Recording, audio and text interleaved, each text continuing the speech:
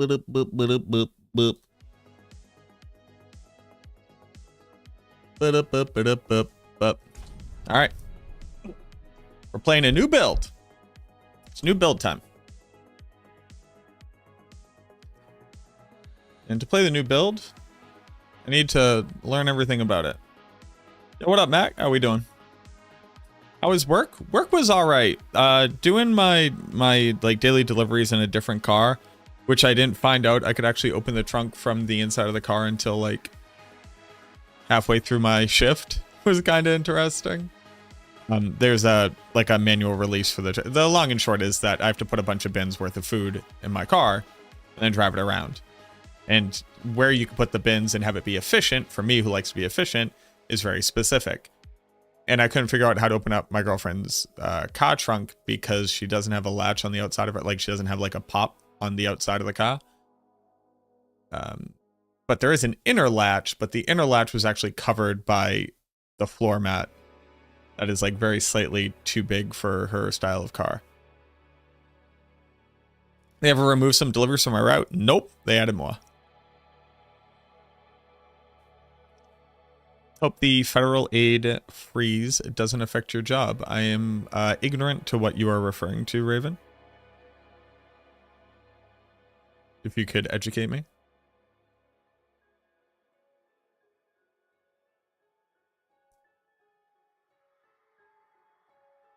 What up, Biowolf? How you doing?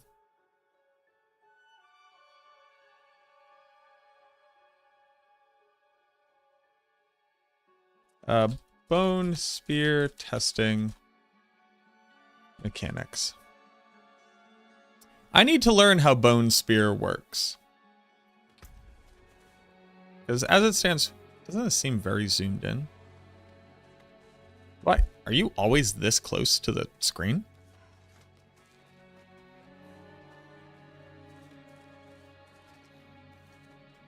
Am I crazy? Doesn't it seem very zoomed in?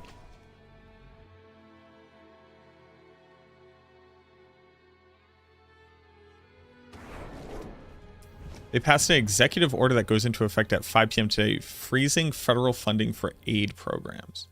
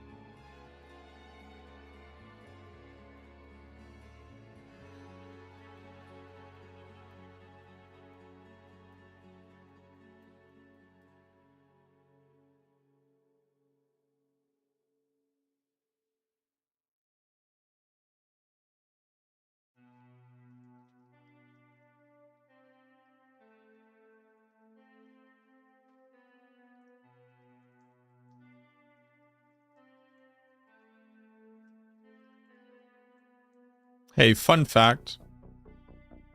We already did this with McCarthyism. Whenever you have an official, just start banding around words that are meant to be scary because it's meant to other people, and it's meant to be, oh no, the bad communists. You have somebody who's attempting to fearmonger and trying to prey on the ignorance of people. We literally already did this in America. I don't understand how the fuck it keeps working. Do not trust this person.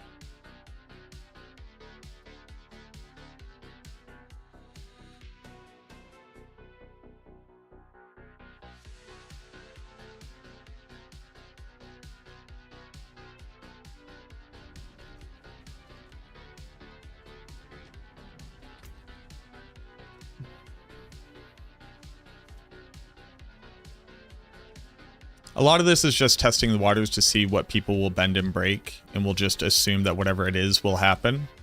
Executive orders do not truly define how the United States begins running anything at all. They are power that is generally accepted to be able to be wielded by the president for the purposes of running the federal government. But it does not just change like what things have been voted on by Congress, what is and is not allowed by the Supreme Court. It doesn't change the constitutionality of things. It's just him trying to do stuff, and whatever sticks will stick. Whatever he can undermine will undermine. And anything else will just get swept away, and we'll all just mostly ignore it because it was a power play that got shut down. My understanding is that the majority of states understanding that this is what would happen under Trump's administration have already begun putting together legal teams for the express purposes of bringing every order that he attempts to put into place that would overstep what the federal government's boundaries are when it comes to these types of things, and to fight them in court. These things don't just happen immediately. Everybody just gets very scared and doesn't want to get fined or go to jail. And then the court battles come up, and then typically it'll be found that these things cannot be enforced.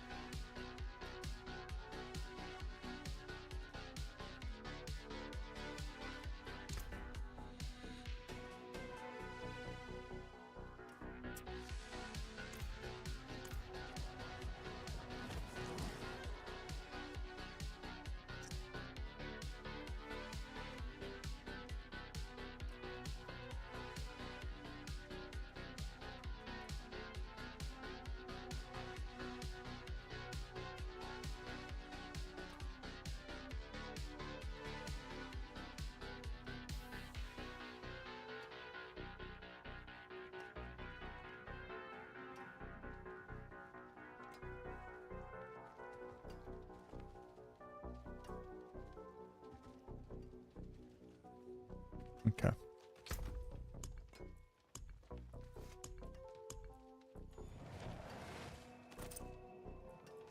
What up, ShareCon? How we doing, everybody?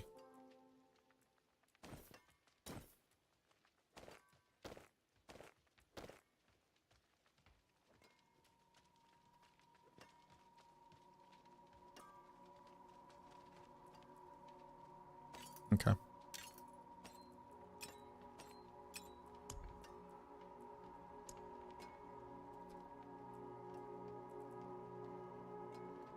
Let's figure out how Deathless Visage works.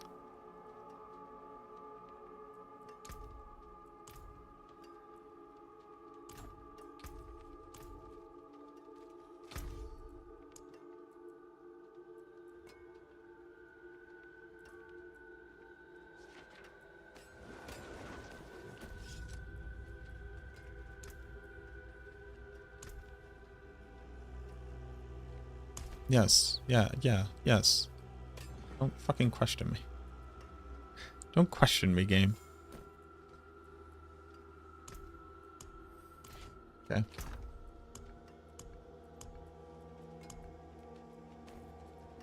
We're gonna leave these on because they have essence per second. We played minions? Not yet.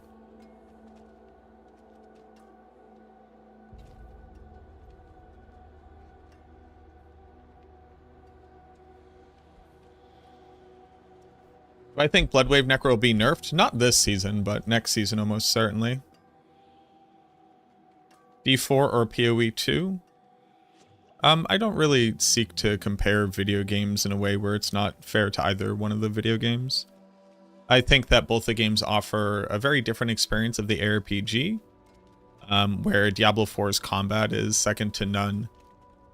And the simplicity of its base systems and the clear aligned progression is really good for somebody who is looking for that dopamine kick. Whereas Path of Exile 2 offers a challenge for the player to gain a substantial amount of knowledge and understanding to be able to participate, while like hilariously being unsupportive of the solo self-found experience, and a balance around and a demand that you participate in trade for the purposes of seeing content, which also then creates a very long and satisfying grind for people who want to invest in it. They're looking to accomplish two different things. And, yeah. That's the end of my statement.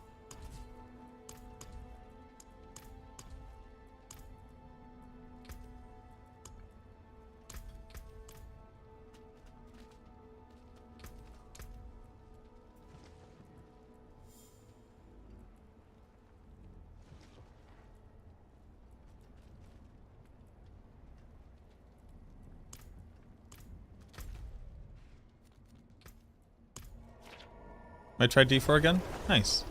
D4 is a good game. If you already bought it, definitely worth playing this season. Look at how stupid my horse is. I forgot I made my horse so stupid. Look at this thing.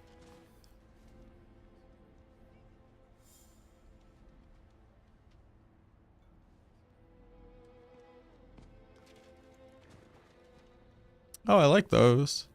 Those are cool.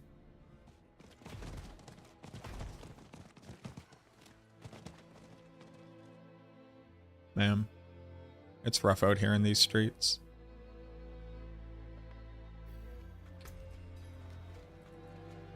Okay, so let's try to understand Deathless Visage, what it's accomplishing, what it's doing, etc.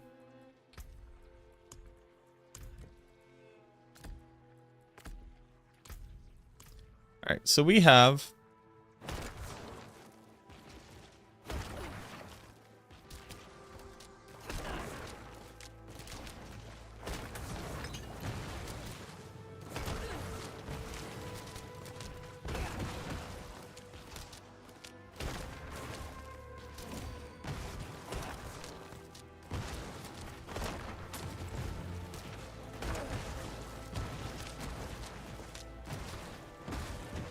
already immediately confused.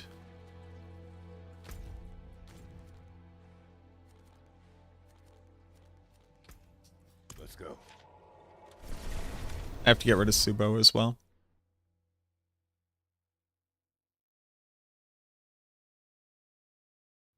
Could you do your cooking outside? Farewell, and be well. I've always been better at moving on than staying still.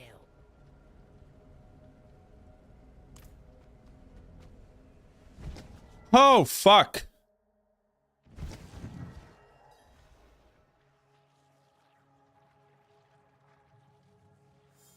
Okay.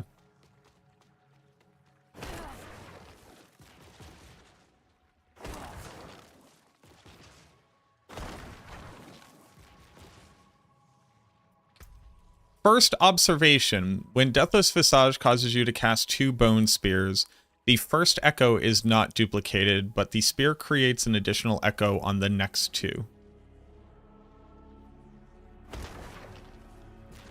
As you can see, I'm getting 1-2 here. Hey, Cider. 1, 2, 3.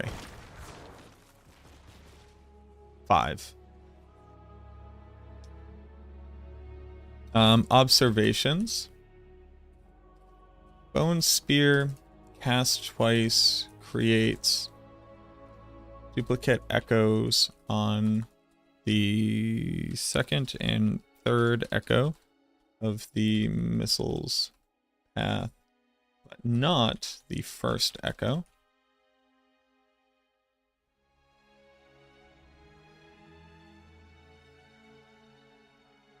Implication.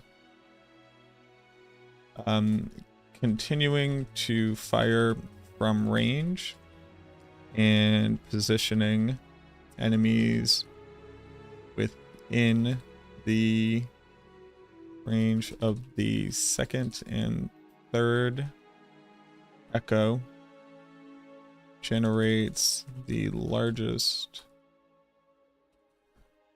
amount of damage, ignoring the spear and shards.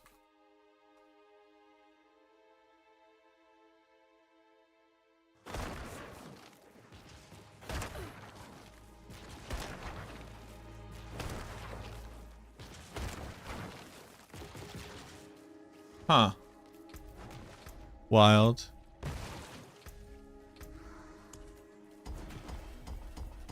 My beautiful. Shush. So if you check out the build guide on Max Roll, the ability to heal is helped to manage via Doombringer. Lucky hit chance to heal. A bit of healing received everywhere, and the fact that when you double cast, the ones that overpower, and that's from, sorry, hold on. Here, Bone Spears have to overpower to restore maximum life, meaning that they have to be in the Bone Prison. So if your Bone Spear ever hits a target and doesn't overpower, you won't heal.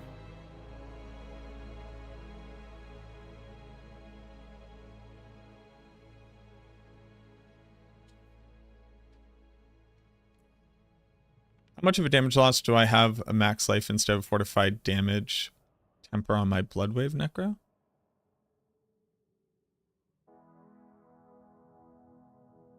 You cannot have a max life instead of a fortified damage temper. Those two things are not interchangeable. The answer is a significant damage loss, but that literally can't happen.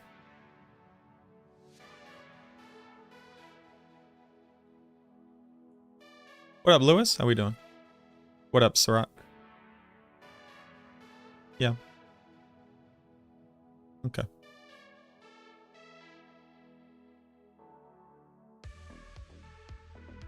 I'll watch it.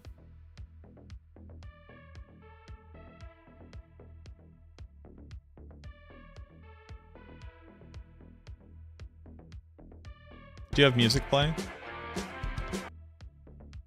Kill me.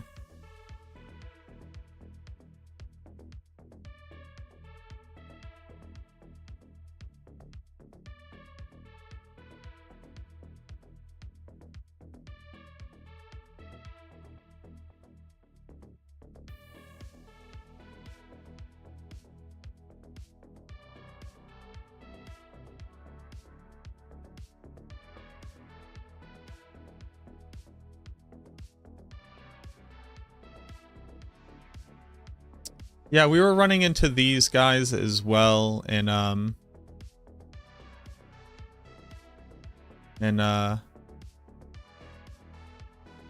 little vampire thralls. The little vampire thralls do this too. Where unless you can just chunk them, they heal faster than you can deal damage to them.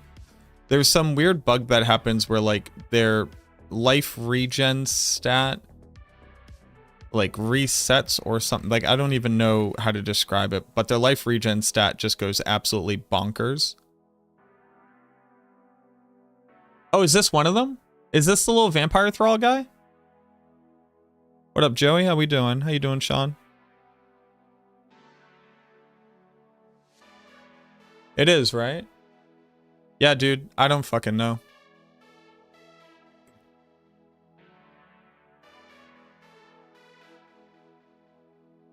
Yeah, you just gotta... You just... I can see here you're just like, nah, I'm gonna keep doing this until it's dead.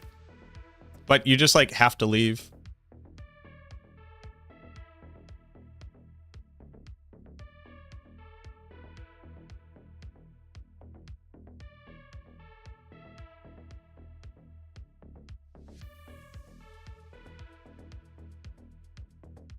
Yeah, I believe you.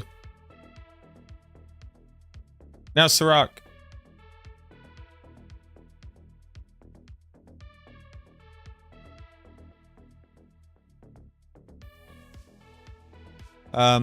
Just immediately starting testing on this. What's up with the fact that the last two echoes are the only ones that are duplicated on a Bone Spear cast twice? Hold on. How come only these two double pop? The first one doesn't? What's up with that?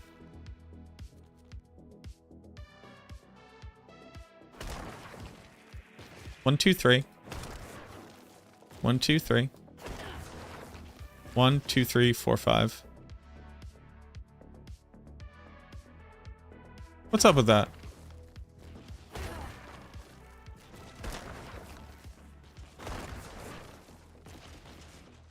What's up with that? It means like only having monsters like within this range of your Bone Spears. I mean, this is just like in general the issue with Bone Spear, but okay.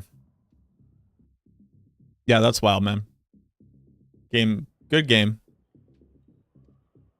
What up, Ilnerd? Is it just a visual bug? No, it should not be, but we can check.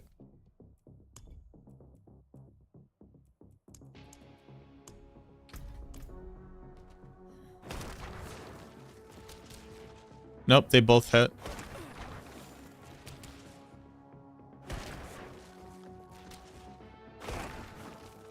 Yeah, and this one isn't popping on it. Pop, pop. Pop, pop.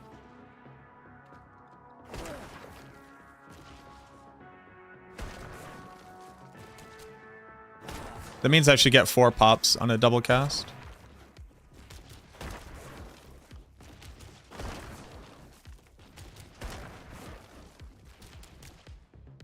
Oh, I only got 3. Nope, I got 4. Yep.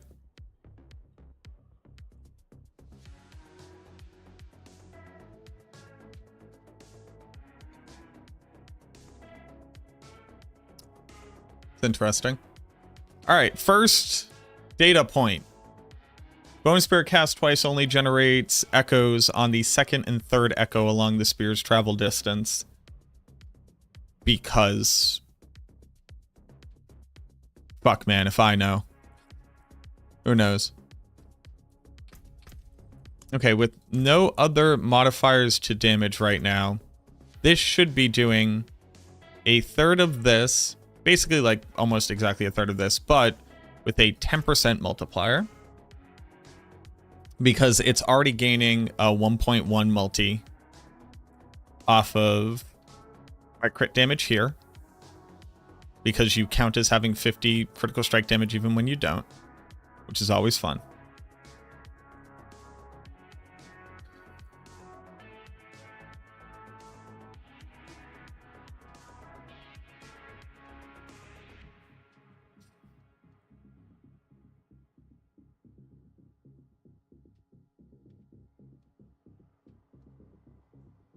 I need this number to be bigger so I can see the difference in damage easier.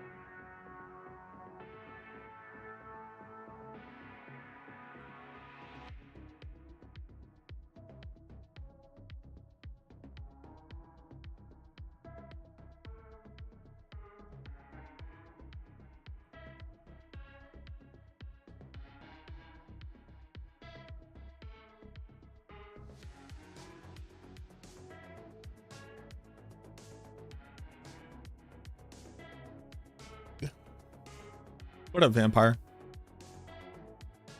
And does Deathless Visage read its own crit multi?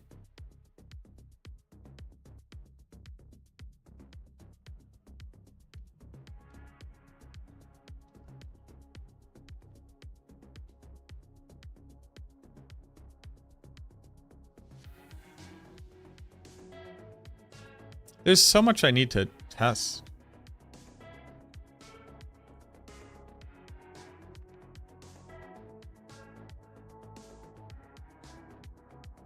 I just don't want to.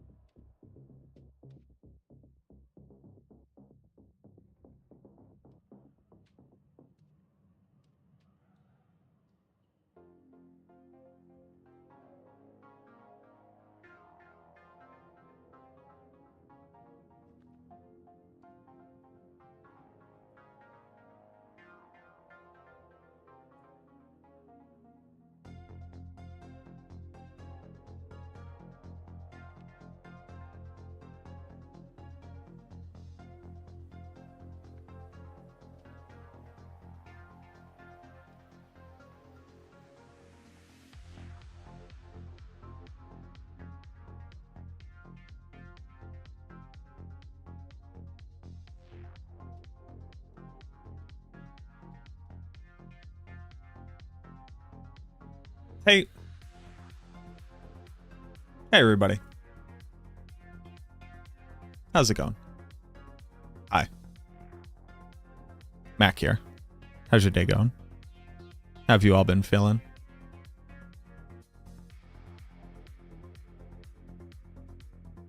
Super excited for Bloodspear? I am as well. And please do not take my current energy for being unexcited for Bloodspear. I'm going to test everything on Bloodspear. I'm going to become fully conscious of exactly how it works. And I'm going to put out a video on exactly how it works.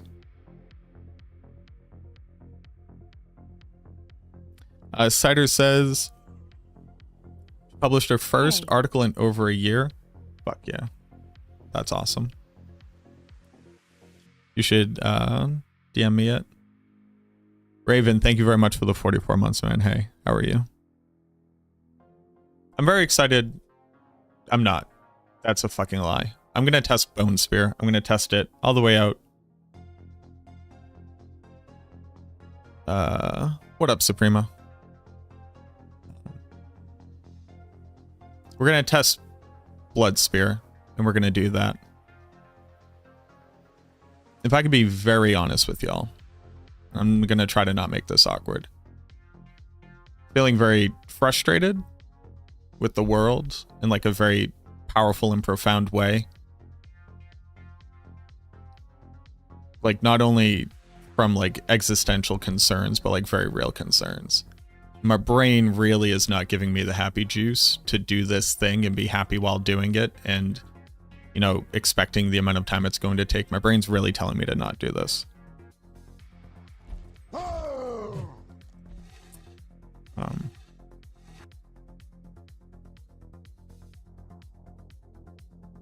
It's I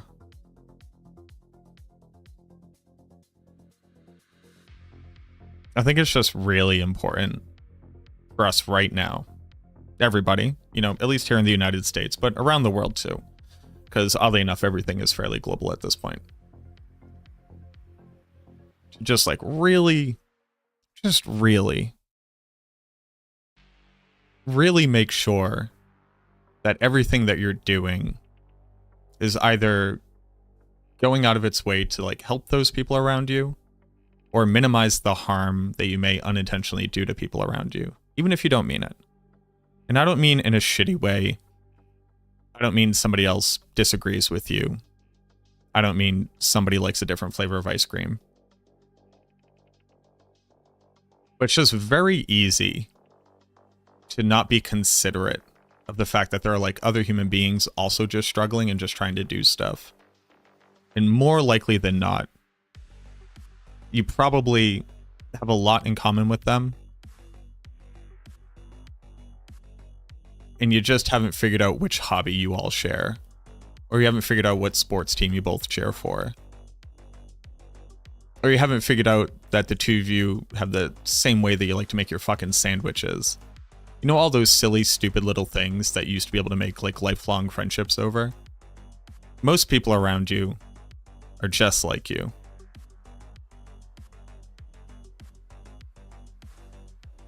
And we shouldn't be afraid of like the other people around us. And we shouldn't let that fear give power to people who can like truly do harm to us.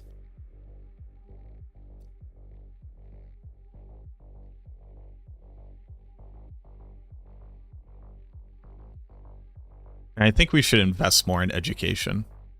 I don't really fucking know what that means, but I think I'm going to look into whatever that means, and I think we should do that.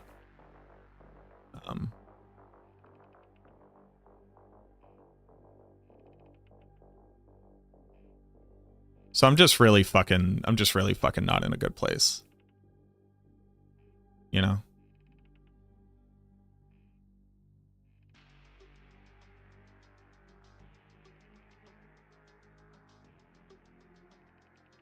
I know that's not why most of you are here. And that's okay.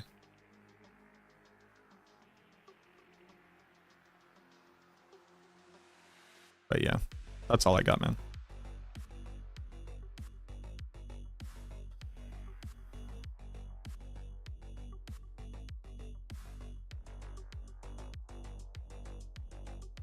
You know?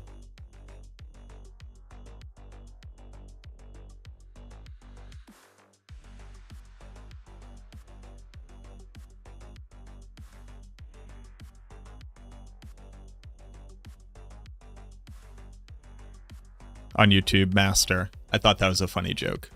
I'm not offended by it. You know?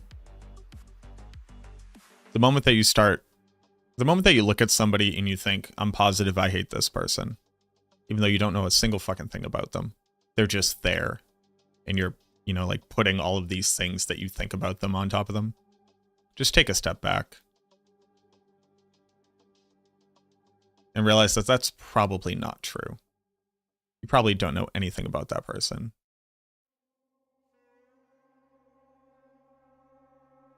And don't be afraid of them. You know, we're all struggling. Unless you're one of the ultra wealthy, you are another working class citizen. No matter what that work is. And just let's not let fucking billionaires tell us how we need to feel about each other and what we should think about each other. They do not have your best interests at heart.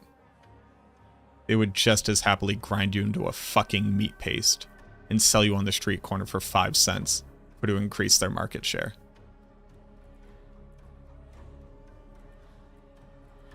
They do it every day.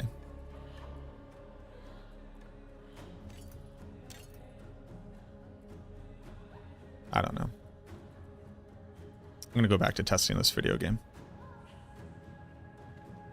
And for the people who shared things, I'm not going to call them out individually. I see you. I appreciate you. I'm also sorry.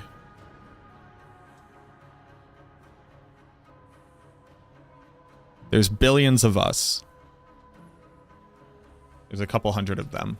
Don't forget that.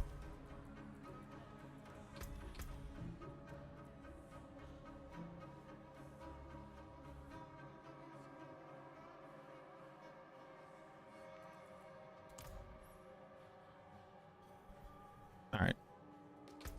Let me shoot this test dummy with bone spears for a while.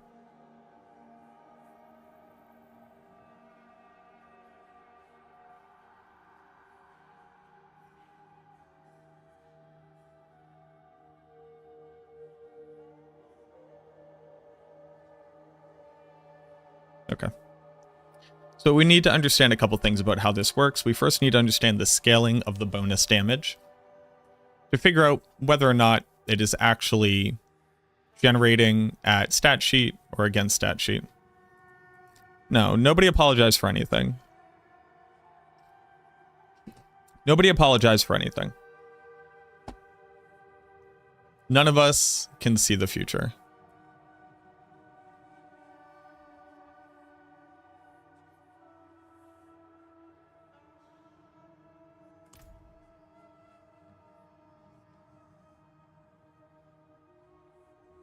Hey, I appreciate that. Thank you. I appreciate all of y'all. I'm more so just angry at the world and less so in my own head depressed. I also have depression, but this isn't in my own head depressed. This is feeling just like very, very powerless in the world about what's happening in the world. And I just want to make sure that other people hear that they're not powerless.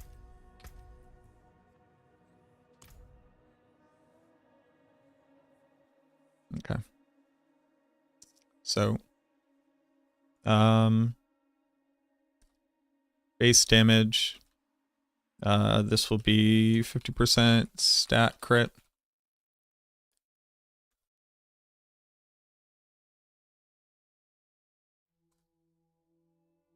So we're looking at base damage. I need to make myself less fucking big. And this is with stat crit. I would like more essence per second.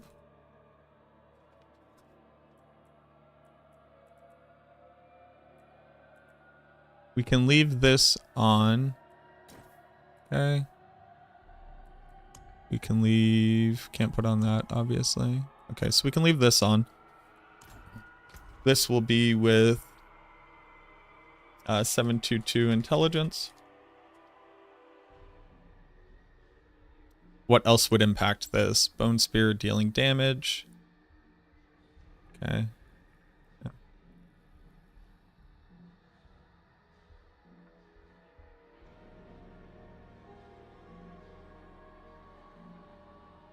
Hey, thank you, Lewis. I really appreciate y'all. I do. And I do think we're all just trying our best. You know? Okay. Bone Spear does damage. Boop boop.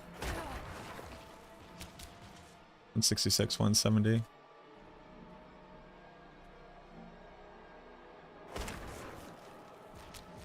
$187.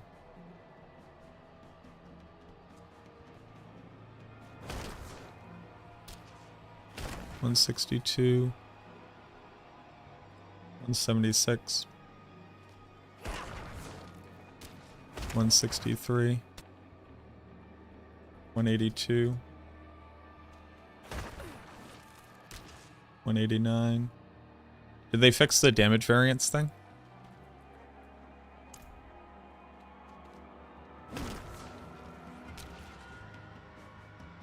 Gained no damage variance. It's a buff on the character?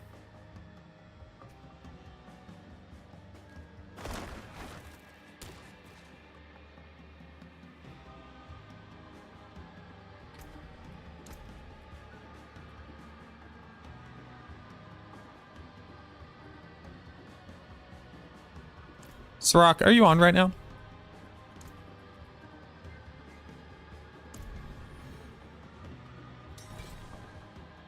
Hey, can you start up a pit? Do you have a second? Could you start up a pit? You're in Karagar.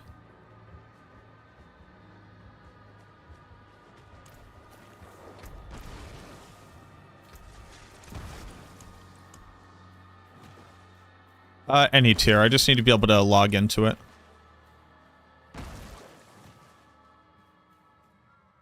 No, you're good. Yeah. Be the Luigi you want to see in the world. It's a little dangerous right now.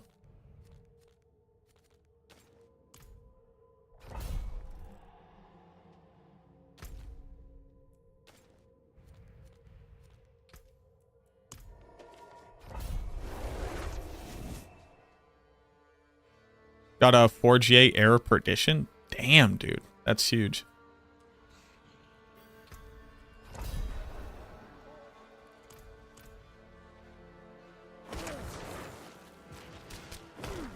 Damn it. Okay. Mark my words. There will be a way to abuse the fact that this applies a buff to the character. I don't know how. I don't know how, but there will be a way to abuse this.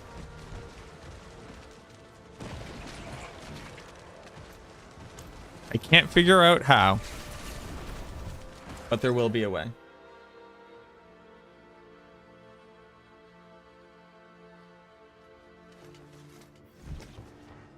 Macros. What does that mean? Which thing nodes? Been playing Bloodsphere, build for maximum. I killed 24 bosses, but it's difficult. Need to masterwork your gear. Looking forward to your take on it.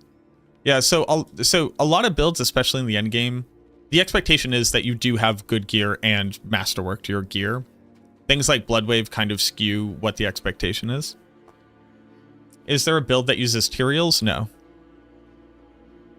You can use it until you have a better armor. But basically, Tyraels is answering a question that's no longer asked in Diablo 4, at least on the Necromancer, which is how do you what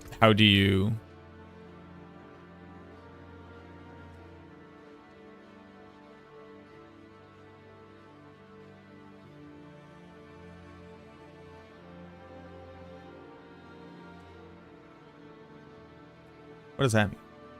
That is no longer being asked.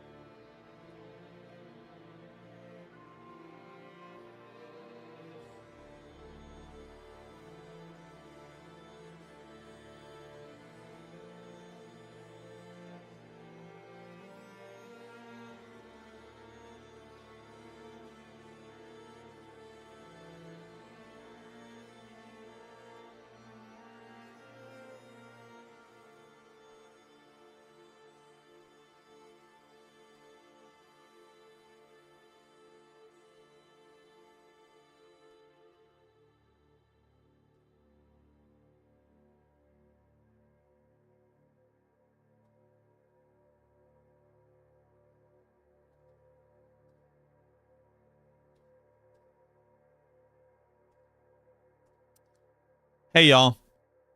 Two things real quick. How do I still have a nearby player bonus when I've left a group? And how do I have a durability caution hover text on my nearby player bonus?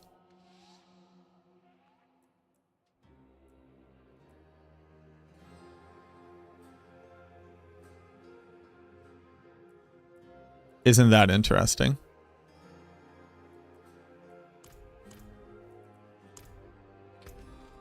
And then gaining no damage variance got rid of my player bonus, so that's interesting.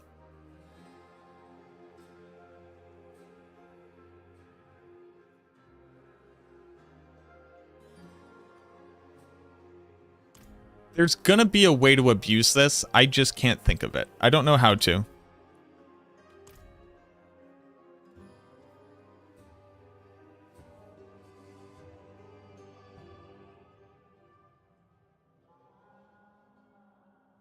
Sorry, I didn't understand the comment that Macro's butt hair said. They're making a very inappropriate joke. I would mostly ignore it.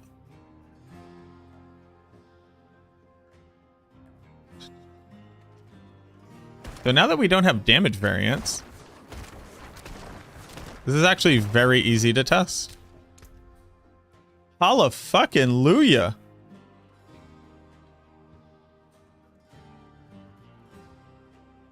What is damage variance? So, you know how your weapon has a minimum and maximum damage, but the skill doesn't show that? The skill just shows you the average expected damage. There is both a weapon 50%.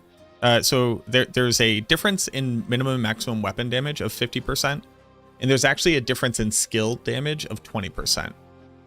So when you take these two numbers together, your minimum and maximum damage are 80% different. Your minimum damage is your maximum damage is 80% more than what your minimum damage is, because there's a range to your weapon damage and there's a range to skill damage. The tooltip just doesn't show this. So for testing purposes, the reason why you have to get together like 20 to 100 damage instances is to make sure that the numbers that you're seeing are within the range of both the skill and the weapon.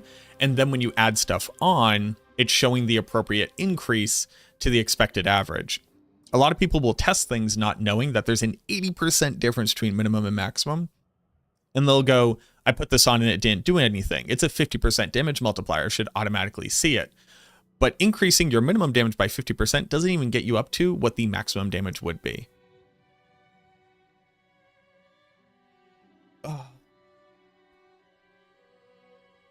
So this is why people who test stuff... What did you miss? Watch my screen, Thaura. Watch my screen, watch my screen, watch my screen.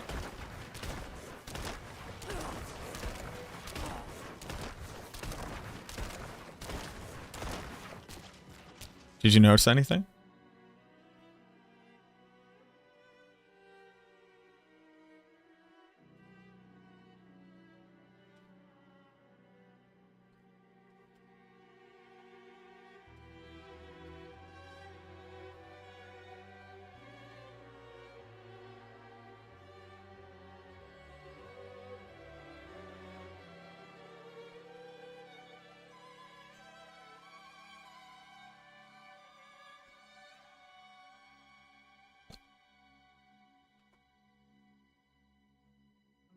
No variance. So that makes testing this a lot easier.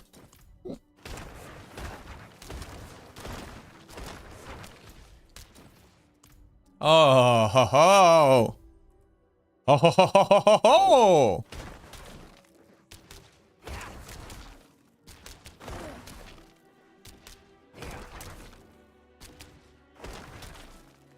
Wait.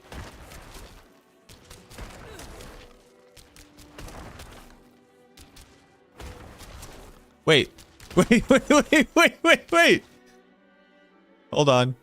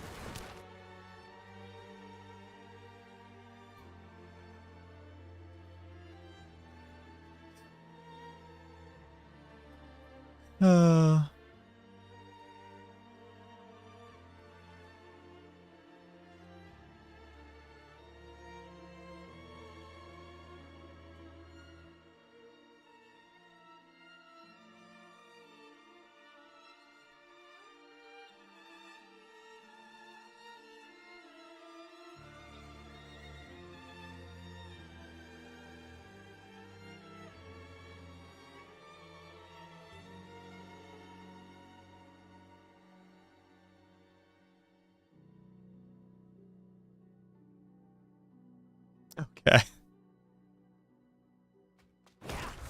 I mean, it still makes what I'm testing very easy because it works for the proc damage.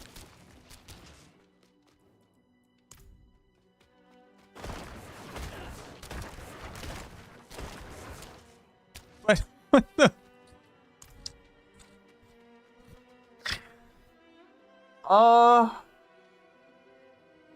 Oh no.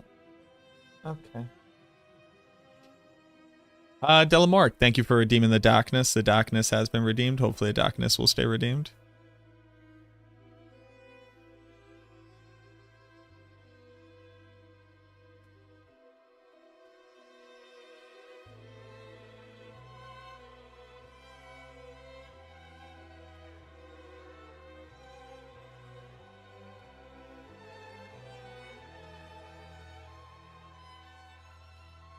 So,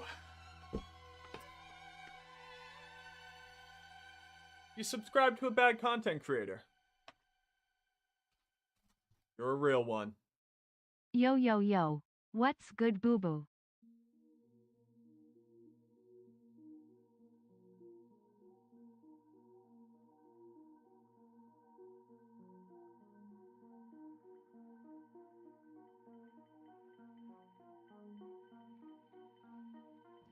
What up, Buddha?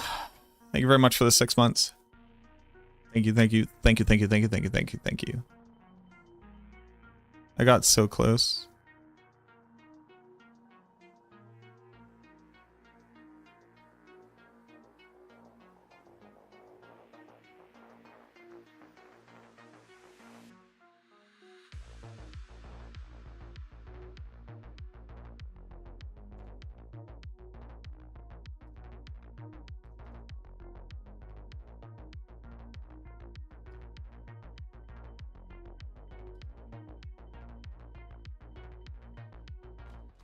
Why are the blue numbers varying and what are those from? The blue numbers are overpowering. Overpowering. Can we actually see? I would have to overpower twice.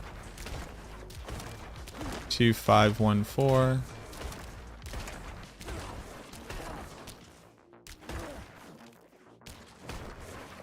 It's a 3% chance to trigger 2514, 2514, 2514. It was 2514 and 392.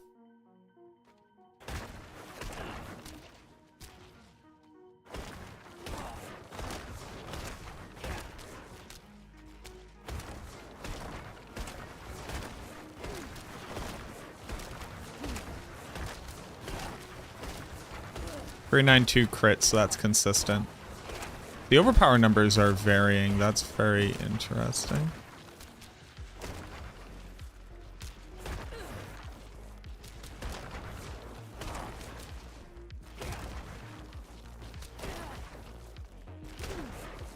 Please, game. Gib. Another.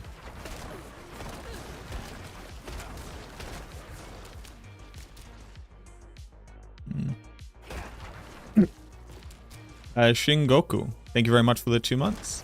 Thank you, thank you.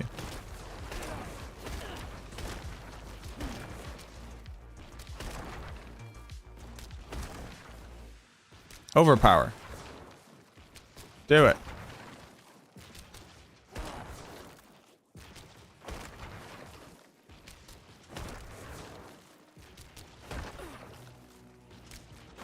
When I body shot the dummy directly, the bone spear itself is also hitting the target.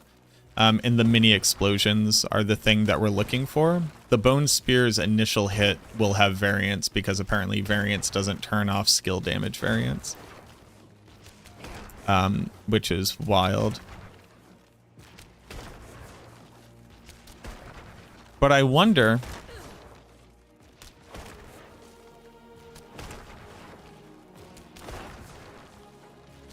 if it's turning off weapon variance, but not skill variance.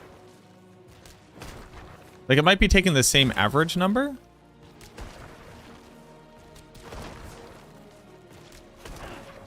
Because I can calculate how much damage I should be doing. I actually could be 2514. Yeah, so this overpower doesn't have variance on it. But it makes me wonder how it's working.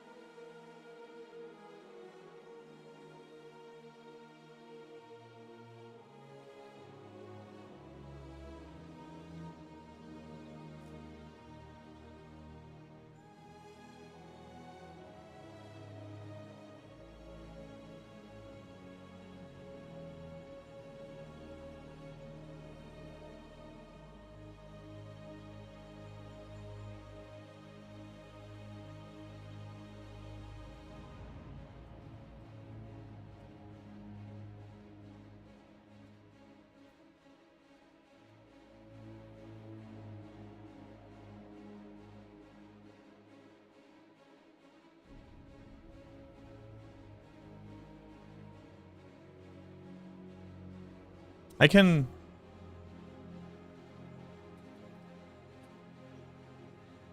Bimmerbot, thank you very much for the 4 gifted subs. I appreciate you. Thank you, thank you. But I can actually figure out right now if shutting off variance is doing something. Because we should only see a 20% damage range. If it is shut... So this has a damage value that scales with weapon damage. And it's not experiencing variance. Which leads me to believe that it is the skill variance being turned off, but not the weapon variance being turned off.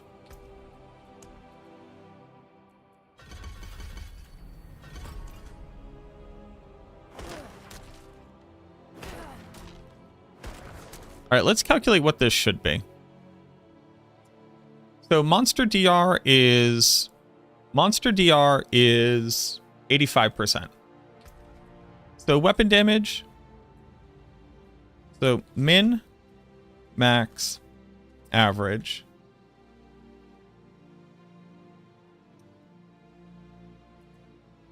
Min is 530. Max is 794. This is equal to the average of this. Okay. Intelligence is a modifier of 1.903. 1.903. So that would make this multiplied by this. Boop, boop, boop. Then you have DR of 85. You have DR of 0.85, which would make this equal to this multiplied by 1 minus this. So I should expect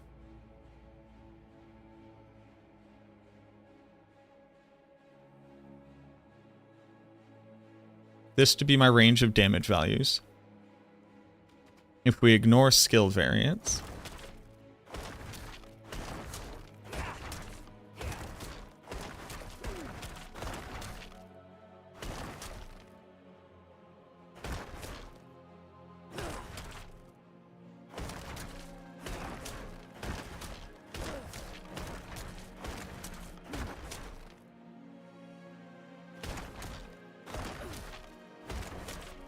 This is exactly within range of what my damage should be.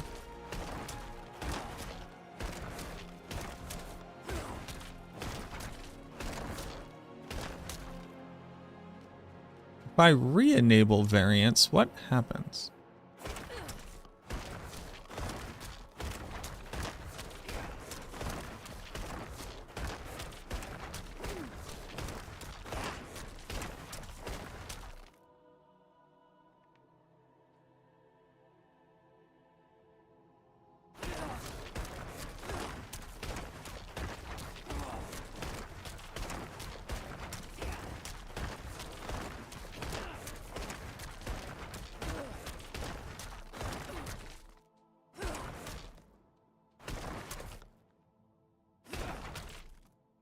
I don't know. I don't think this is modifying variance at all.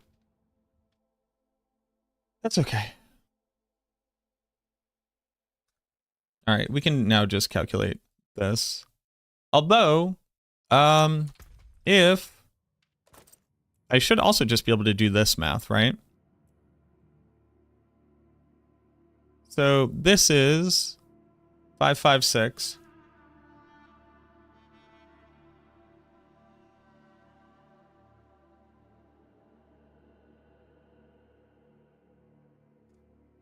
And I'm doing 174.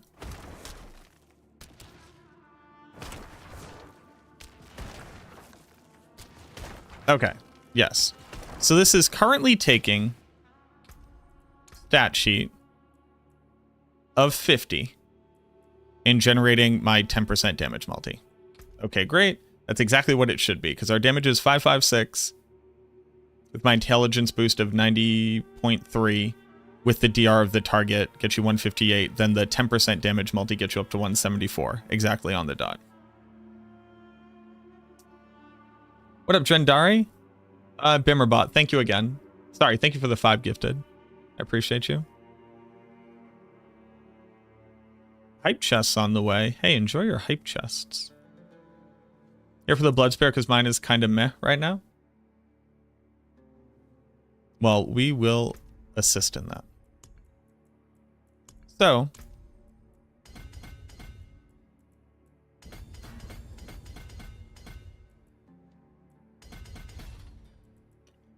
now we're going to put on Essence. We're going to pick up all of the decks that we can. Okay.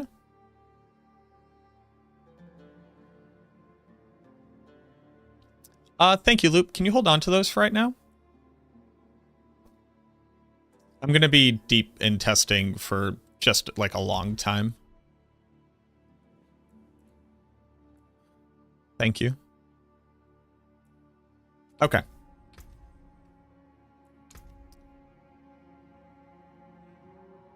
So actual crit damage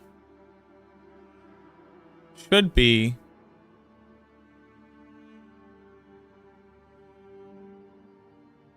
$204 plus the 50, so $254. And I now have an intelligence bonus of 94.7. So get rid of all this.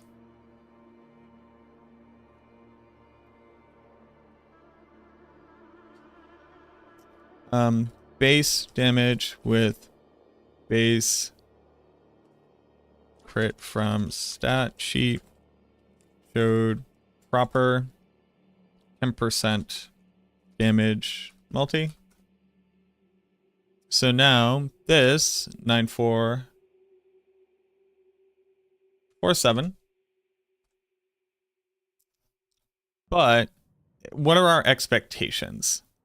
So our expectations, initial expectation would be 393.2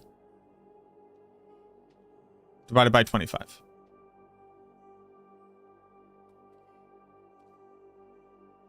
$393.2 divided by 25. And multiplied by 0.05. We should get 290 damage. We got 243. So is this actually 254?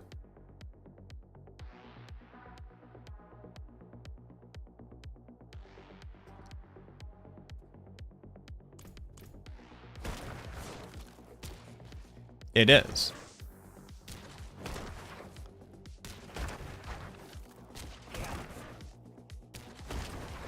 So it's not based off your stat sheet.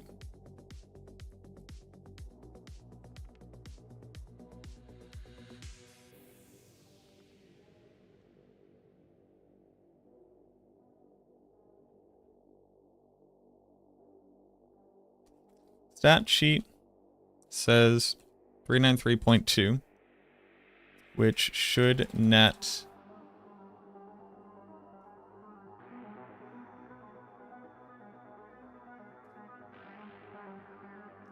257 damage, but test showed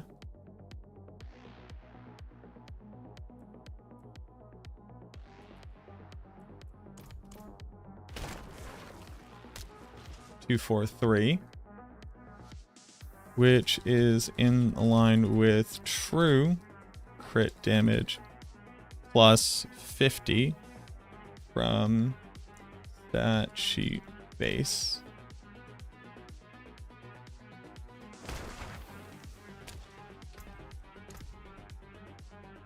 $254.4.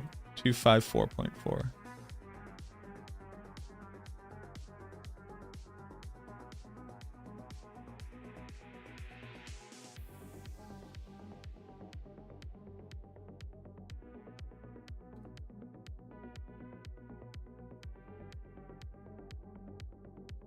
254.4.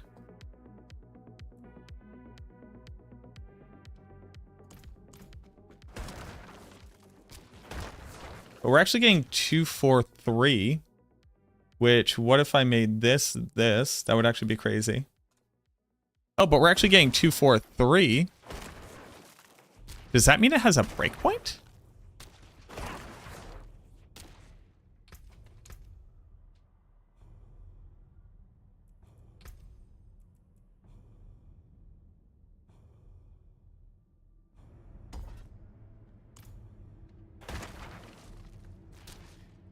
No.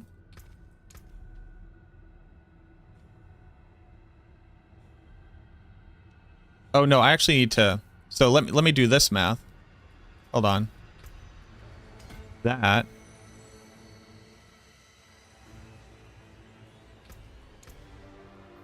So I'm arguing that this is at the 250 breakpoint.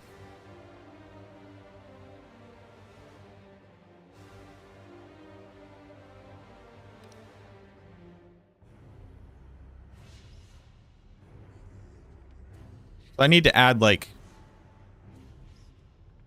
20 crit.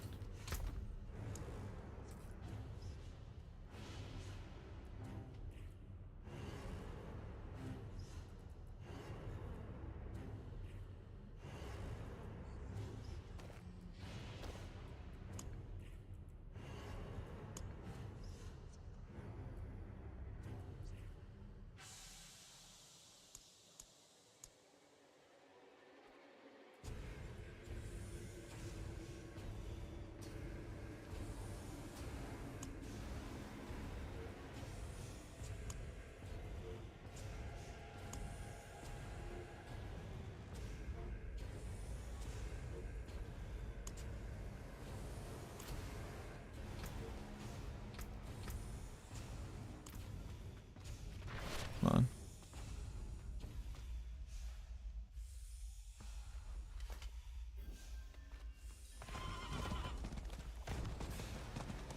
Necromancer, Wall, Temper, Manual, I have all of them, but the one I want, Necrotic Carapace ranks. You can look here. You can look under Collections. Tempering Recipes.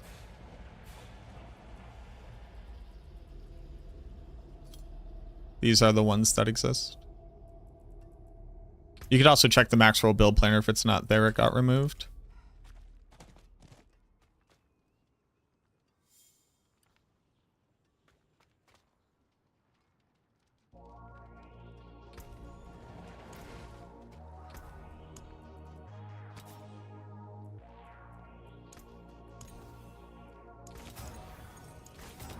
Oh, I needed that crit damage.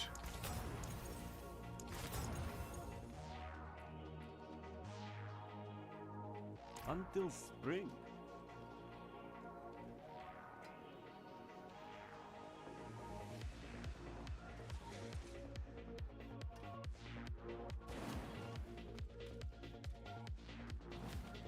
Where? Buy armor. What up, Sirach? Hey, Sirach.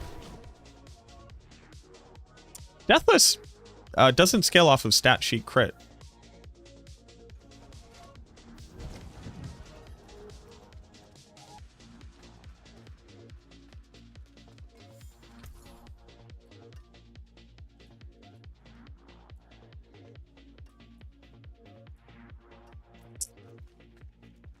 It scales off of true crit plus 50.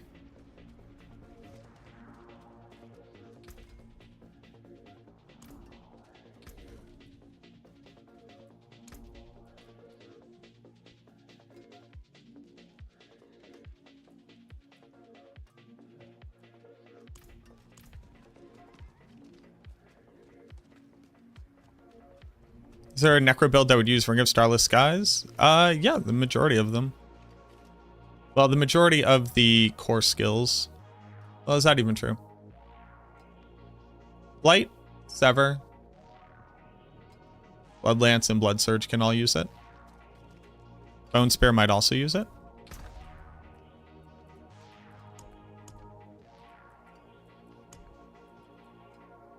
How do I show if this is... I need to get an amount. Okay, let's think about this. Let me think smarter about what I'm doing right now.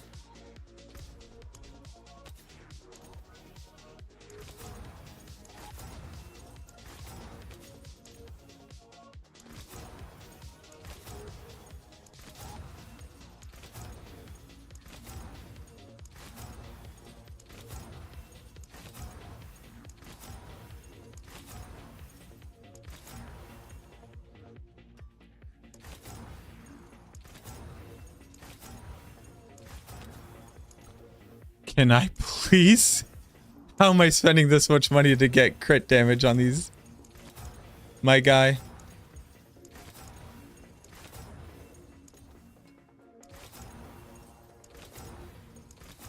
I'm gonna lose it.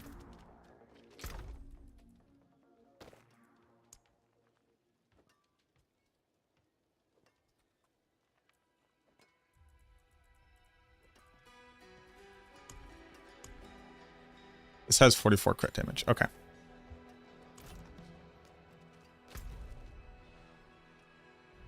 Yes, there's a difference between stat. First off, your stat sheet is just lying to you. Just across the board. There are certain instances where it's not lying to you only because there are things that read your stat sheet, but your stat sheet is not actually representative of how much of that damage you have. It never has been, and it never will be, as long as it continues to inflate the numbers. So, let's look at this.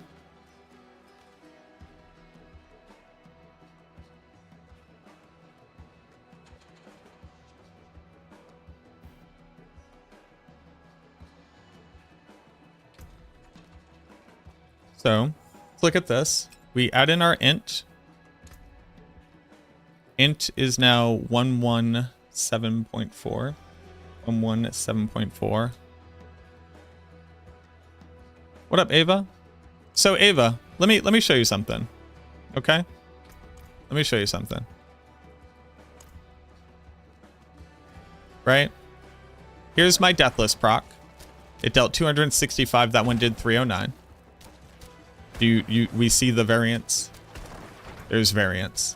There's nothing else impacting my damage output. I disable variance.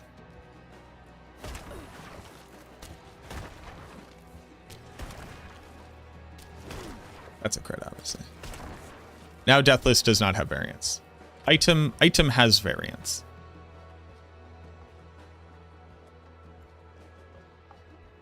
But here's the more interesting part.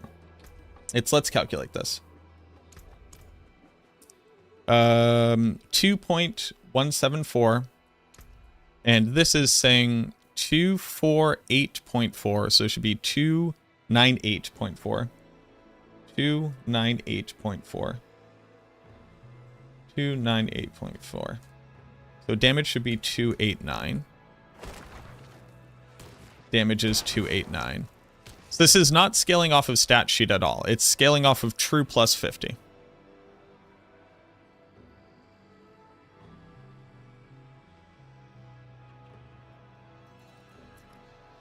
That very well might be the case. And my initial thought was, oh, it must just be disabling skill variance and not weapon variance.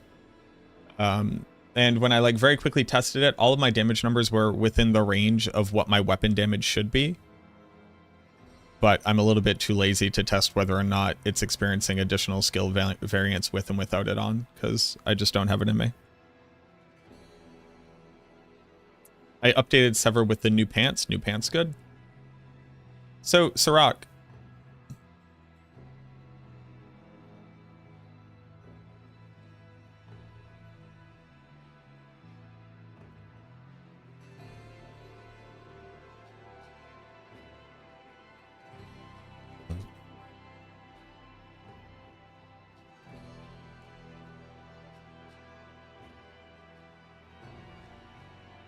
So, I want to show you the math that I'm doing here.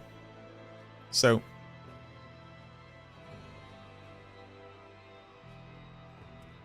here's the math of what we're doing. This is my base. This is my Deathless Visage base, right? 556. I have an intelligence bonus of 117.4% damage. That gives me what my damage should be, plus the DR of the target gets you down to 181. Now, we have to account for the increase in damage even when you don't crit based off of your critical strike damage. You'll see that I have on stat sheet 464 crit, but what I actually have is 248. And I'm going to do damage here. I'm doing 289 damage without variance. 289 damage is only possible if my calculation is my true crit plus 50 divided by the 25 multiplied by the 0.05. If I were to include what my stat sheet says, 464 instead, my damage should be 349, which is not what I'm getting. This is not scaling off of stat sheet. Just straight up. It's scaling off of true plus 50, including the stat sheet saying that you have 50 crit.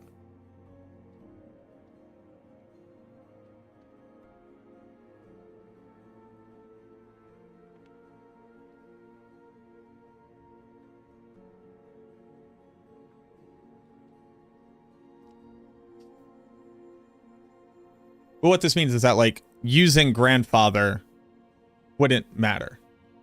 Like, using Grandfather was just wrong the entire time.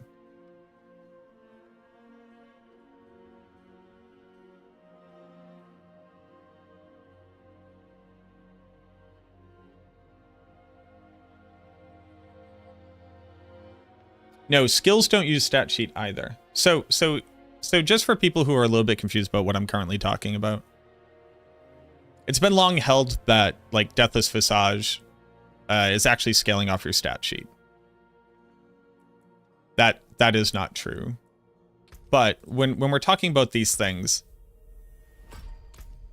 so let me show you. The game says I have 697 overpower damage. I don't actually have 697 overpower damage. I have 431 overpower damage. But if you take 431 and you multiply it by the bonus that you should get from overpowering, which is a 50% bonus, and then you add on some other bullshit, like I probably have something that says scale overpower or something like that. This number includes multipliers that apply to this number. We're already recommending Doombringer on Bone Spear, mostly due to the fact that, well, one, it is just like a huge amount of maximum life, which scales overpower damage, but it also gives you the highest lucky hit chance to heal proc. But Srock's also been messing around with a lot of different stuff. But the issue here is that you don't actually have this much overpower damage. The reason why this is a problem, though, is because your ultimate skills, and I hate that they don't show this until you have points in them.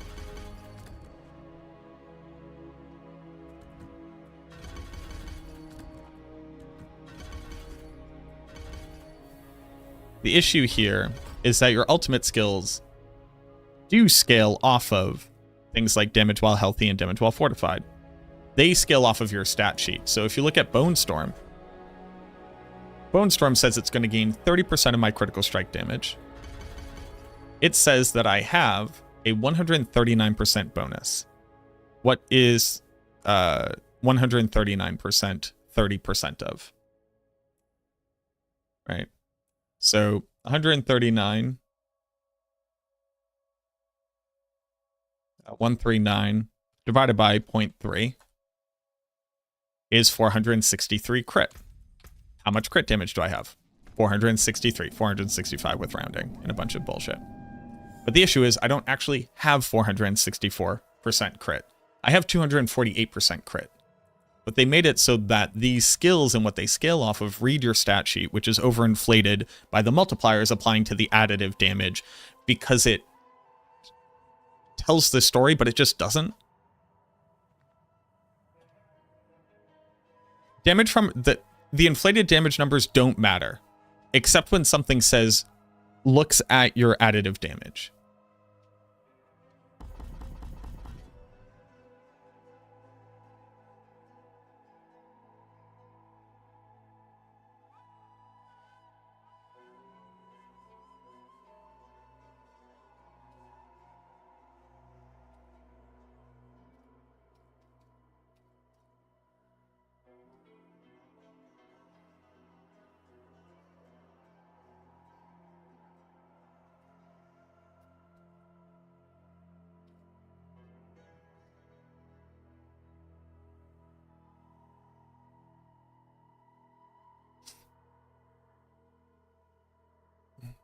So that's a problem. But okay. Deathless doesn't read. Now, the only other thing is just to make sure that we understand how grandfather impacts it. Because grandfather does, like, if you take off everything, like, you take off everything, you go back down to 50 crit, putting on grandfather puts you up at 200 crit. Which this then reads, no, so it's still reading. Yeah, so grandfather's just never impacted this. This is just correct.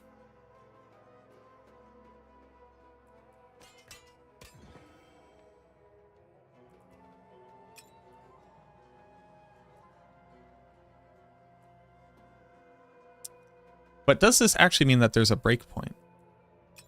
So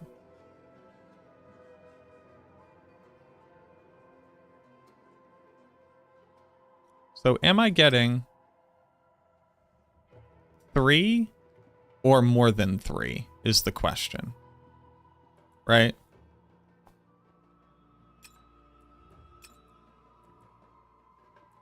So my calc at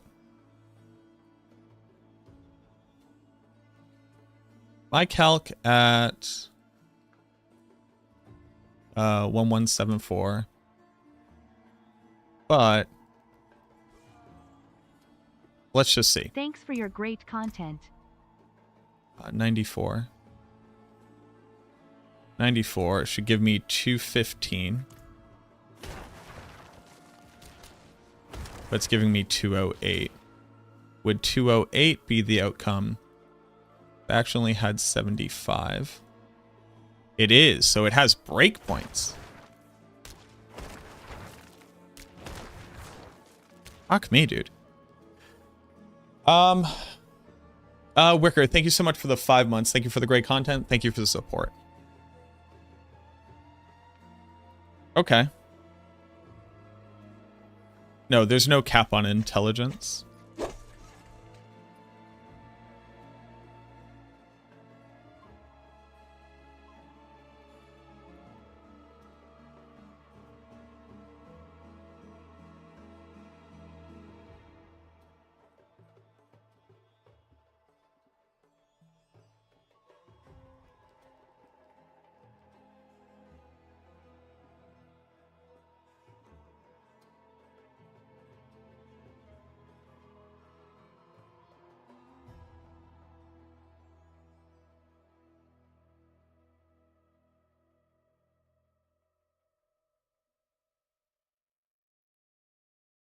What is global crit damage multiplier, though?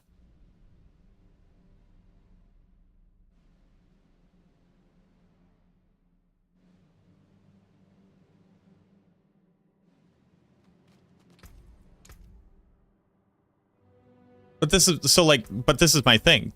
These aren't impacting it.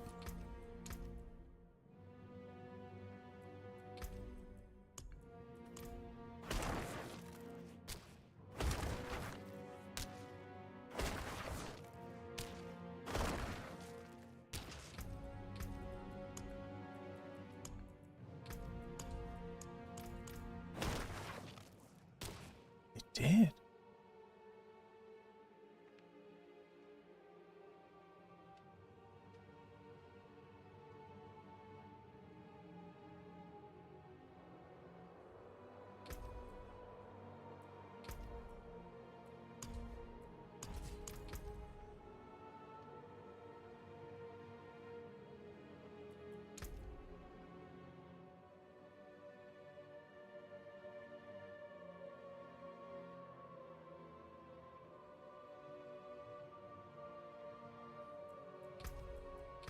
How is this possible?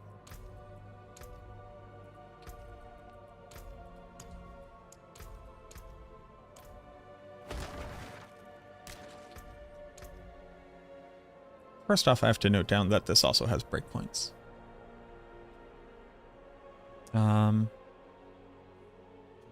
Has 25% damage breakpoints. Does not read parts of 25%. Parts. Apply.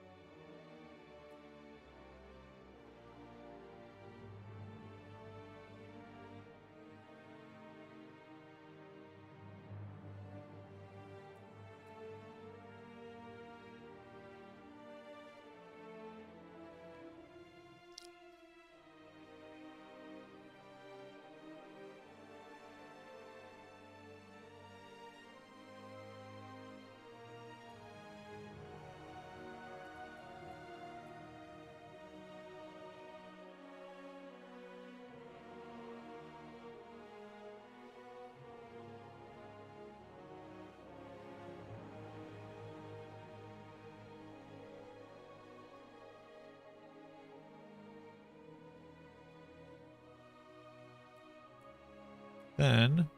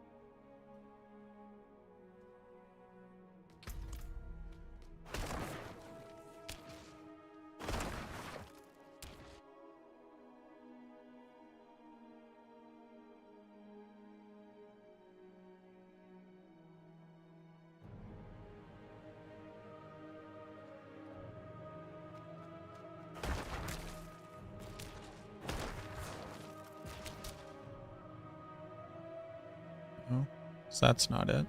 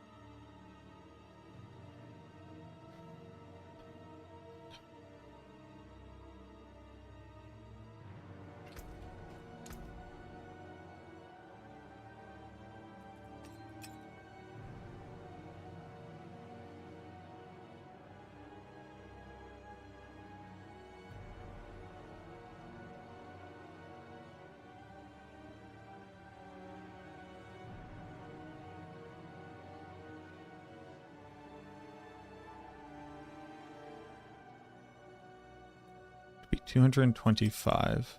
Oh, I see what I've done wrong in my equation, because this doesn't work when you're doing grandfather. So this is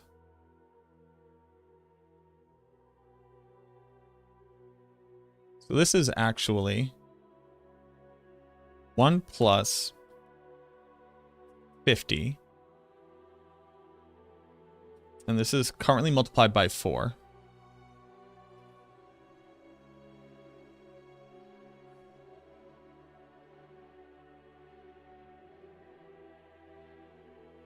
plus 44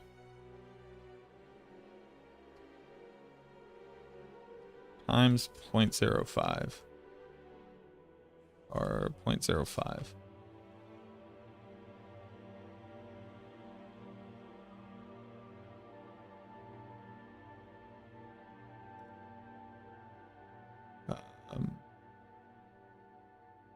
Divided by 25.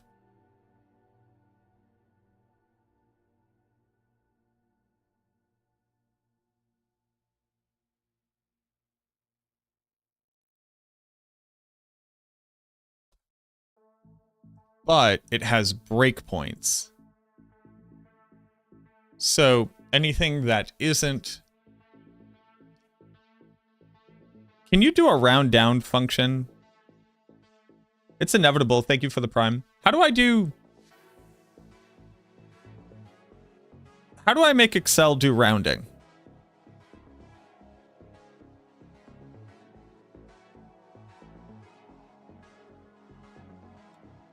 Modulo?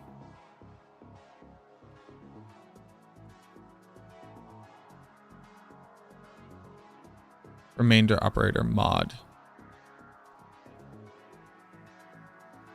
Because basically, if I just change this to 25, I should get the right number. And I do. I do. Okay. Okay. Okay. So.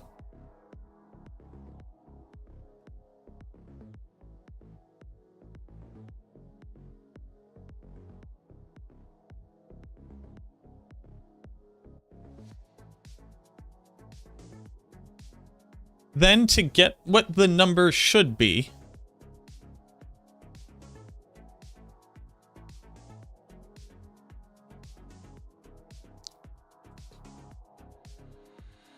it'd be 270,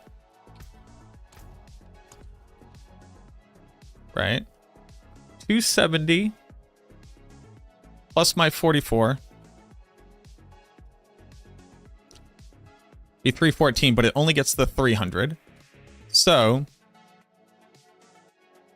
this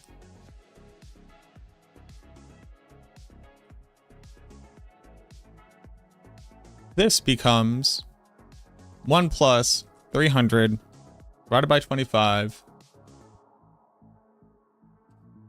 Yeah. Multiplied by 0.05. So it should become this.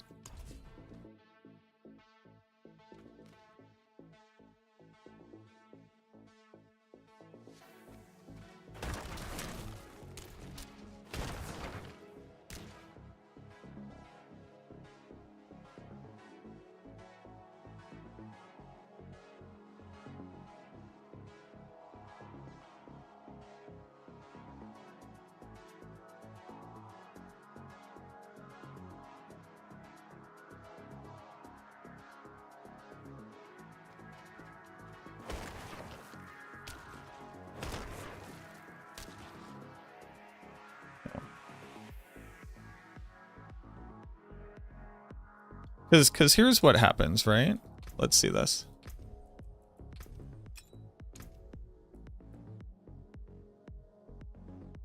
This puts me at 305.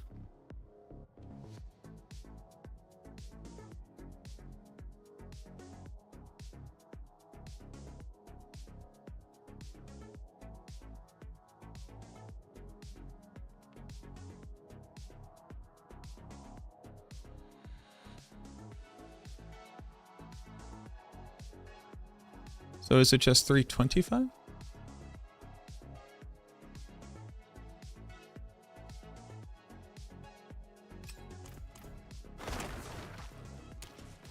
It is.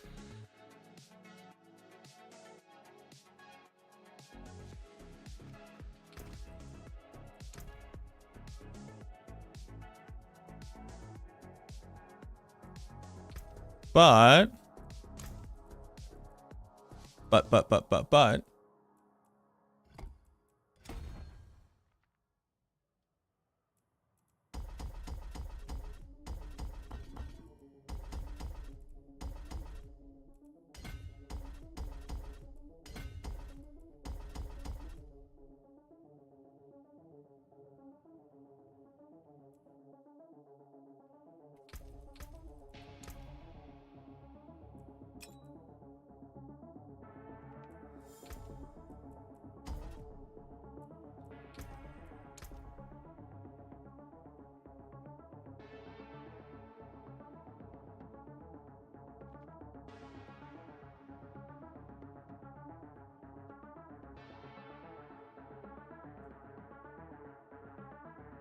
325, which is what we currently have. So this actually shouldn't have modified my damage output at all.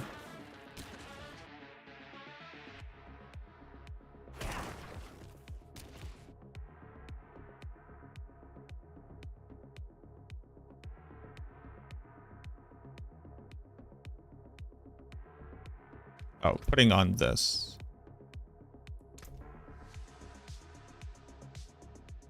This would, though. So it's 327 plus 44. 360 is 370. Sorry. 337 plus 44 is 70 is 81.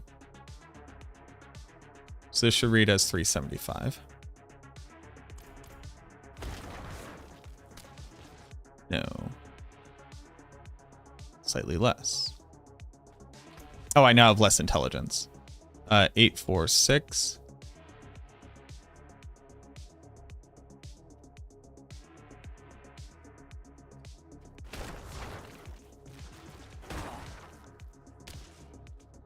Okay. So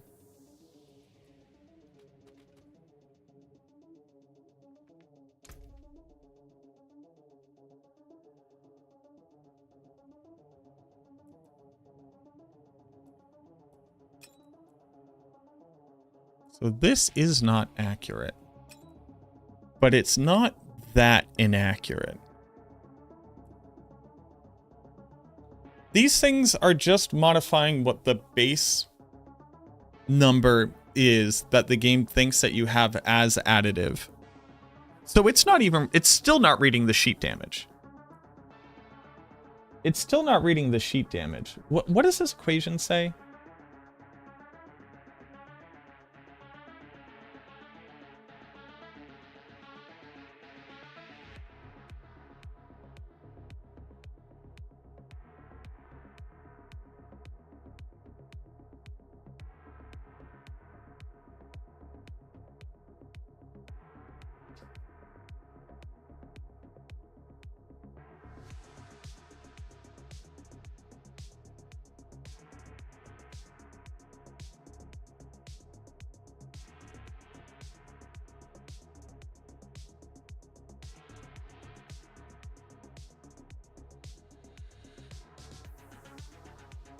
Hey y'all. Hey, somebody who's smart. Remind me what this means right here.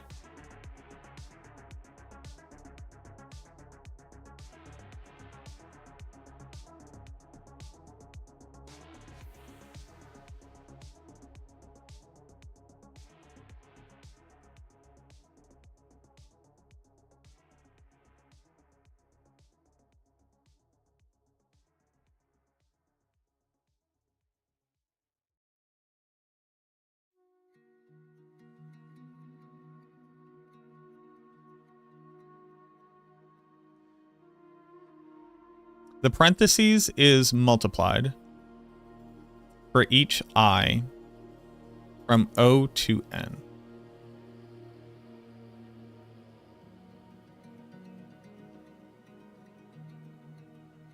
From 1 to N. Is this being used properly?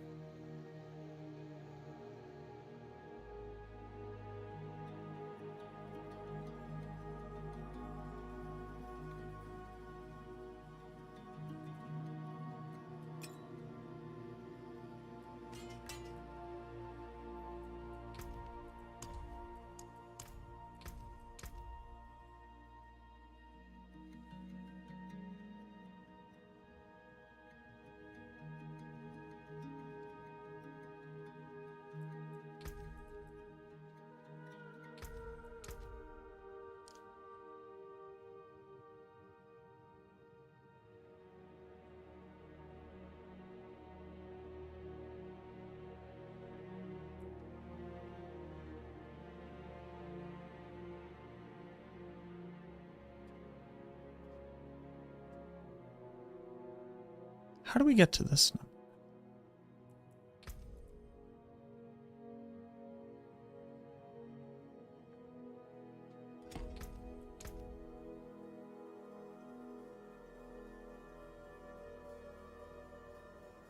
do we get there?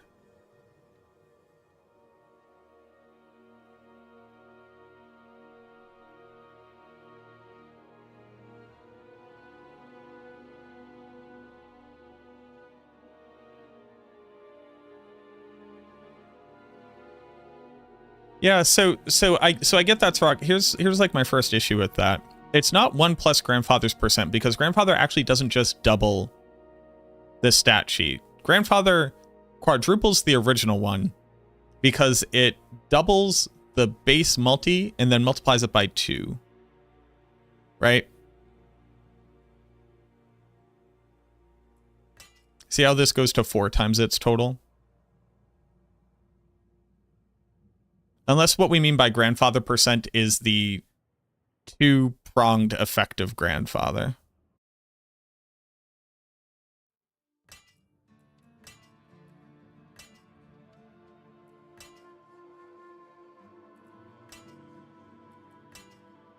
Like, grandfather acts on this number twice.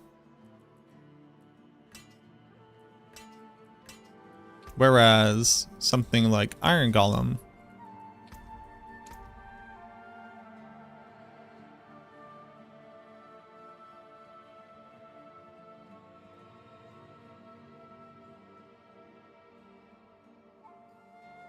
oh, it's multiplied by it and plus that. They all do it. Okay.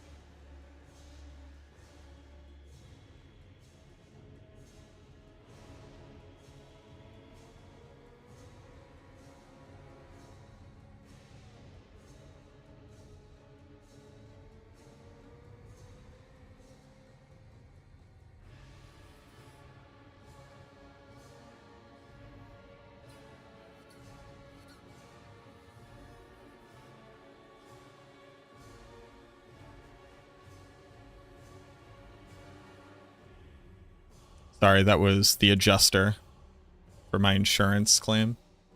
Is read as flat crit, which is added to true crit to determine multi. Deathless does not show this value in its multi on gear.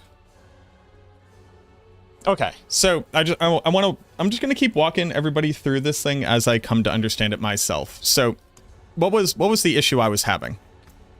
So 50% is how much crit damage we have. We don't actually have 50% crit damage. We do not have 50 additive crit damage, but the game reads us as having 50 additive crit damage. And you can see that it clearly shows it here as having two 5% damage bonuses from having 50 divided by 25. But it does use this number to determine what your crit damage is. Now, here's why the inflated number isn't working. So if we go look at this, it doesn't calculate my current crit damage as if I have 116. It takes it as the 50 plus my 44, and then only takes into account full 25s. So right now, this is granting me 15% damage multiplier, even though my crit damage says I have 116. That's to be expected. So then, when you think about Iron Golem, and you think about, okay, it's going to increase my crit damage by 35%, my first assumption would be it would take this 50 and multiply it by 1.35, right? 50% times 1.35, which should grant me 67% on-sheet crit damage. But it grants me significantly more than that. How much more so? About 35%. So if I were to add 35 to this, I get my 102.5. So when you add a multiplier to the base crit value, it takes that number multiplied by the multi plus the 35%. The reason why that became abundantly clear so quickly was because of this interaction that I just saw here. So when I put Essence here, which only grants me 8% crit damage, you'll see that grants me 62. Well, 8% of 50 is basically like 4% of 100, which should be 4. That would be 54. But it's 54 plus the 8. So these numbers are all multiplying this number. So what is this? 118.7.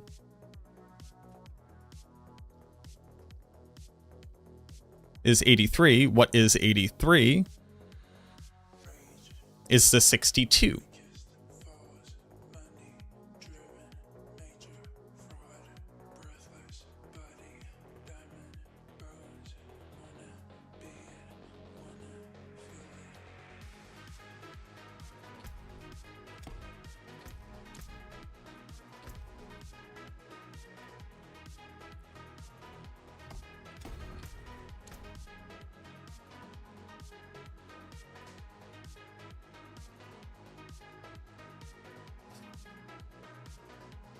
Now, the interesting part about that, though,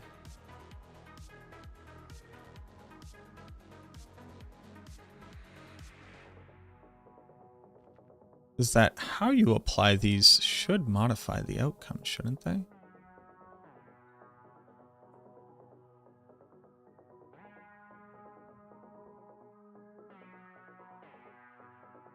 $50 plus 35 plus 8.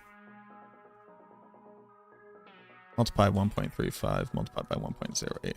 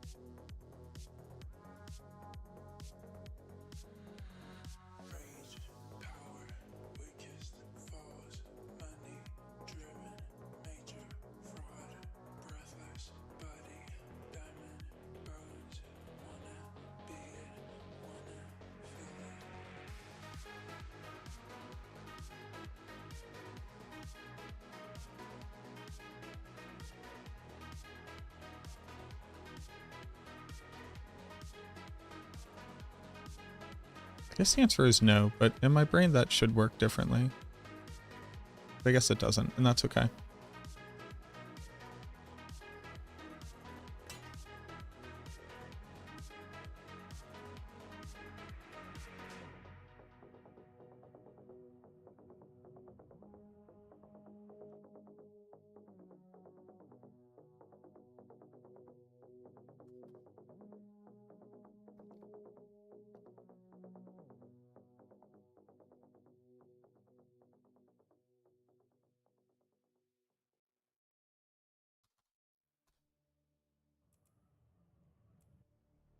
Okay. So now we have that all down pat.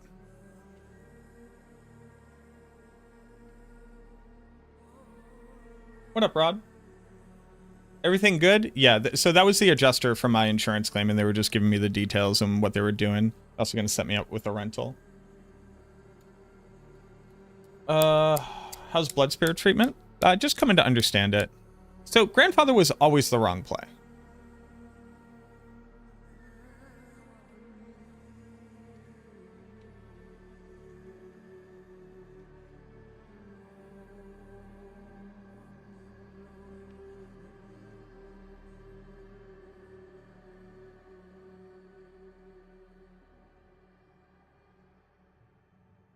Okay. Grandfather was always the wrong play. That's good to know. Because, so, the issue being that Deathless is reading how multipliers modify the base 50%, but is not reading how this then modifies the stat sheet for the additive that you have. So it's basically this number, this number, and then this. So it says it's 529, but it is actually 337 plus 44, which is 381, which is actually just 375 for the calculation. Okay. All right, great.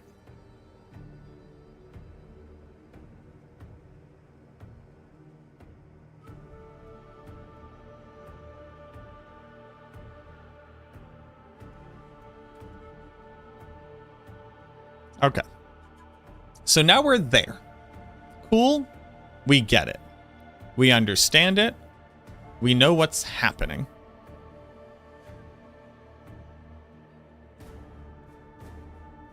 So these truths are...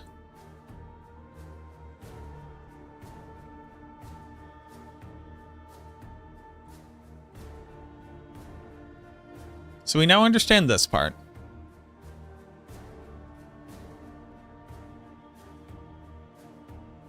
So I guess I can do implication here.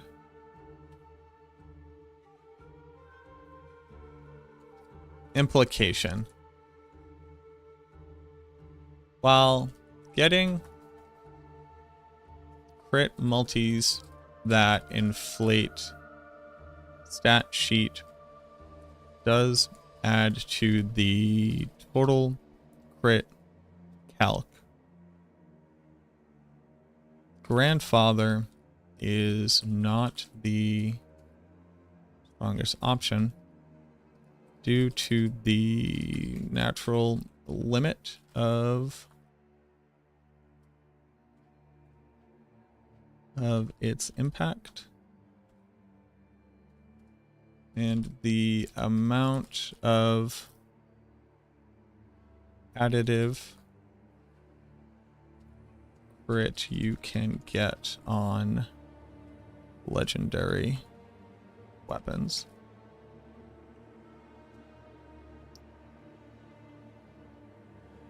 Now, the answer should be it does nothing.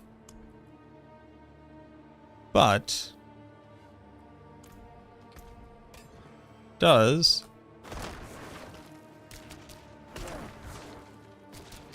$193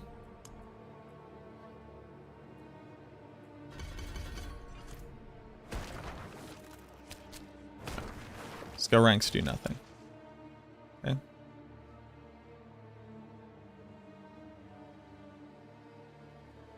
Bone spear skill ranks do not modify the damage of Deathless.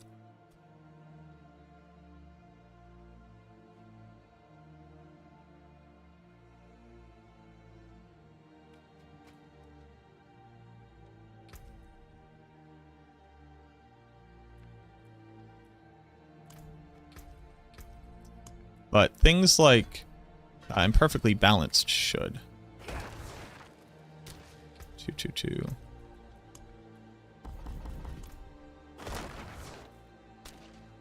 Yes.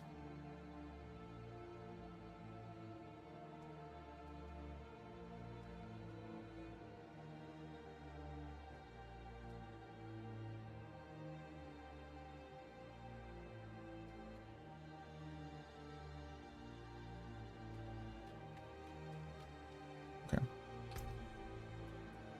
Are we going to be testing bone spears from bone mages? Not today. So, all other modifiers should work as well. 228.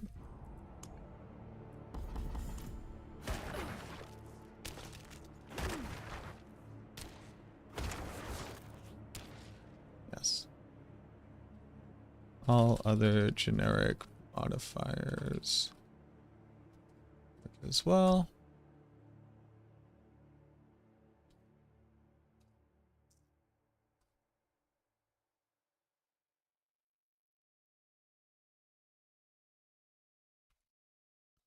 Move this down a bit.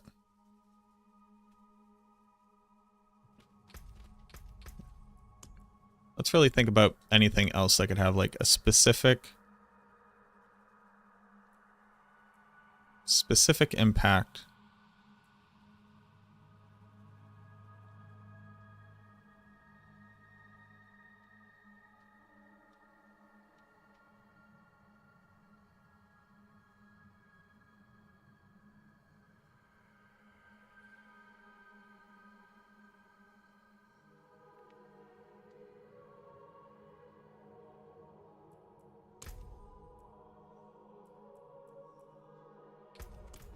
Also, Sirach has been looking at Lidless.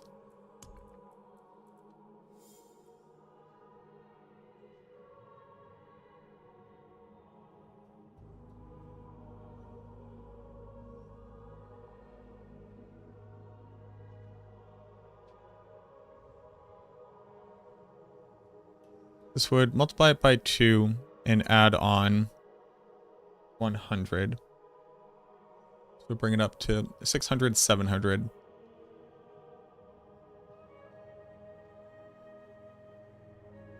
So it's like adding on 300-ish. It's like adding on 12.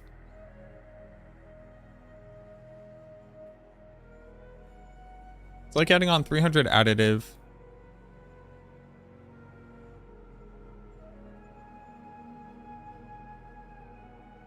And granting you a 2 times multi.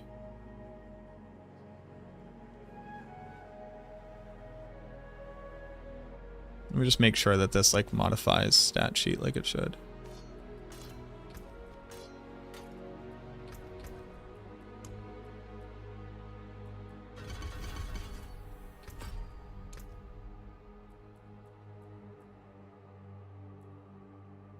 $118.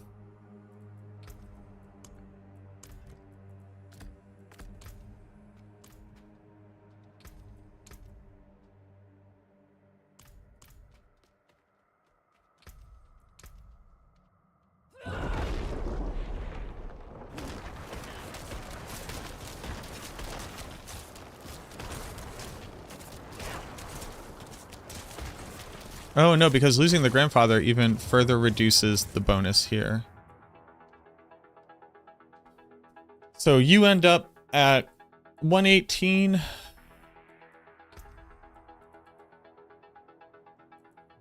little bit more than that.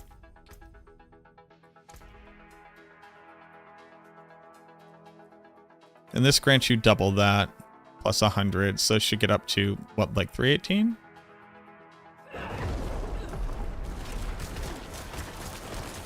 $353.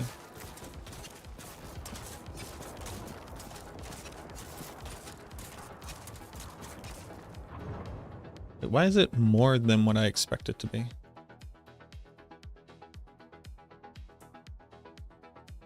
$118.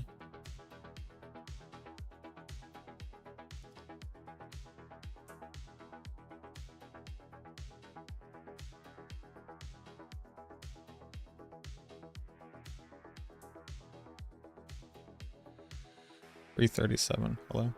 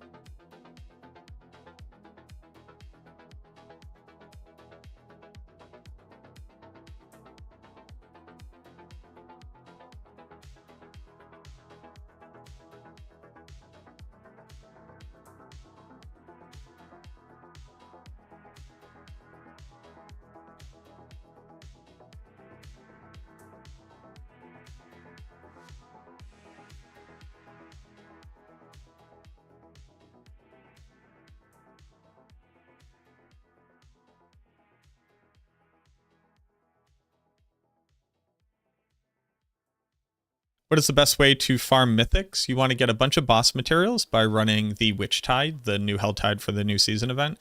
Get as many boss materials as you can. You run all of those bosses, they have a chance of dropping mythics. They also drop you a bunch of runes. You can either use the runes to craft a mythic, but that's typically very expensive. Or you can farm up all the materials that you get from them and then farm the Uber bosses, which are Duriel and Lilith. They have the best drop chances.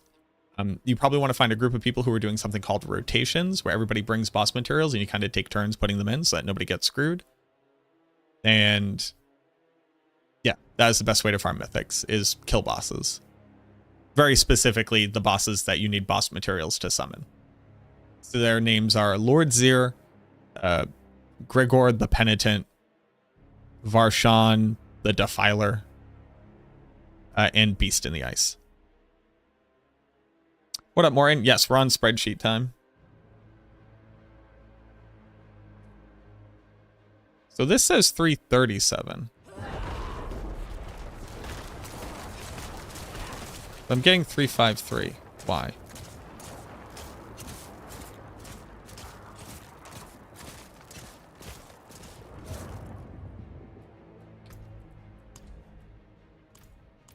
Why is this more than I think it should be?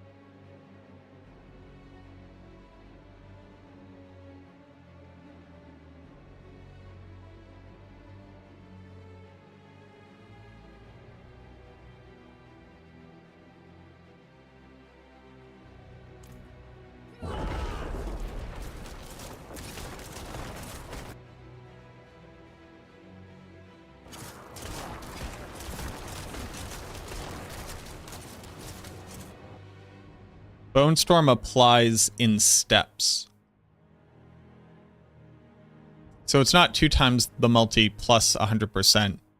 It is base multi times 1.2 plus 20, then again, then again, then again. Lidless wall multiplier occurs in steps as opposed to a final multiplier. The current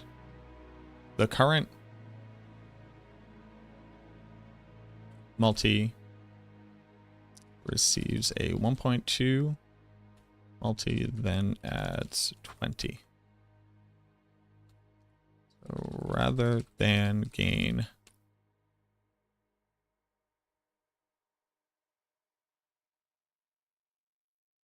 2x the base plus 100,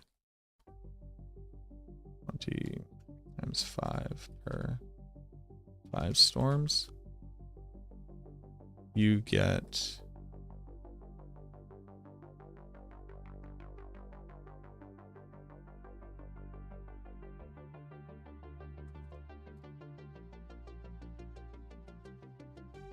you get 36% more feet crit. Okay. What up, Antfort? Indariel, not Lilith. I'm sorry, yes, Indariel. Although killing Lilith will get you a spark. So I'll try to get an answer from chat. Would be worth to roll Ranks of Colorless Blood onto a non-ancestral amulet I found that already has +2 to Terror and +2 to Tides of Blood. Currently using GA, Int, Life, and Ranks to Tides of Blood. Thanks for the help.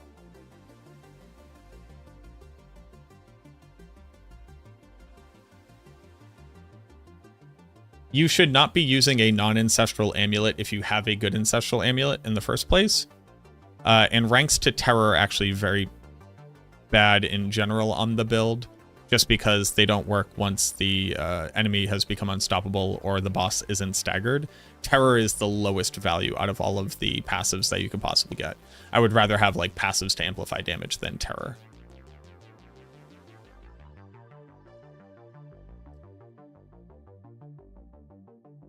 Return from a few hours of a nerf battle in a library? Interesting. Basically done with the season. I have a lot of Indariel and Duriel mats left over. Would you like to take them off of my hands? Possibly. Can we try to sync up later? Okay. So Lidless is stronger than it would seem on paper.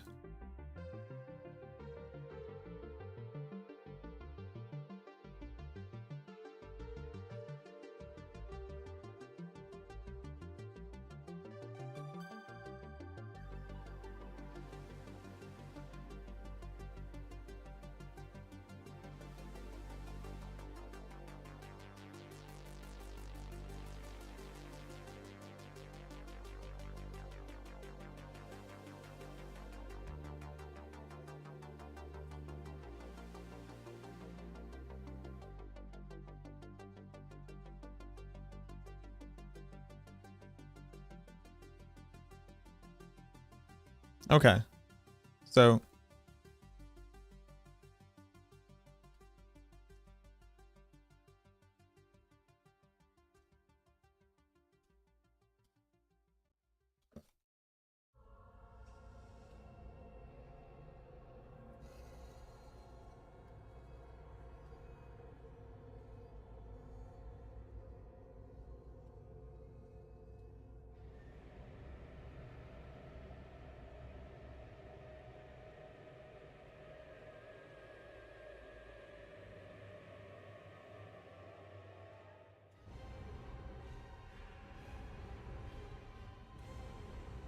okay.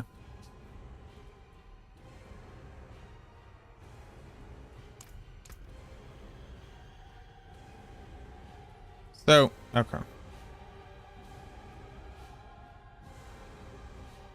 Now, does it actually work? Is the issue.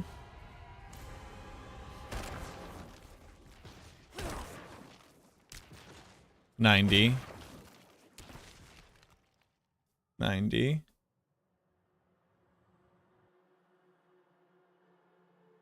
90 means that the base is this divided by 1.1. So the base is 81.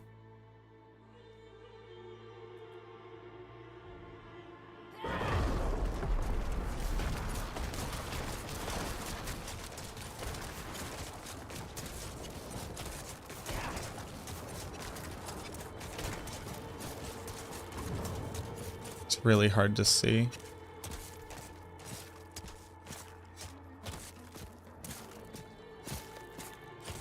So these are doing 30 damage.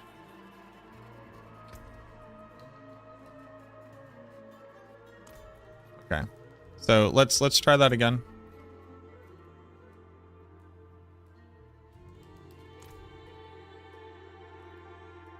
Let me get this ready so that I can take a clip.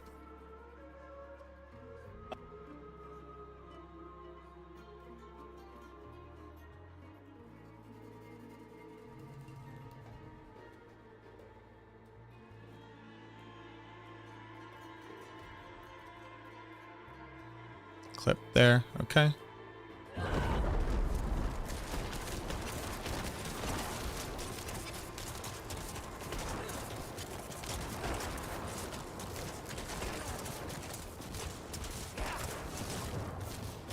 I think it was 123.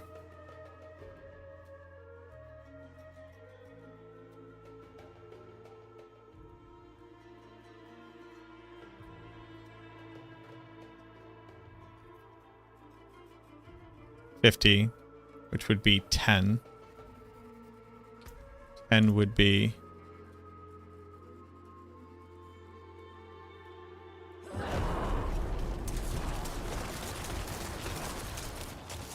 It does work, okay. Yeah, because it'd be 1, 2, 3, 4, 5, 6, 7, 8, 9, 10. I'm actually... I'm 1.8 crit off from having an additional one. So lidless walls... Lidless wall does work.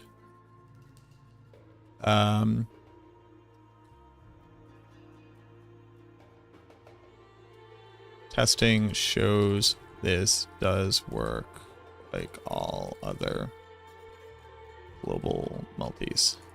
Okay.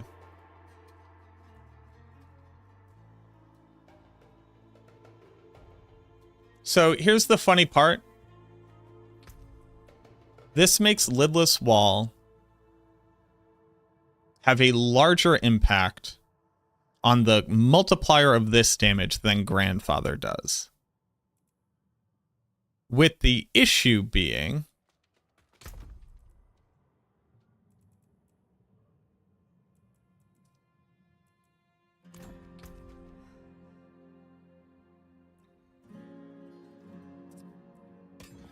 Or 1-0.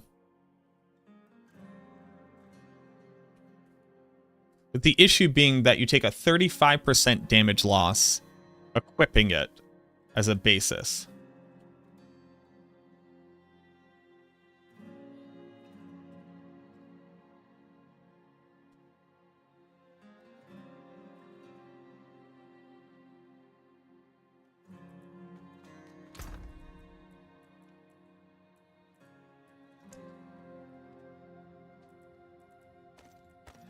And a 436.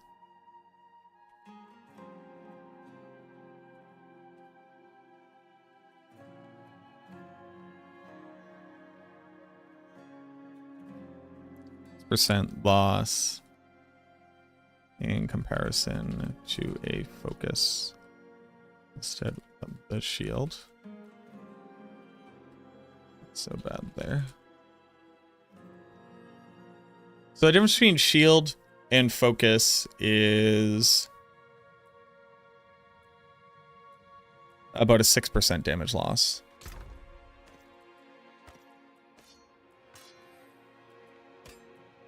Oh no. Gib. Okay.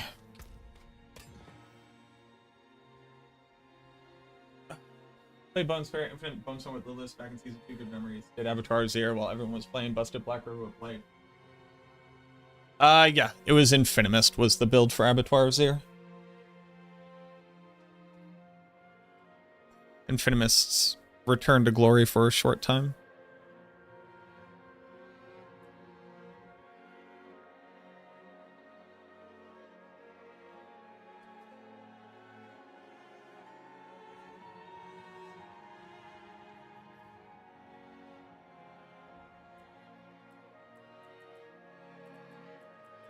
The issue here being that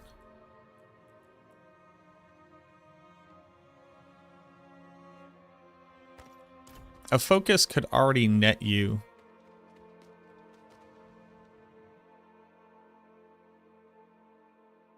What up, Fang? How we doing? There's just no way that these echoes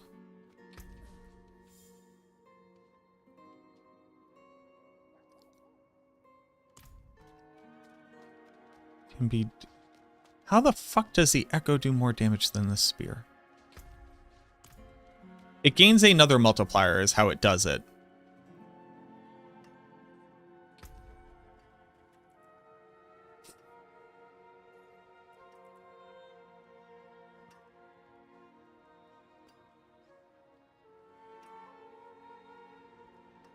But it's not based off of stat sheets, so that, like, it's not as big as you think it is. Every 100 additive crit adds 20% onto the multi.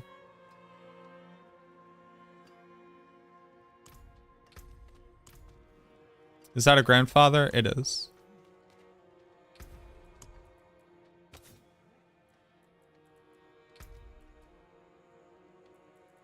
So this can't get crit damage on it. But it can temper on crit damage.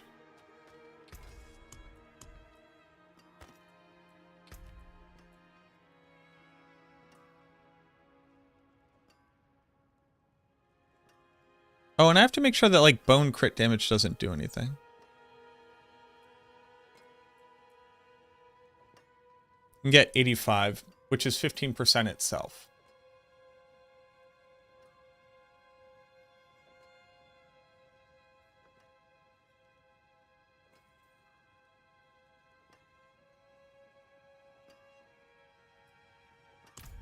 Is this really the strongest multi?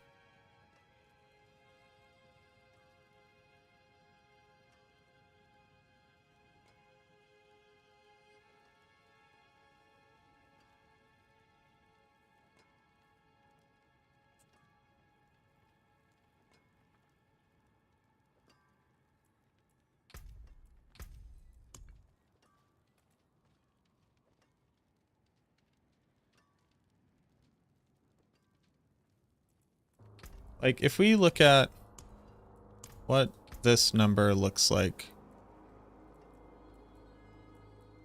because we can't get any other things that modify our crit sheet, right?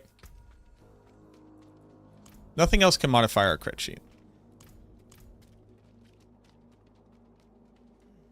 What up, Sirach? The highest bonus that this grants us, we still on the same page?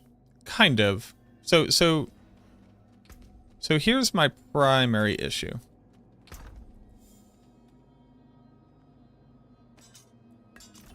Where the highest... How do I have crit on me? Oh, fucking...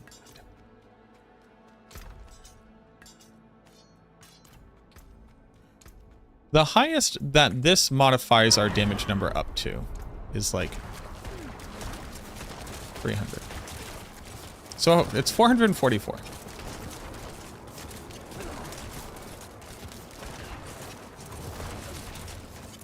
Four from 214. 444 from 214.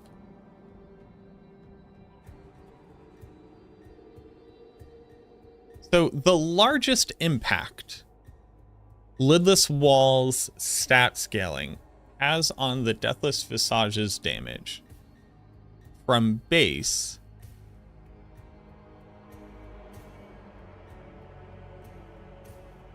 grants you 0.4.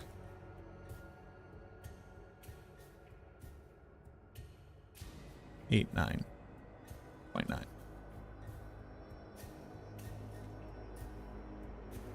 So Lidless Wall on the build is granting you an additional 5 instances of 0.05.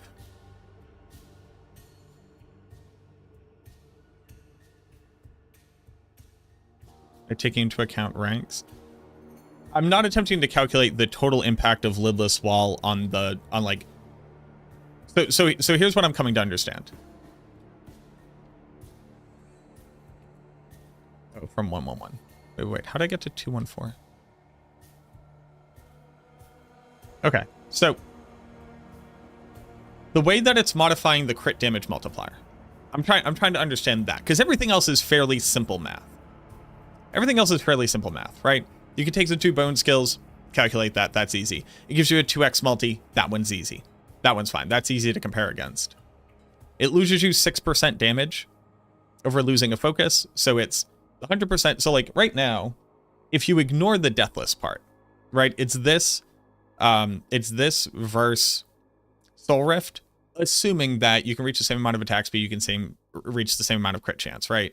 Which, like, using the shield is already taking away 2 of those stats from you. So I'm going to call that a wash. But it's a 2 times multi.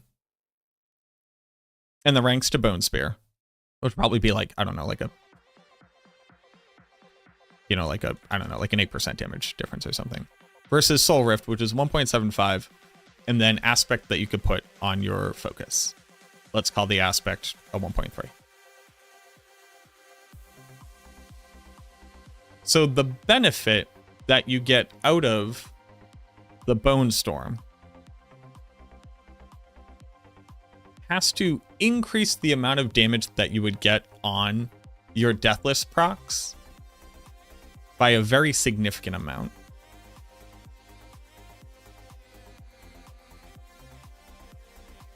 So if you have no other crit damage, you typically have 118, which grants you, and obviously like this would get a bit higher, you'd actually be at like, I don't know, 100 and whatever this gets up to.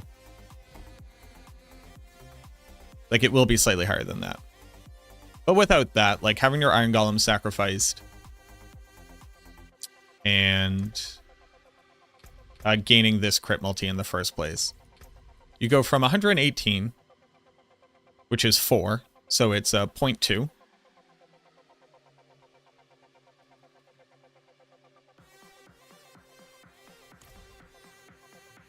Up to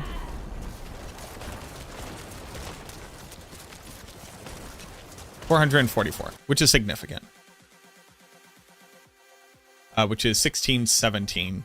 17 is 80, 105. So it's a 2.05. So that's significant. The issue being, I'm about to add on like another like 1,000 or 2,000 crit. How much crit do we get in total?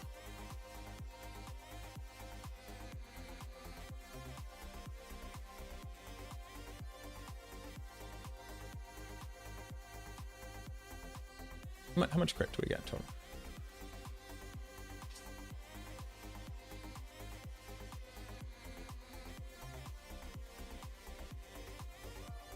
MacBane, thank you very much for the 25 months. MacroBio Peak Slide MacroBio Frog.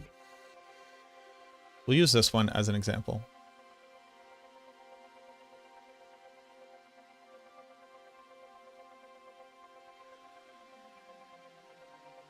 So we gain 1,117.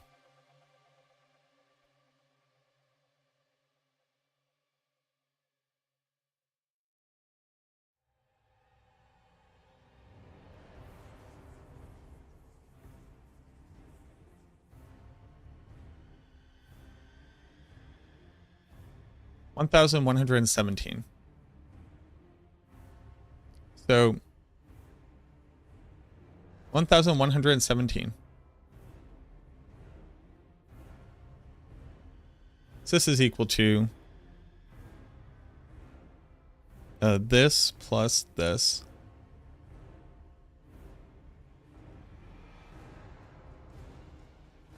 Divided by 25. Divided by 0.05.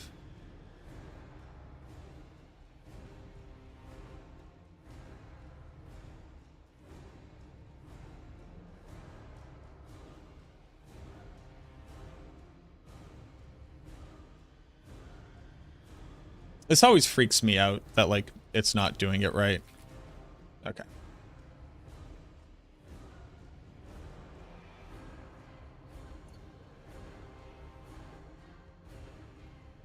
So the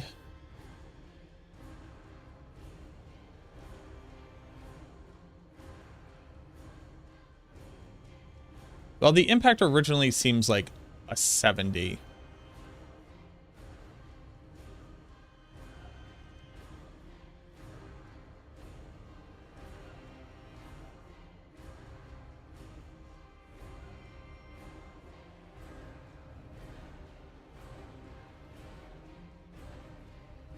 So this is equal to a 4.122 divided by a 3.47. So an 18% increase in damage. With the caveat, though,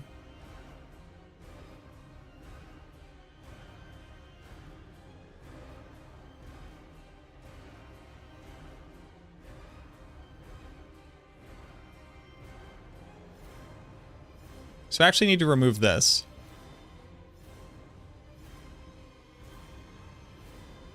So it's actually 922.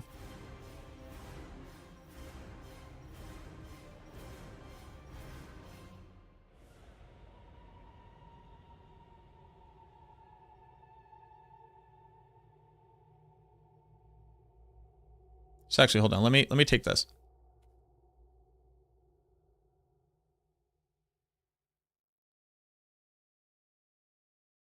Yours is 1098 right now. Is that with lidless on?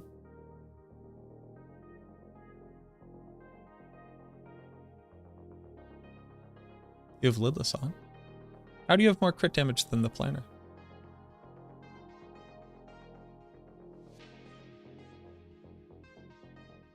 Wait, are you telling me critical strike damage bonus or the additive? Removing blood attack speeds? Gotcha.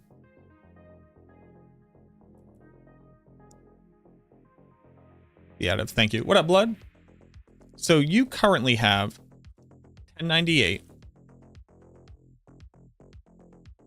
And is this with lidless on?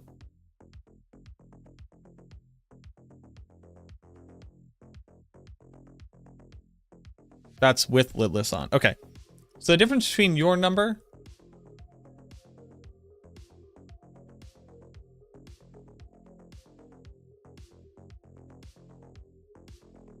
and what it would be, right? This is your number with lidless. And you've removed... How many blood attack speeds have you... How many blood attack speeds have you removed? Both of them? You had to have removed both of them, right? 2? Okay. So... You're on... Crit. Crit.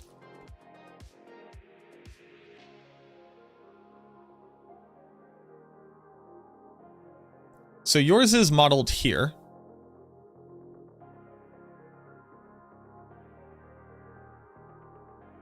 This one, with crit on a focus, is modeled here, which is 1364.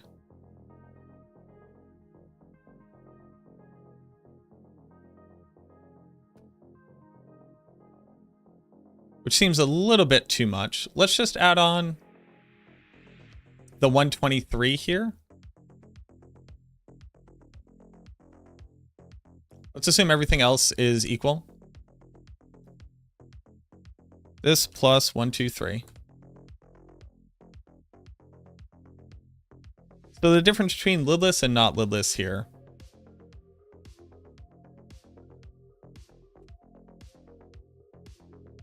is an 11% increase in damage for the multiplier. It's an 11% damage increase for the multiplier just for deathless procs. So that's the damage gain there. Assuming we only care about, let's just assume we only care about echo procs, which I don't know how we got here, but like, let's assume that, right? So this is an 11% over what it would be.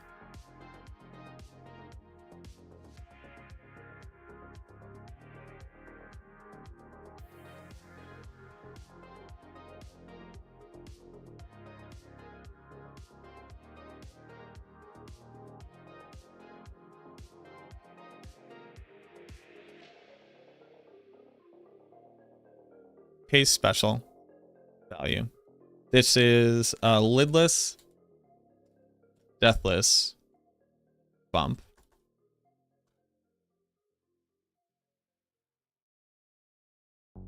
Lidless versus a soul rift. So that is equal to 2 divided by 1.75. Shield versus focus. So this is 410, 436.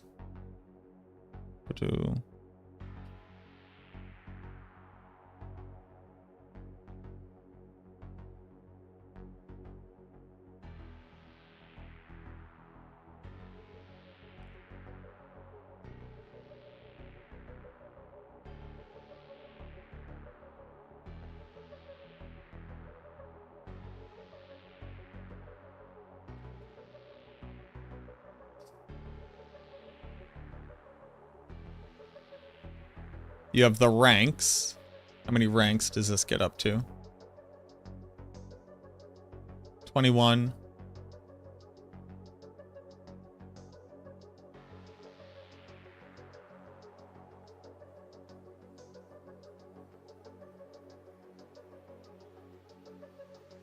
So it's 320 versus 3.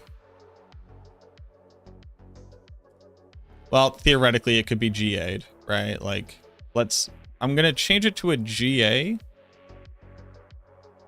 just for now. Technically, you could triple crit it. I'll give you a double crit. How about that?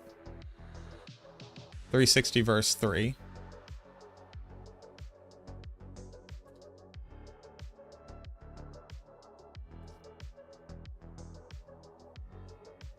And then what?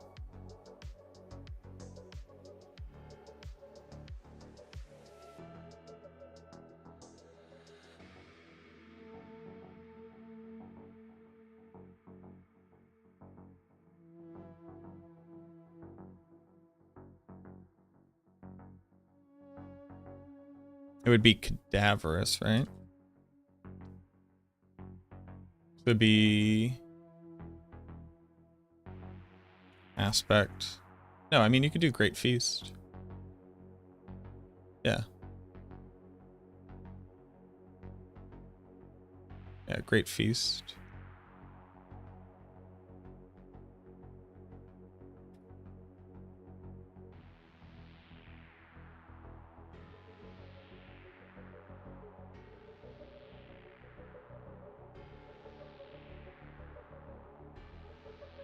You would already have, like right now the Mythic setup does not have Great Feast on it. I assume you would want to have it on it.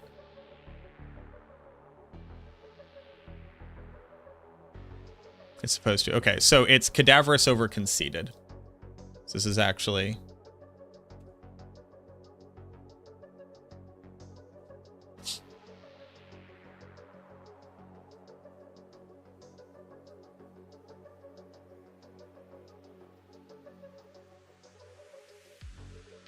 Is there any other part of this equation I'm not thinking of?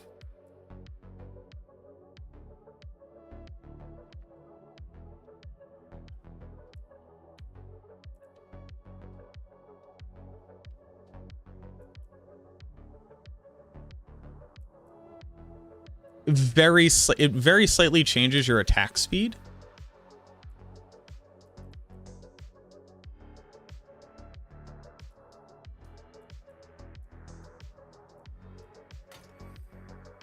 Yeah, you go from a 1.1 to a 1.15. I don't know. I don't think that's a frame, but like... Intelligence. Intelligence is part of the equation. So here, intelligence is 222, which is 555. 555. This is equal to 6.55 divided by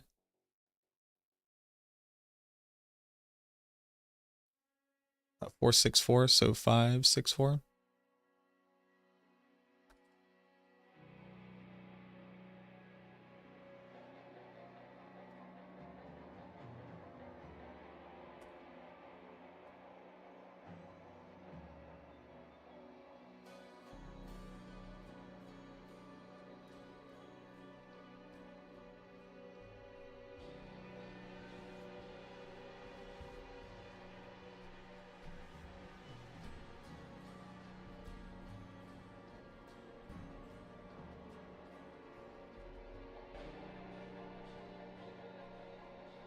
Do you use Bone Prison for your vulnerable application?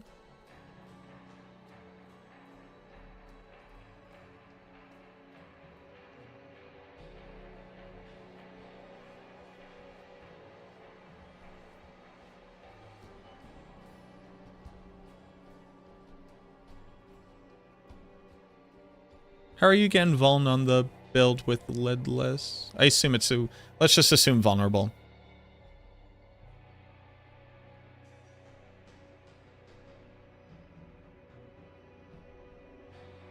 Deathless is better than air, yes. Because Deathless has the same damage multiplier of air perdition.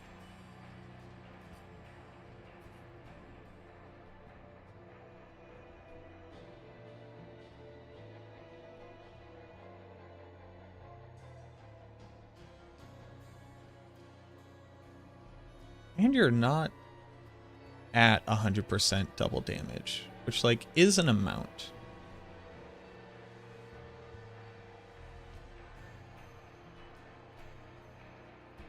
You have to use Doombringer anyways, but, like...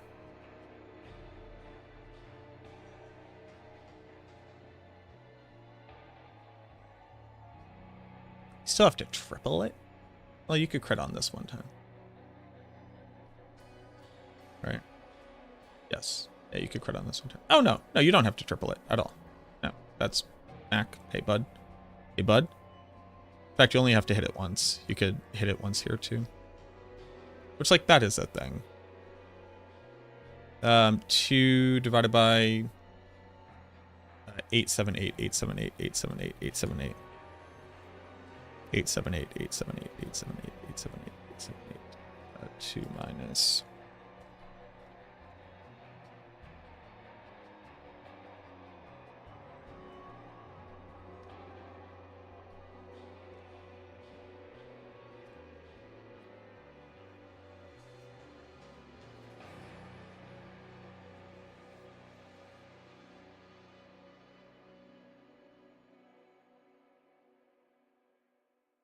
How much are we valuing the crit chance and the...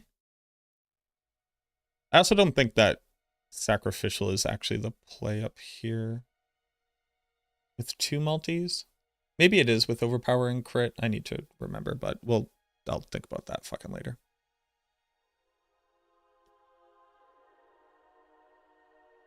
What does this grant me?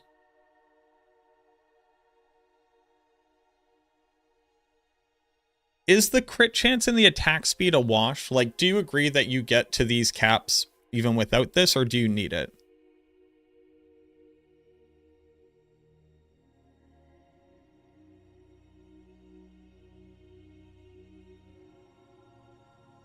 Like, does getting the crit chance and the attack speed here let us get something else elsewhere?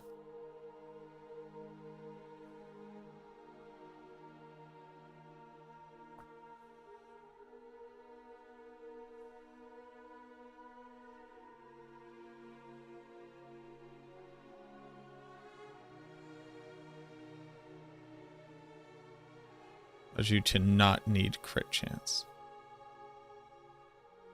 So that gets us additive.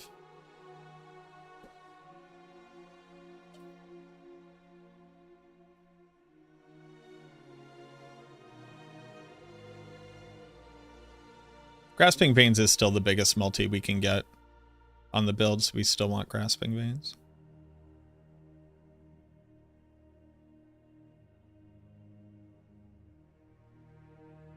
So this model right here,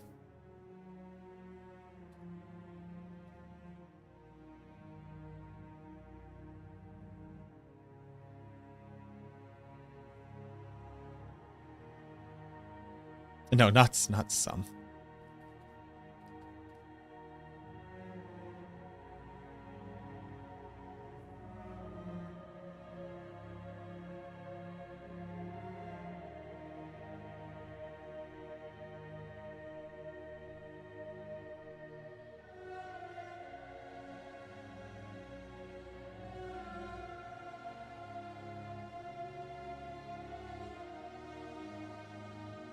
Y'all, what is the function to multiply all the numbers in a range together.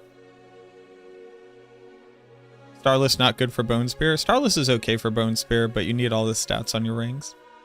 Hey y'all, what's the function to multiply all the numbers in a range of cells?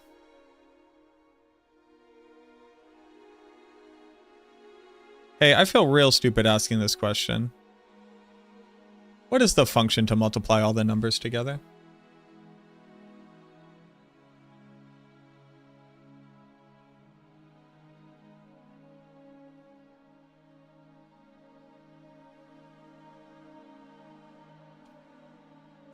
Product. Holy. I mean, I already did it manually. It's the product.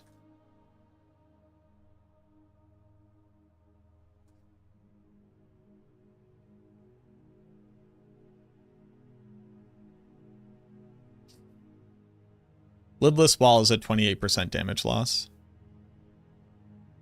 In total.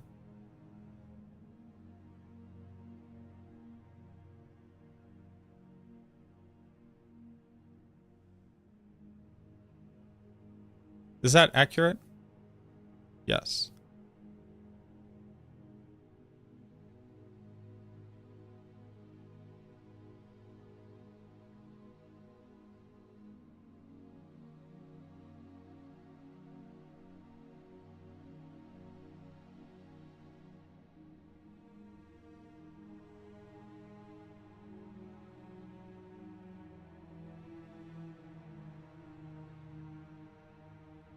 So let's think about what's wrong with this model.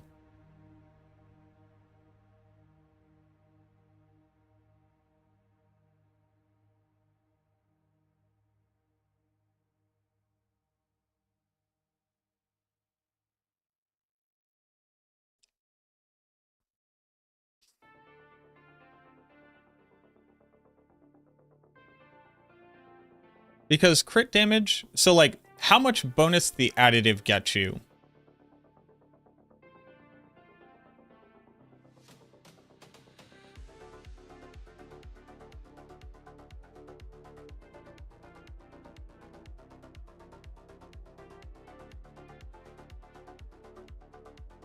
There's something to think about. Okay, hold on. This is all just in how it modifies the outcome.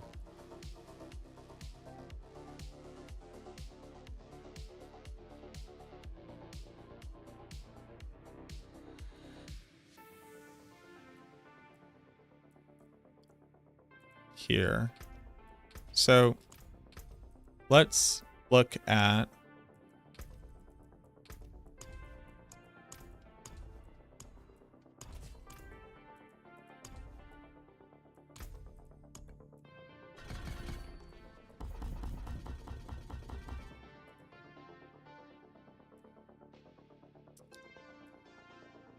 what up, Red?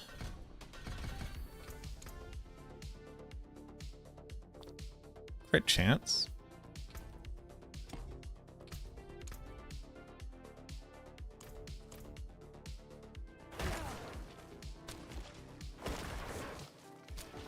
$196 versus 93.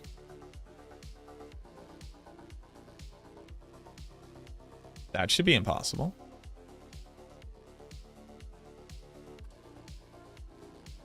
So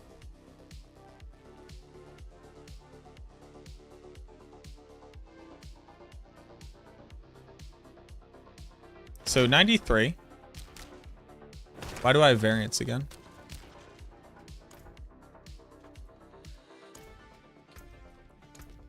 The buff ran out?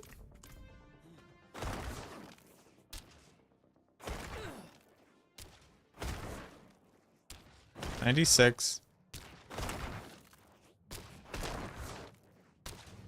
versus 217. The way that you get to here is this multiplied by 1.5 multiplied by 1.5. So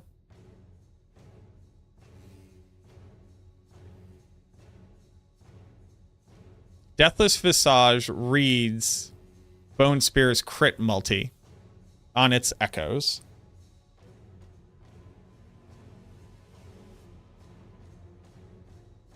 That makes sense. And at least for sheet damage, it's not gaining anything weird there.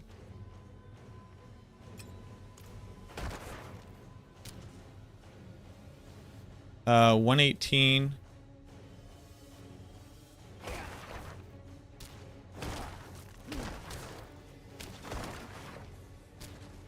$382.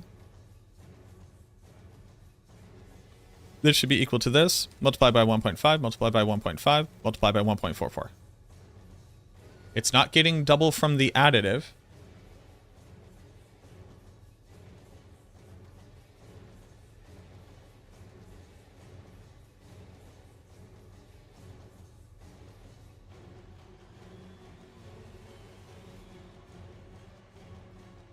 So it's not differently engaging with our additive for the echoes. So then what else could it be? I mean, this is like, quite literally, this is just like, this is the maximum difference in additive damage. We showed this.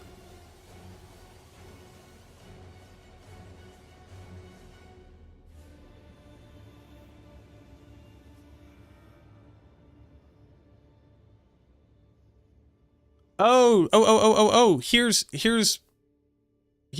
it.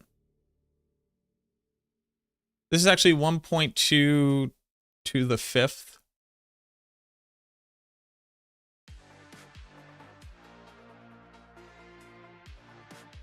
So that's the first thing to understand. It is 5 instances of a 20% buff. So the difference between this and lidless is significantly larger. That's still only a 90% damage output.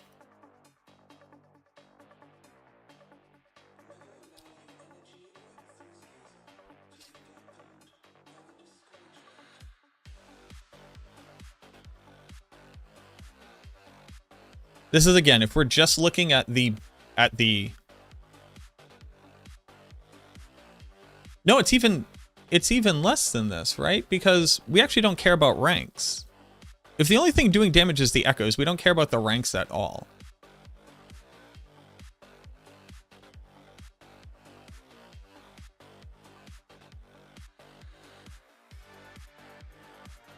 Like, this number is actually overinflated.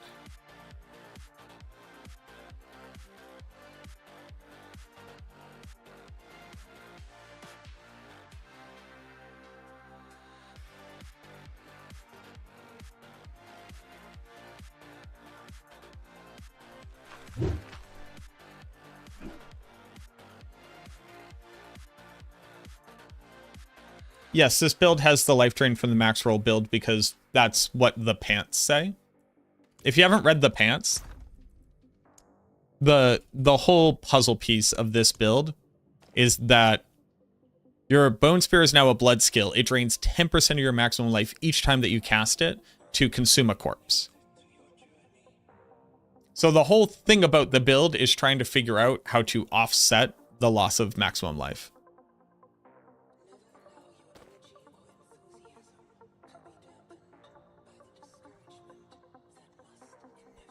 What up, Della? I don't know, Sirach. Like, even realizing this.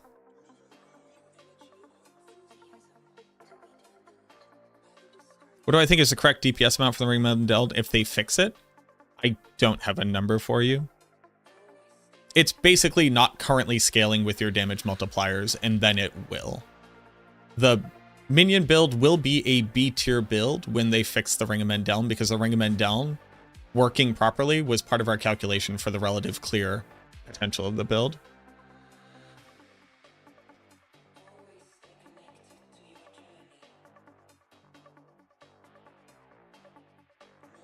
Can I inspect you?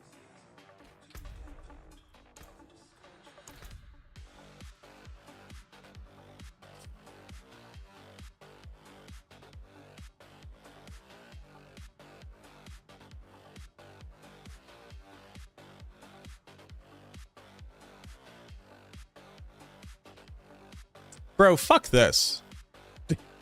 Fuck this in particular.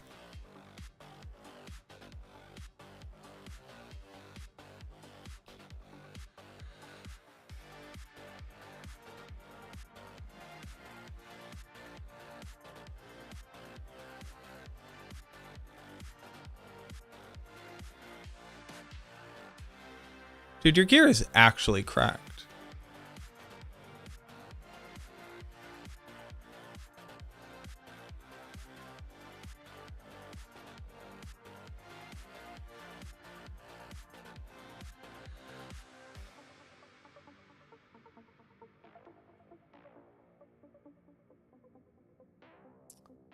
You actually want a Coalesced Blood and a Tides of Blood amulet, don't you? I say that like, yeah, just go fucking get one.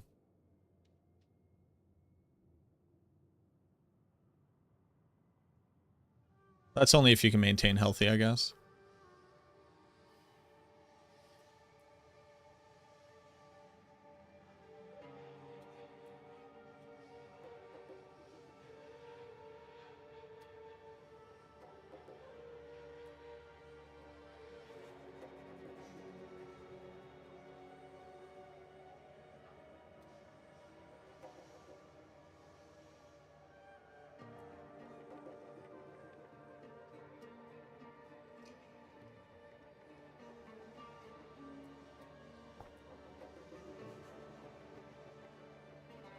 Throck, do you know that you have Creeping Death on your ring?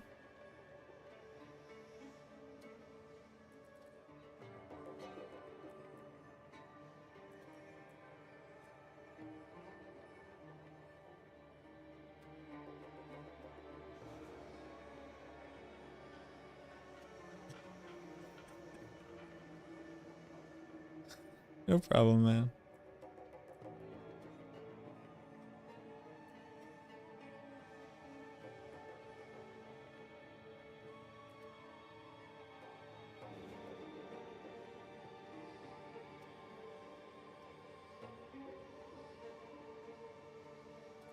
Dude, I don't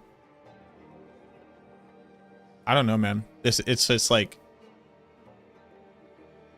this literally has to be worse than a Focus and Soul Rift.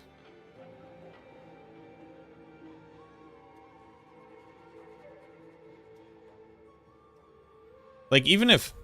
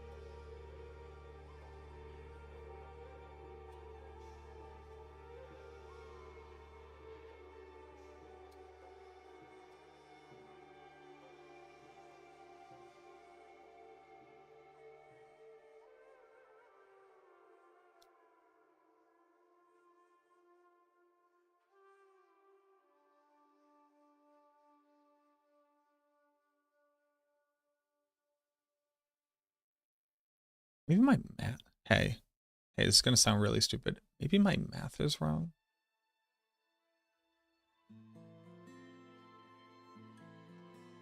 So let me do something else.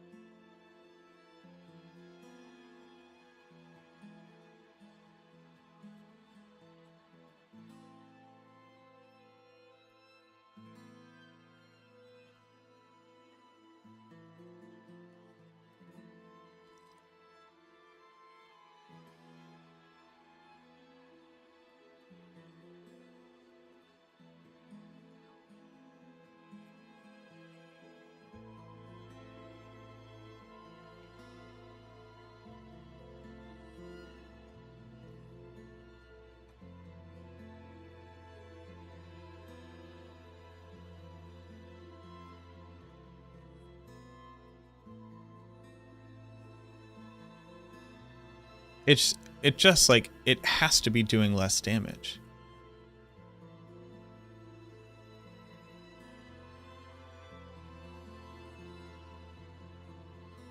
What else could be contributing to it?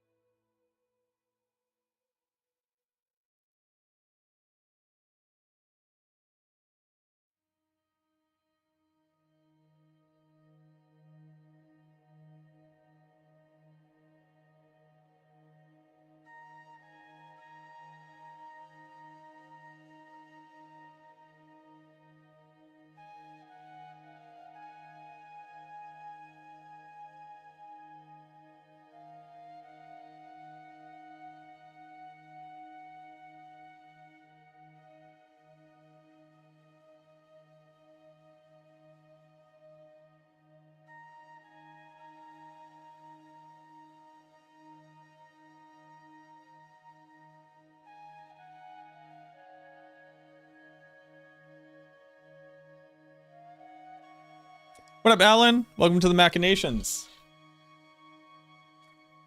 Need to make amulet rolls more consistent. Yeah. I don't... Soraka, I know this is obviously rough because you're also working. I can't get the math to work. Because for your base spear difference as well, you lose this bonus. The bump in the crit damage. Like, that's not really part of the calculation for the base crit bonus.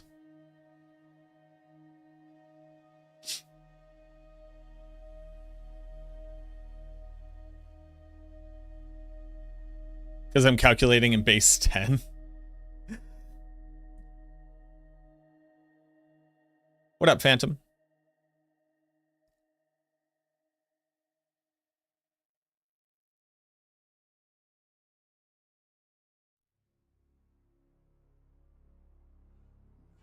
Like, it's not differently interacting with your additive for actually calculating what the crit bonus is.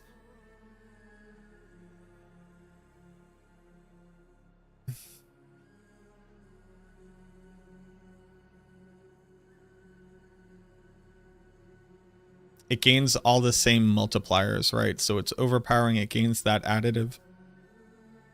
It's a blood skill, it gains those.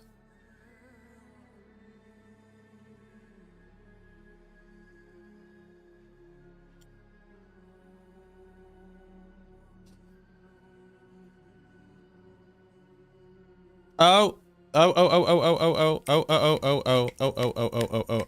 This calculation is slightly off. Because I'm not including sacrificial.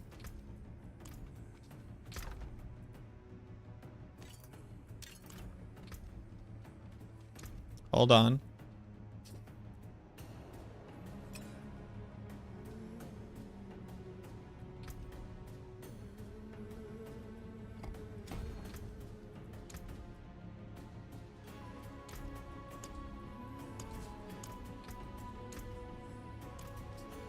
Okay, so hold on. Let me also include sacrificial.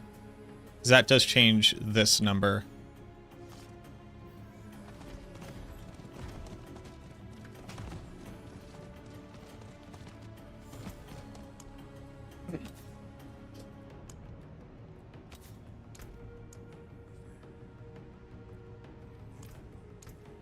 Mine's a 50%, you know, sue me.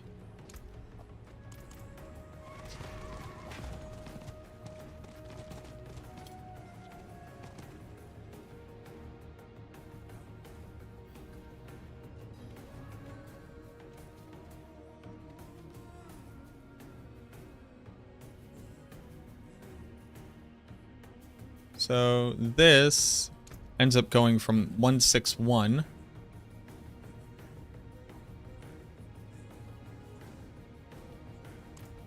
to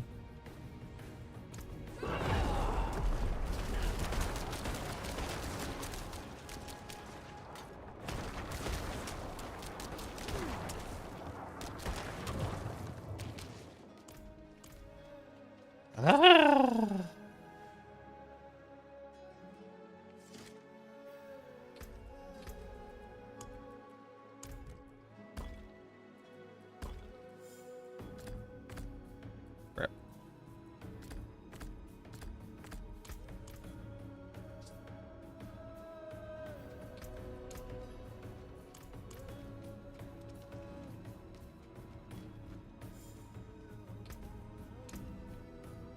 Obviously, this number is going to be different depending on who has it and what's happening, but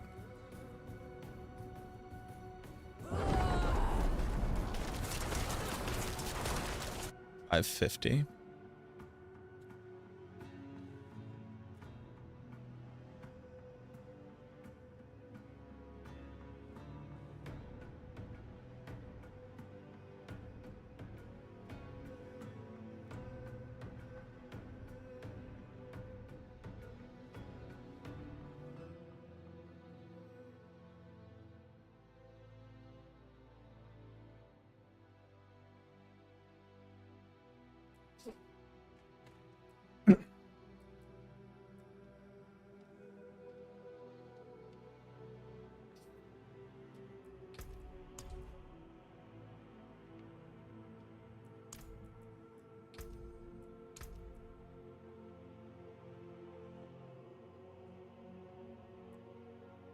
They get you closer.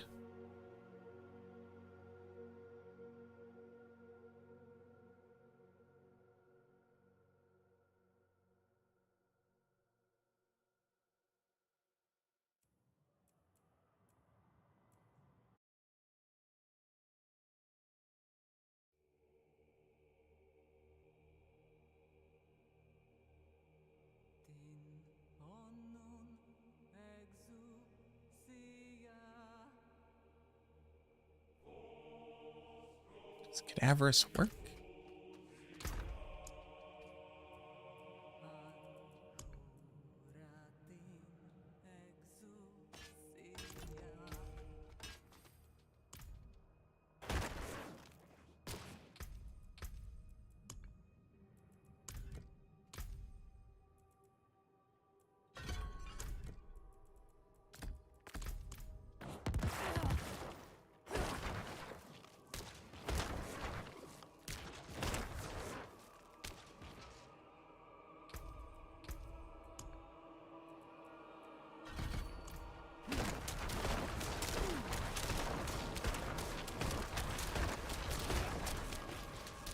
Make a fucking corpse.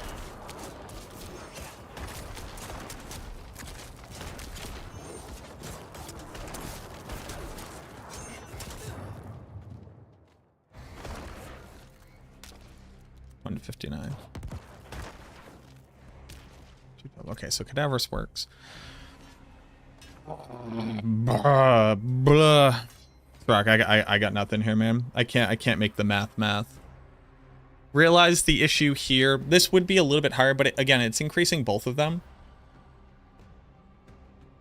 And the difference of how much more crit you can get from this one, it, you know, like, modifies this one a little bit.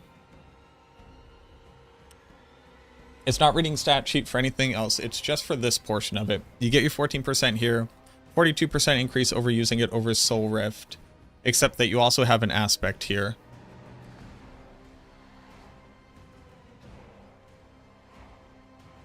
You're losing out on intelligence, you're losing out on the deal double damage, you're losing out on the shield verse focus.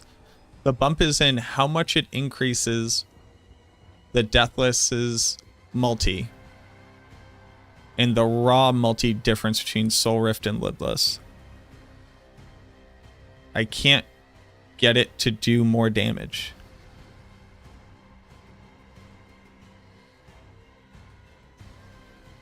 I can't do it.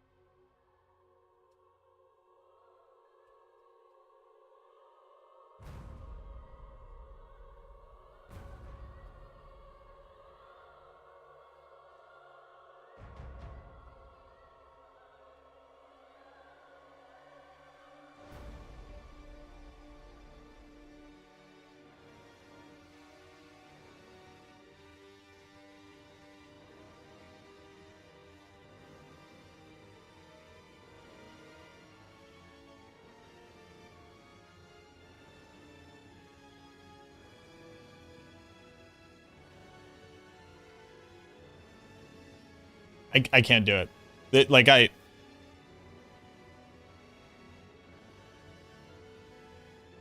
It just can't be better. Until somebody finds some other math that makes this make sense, it just can't be better. If somebody else can find me some math that makes this make sense, it just can't be better. Diff in crit multi or deathless.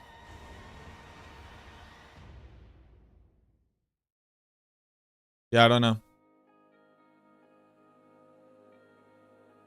Unless, is it fair to ignore the double explosion? But that's a constant. That would just multiply all the numbers, right?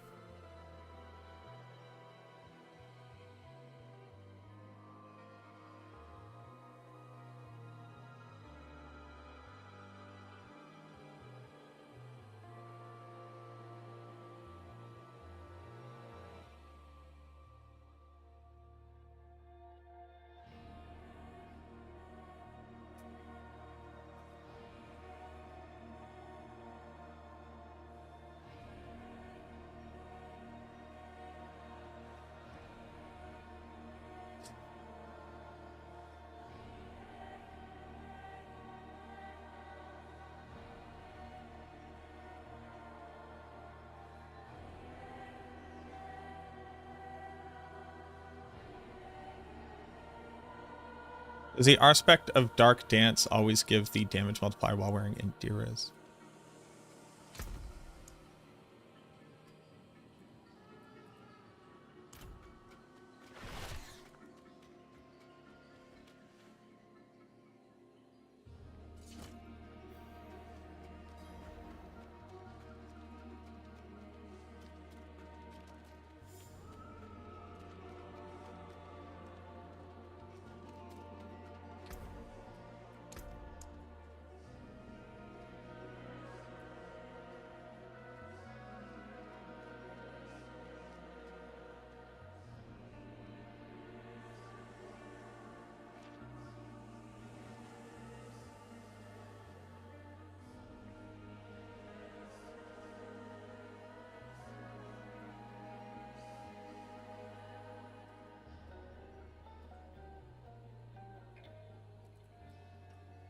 Fun fact, I completely forgot that this existed.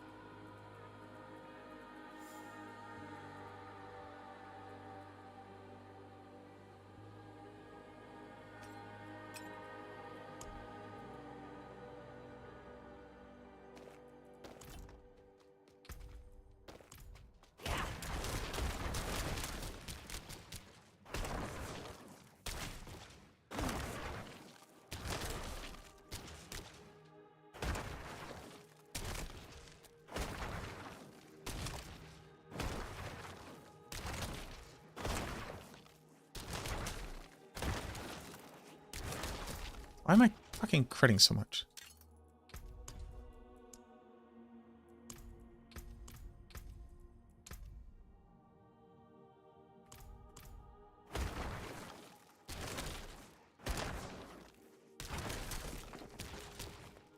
I have damage variance on.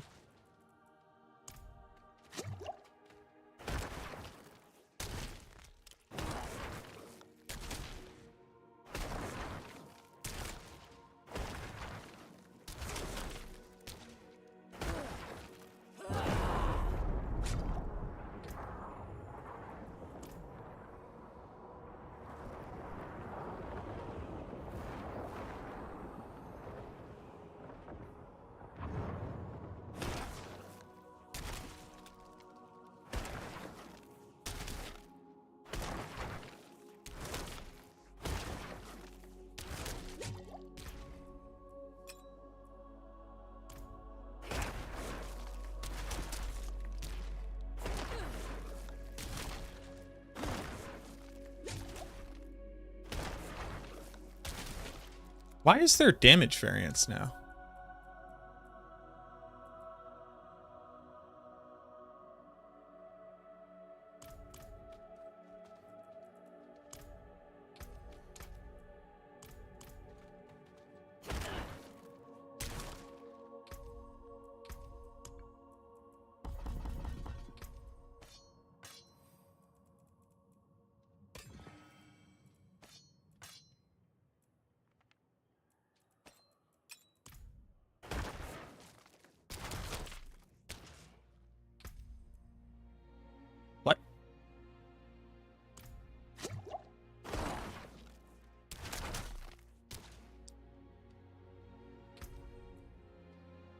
What? What?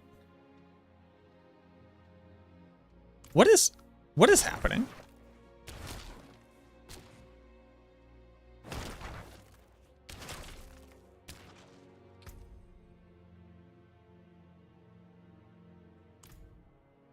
What is happening?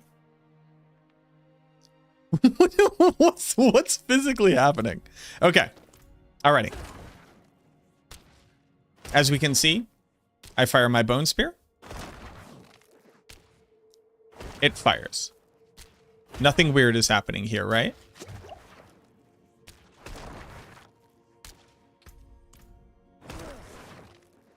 Right? I'm going to put on Indira's.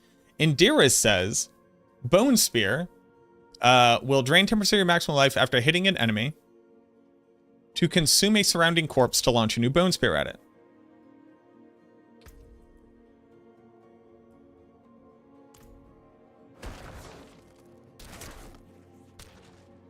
Why is a Bone Spear firing out of me?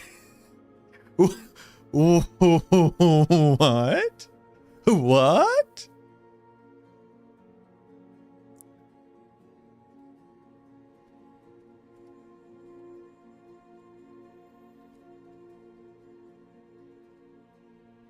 What? What? What? What? What? What? What? What? What? What? What? What? What the? What? What? Oh, what's that? Oh, what's that? What's happening there?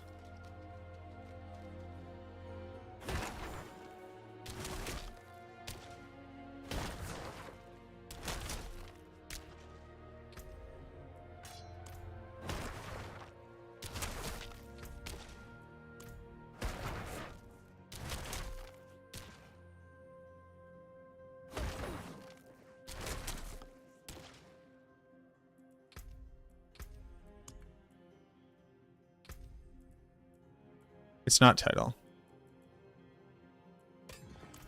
What it?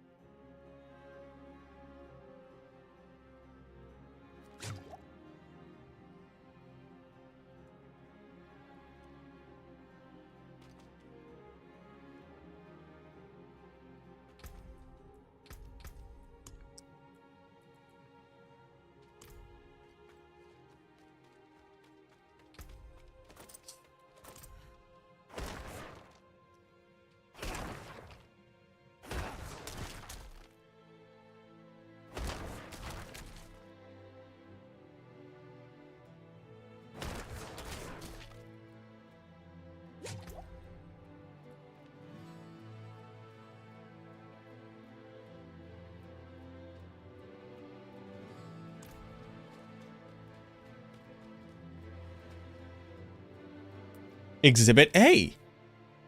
What the fuck is happening? Exhibit A. The fuck is that? More news at 11. What is that? What is that? What is that? What is that?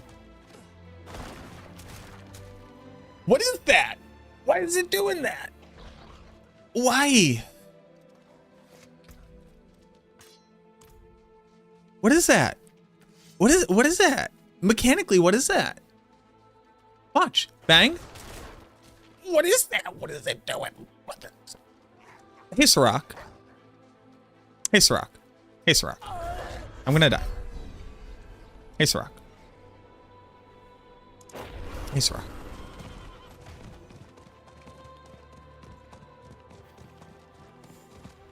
I'm gonna shoot a bone spear at a target. And you're gonna tell me what's weird about it, okay?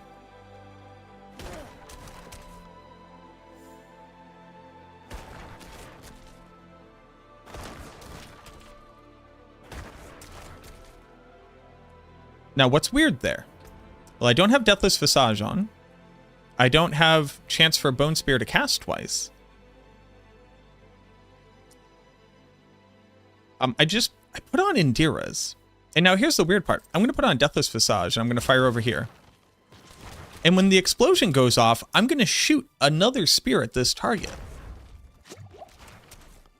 Why? Why? Oh, why it do that?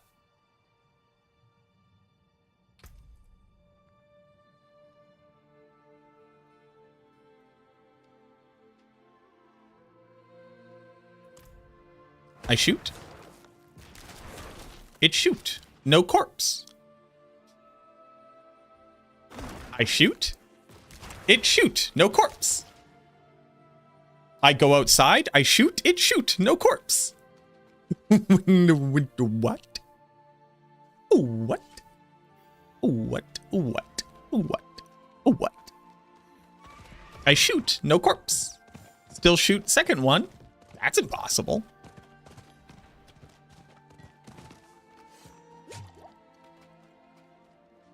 Boop. Oh, I got two. Take off Deathless Visage.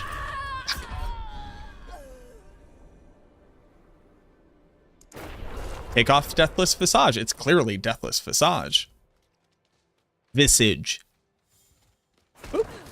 Oh, ate a corpse there. Hold on. Boop, boop, boop, boop, boop, boop, boop, boop, boop. Come here. Boop. Where? Why? Why it shoot a second one? Why it do this, Sirach? Why it no need corpse? Is it creating a corpse for my attack? So, boop, boop.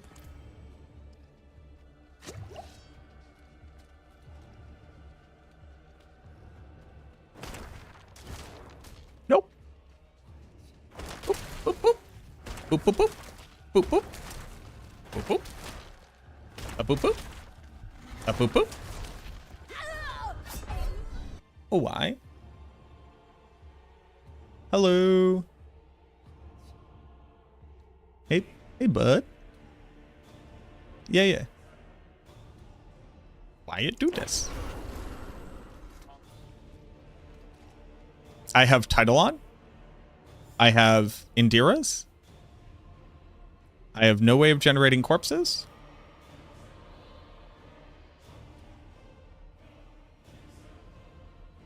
Hold on.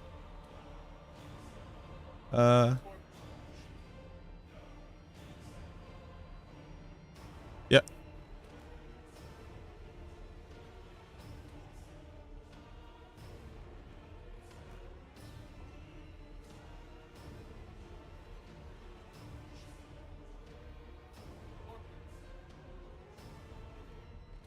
I don't know, man. Have you tried what I did?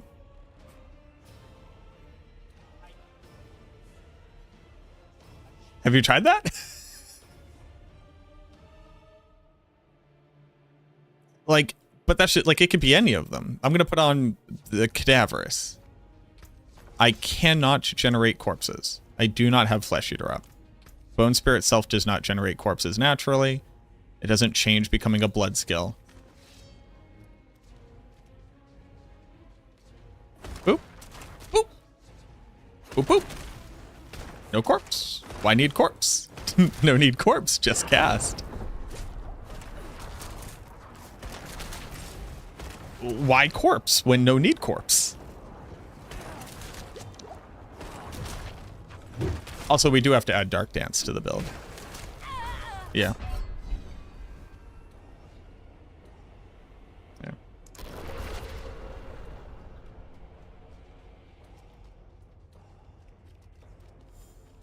Maybe we're the corpse. And maybe we're the corpse. It's... Yeah. It just always does it.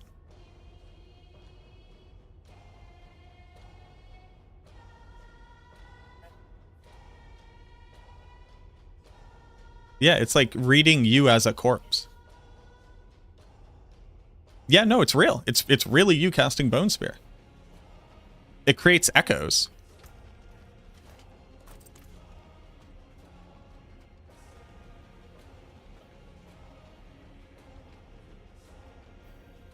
That's a great question, isn't it? It's one of the questions of all time.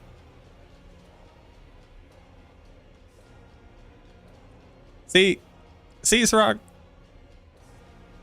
this is why I have to sit in the training room for how long? For 3.5 hours every time I want to play a build, just to see what the fuck's going on. Why is it doing that? Such a great question. And they create echoes too. And they can double cast.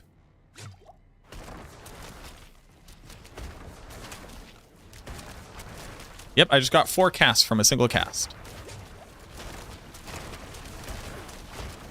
Also, how am I healing so quickly? What am I healing from?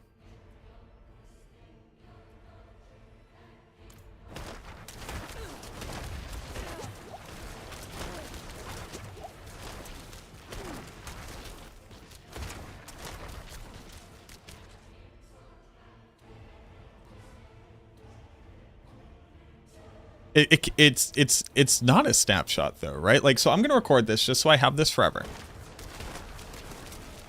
It's just auto casting because it's happening on Sirach's side too. Yeah, get out of here. Bye-bye.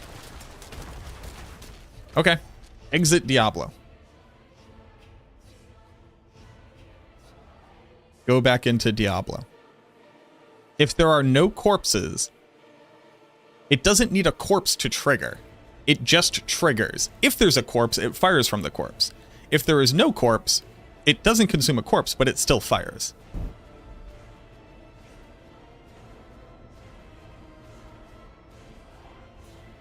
Yeah, I'm going to try turning it off and on again real quick. Have you tried just not breaking the game all the time? I don't even know what to do about this. May I ask what you're testing? I am testing the functionality of a blood spear.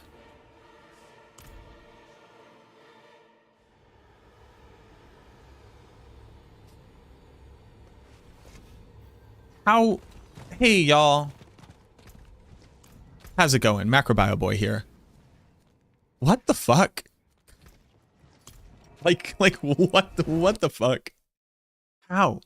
How it do this? Did I see your thread? Which one?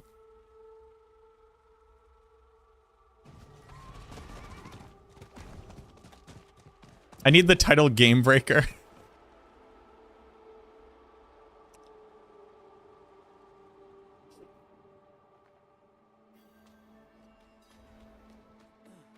Ready? Bang. Always work. No corpse, no need corpse. Why need corpse?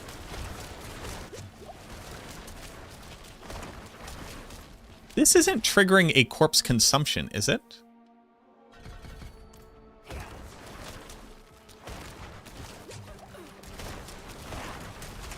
It is not, as far as I can tell.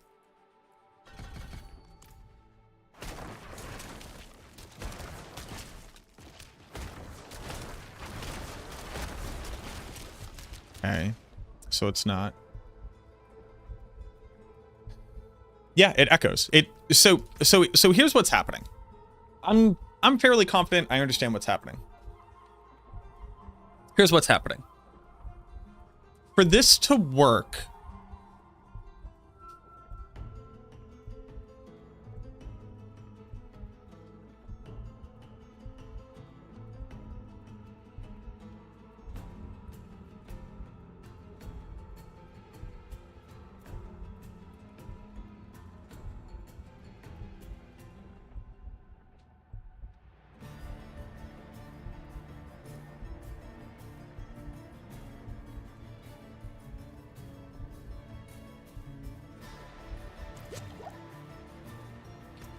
what the trigger is actually looking for, is so here's what it is.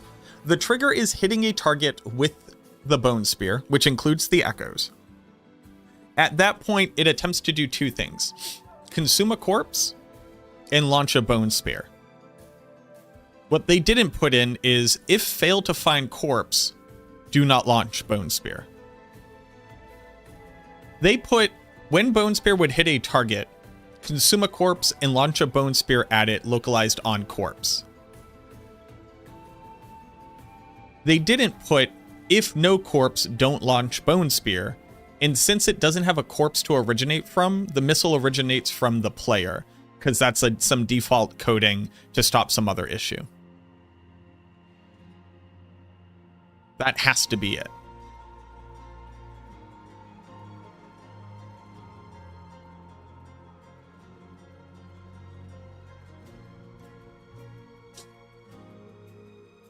Observations.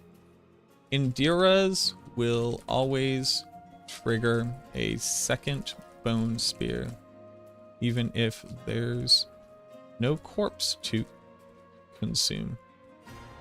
And this spear acts like the original missile and triggers all relevant events, including Deathless.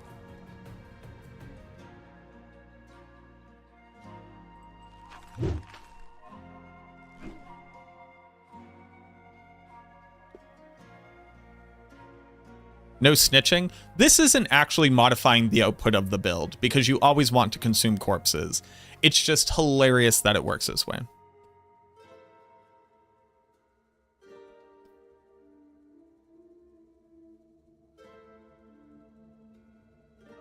This is actually not modifying the output. Because if there were a corpse, it would consume the corpse.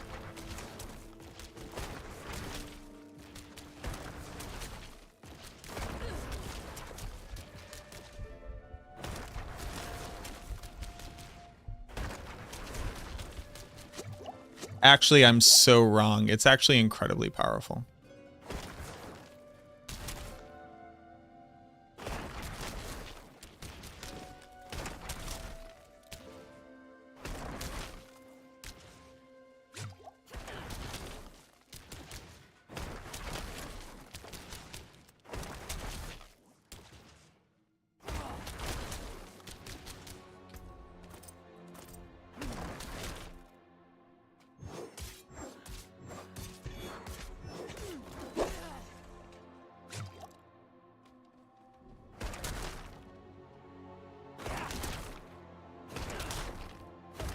It's actually significantly more powerful now that I think about it.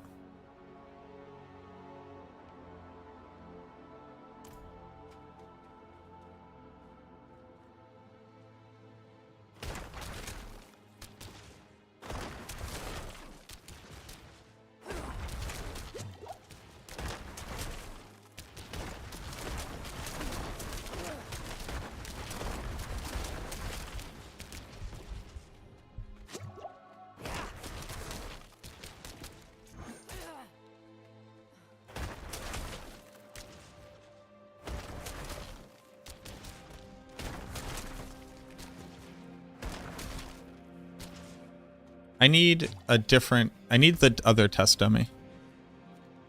Actually, not generating corpses might actually be like insanely powerful now that I think about it.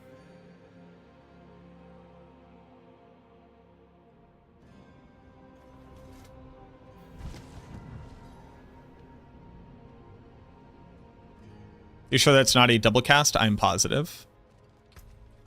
I can show that to you very quickly. But no, it is not a double cast.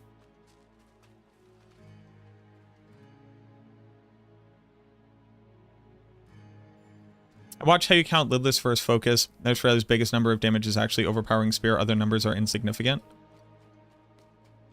The most damage that your build does is from the echoes from the spear. That is accurate. Nothing else. The calculation is already including that. So I do not have any chance to double cast here.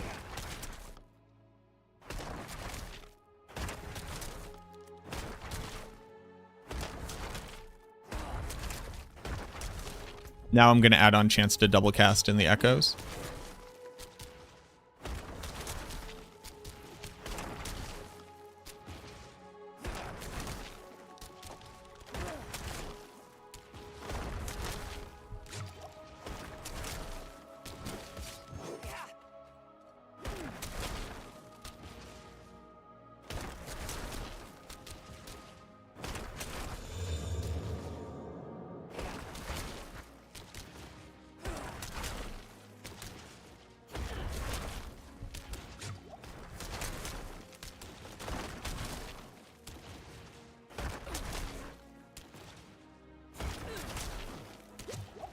It's actually so much stronger to not create corpses and not consume them.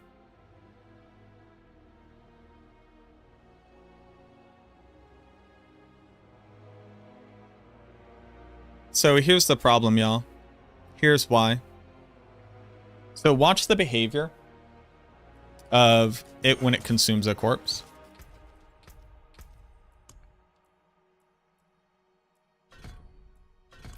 And we're going to take a clip of this and we're going to run it back.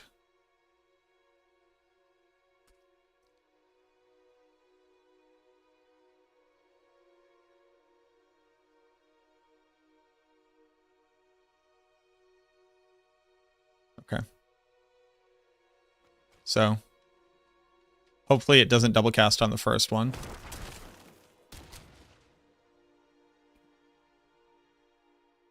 I need it to be like a lot more obvious. You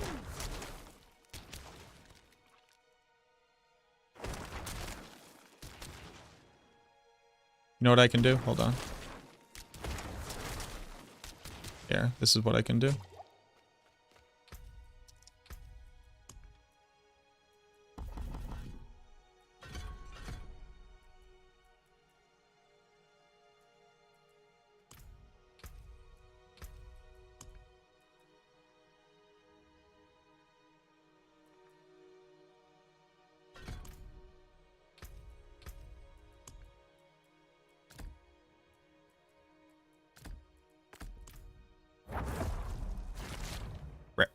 Okay. So here's the important thing. You see when I cast it myself without consuming a corpse, we get multiple explosions because my second spear has already traveled and we're getting the echoes, right? We're getting the additional echoes on the target. Boop, boop, boop. Right. Bunch of bonus echoes on the target. I'm going to do this same thing, but it's going to consume a corpse.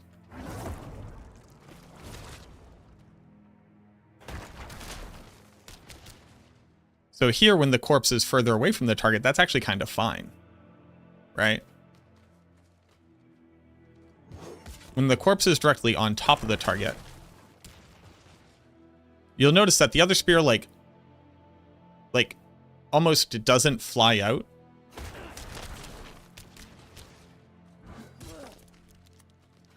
Where's the other spear?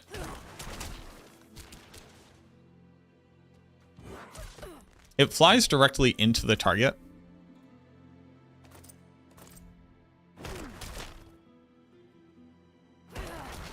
Versus this second one that flies out. Also, it doesn't really pierce as far. What's up with that? Let's really look at this behavior.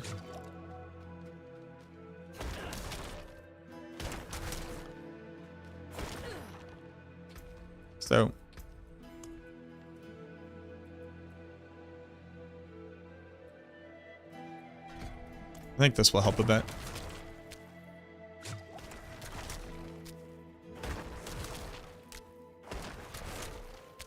The second spear is dealing damage. It's firing at the target. It doesn't pierce through. Is it meant to do it that way? So this is what happens when you shoot the spear from you. It doesn't pierce all the way through and it doesn't generate bone shards? Maybe that's different with the corpse?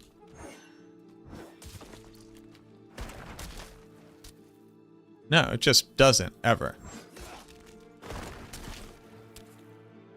Oh no, it is shooting them. The shards are also originating from the corpse.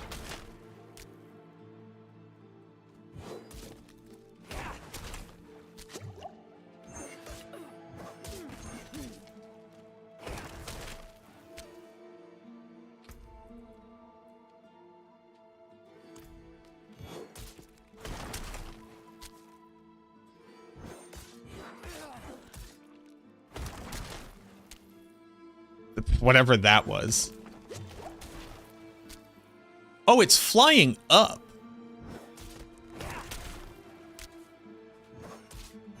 What the fuck was that?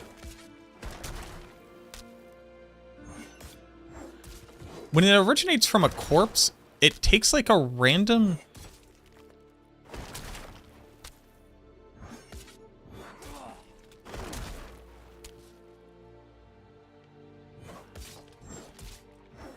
What is happening?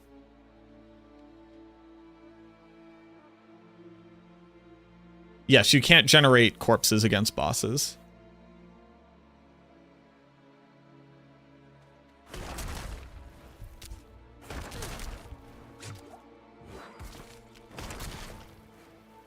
It's firing up.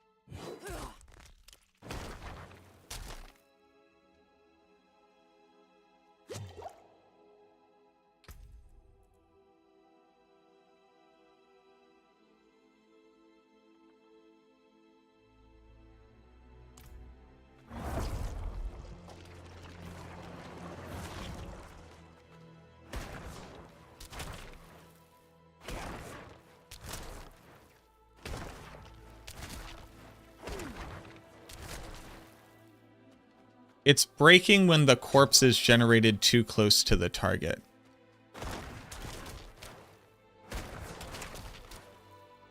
And then it's originating the shards from me in the same direction. Oh my god, these pants are fucked. With enough travel distance, it actually does generate the shards.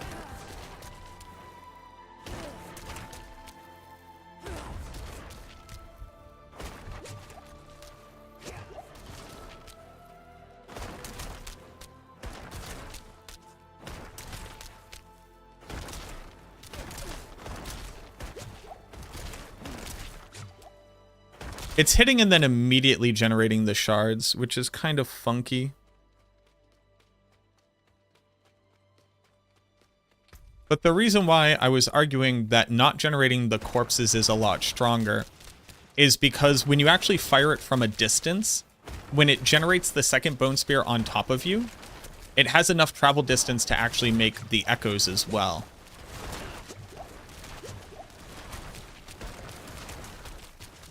Whereas generating the corpse on top of the target causes it to immediately fire into the target, and then the bone shards go into they just go in a random vector. Like these ones just traveled, they're traveling this way.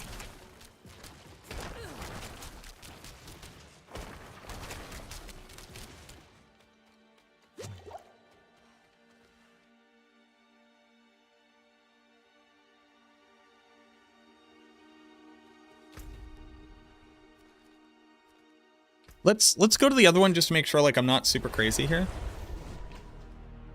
It's taking the corpse and then launching the missile with a seemingly random like verticality and angle.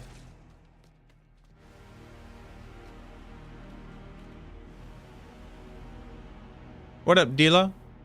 Blood Spear is so hilariously broken, I don't know how it's functional.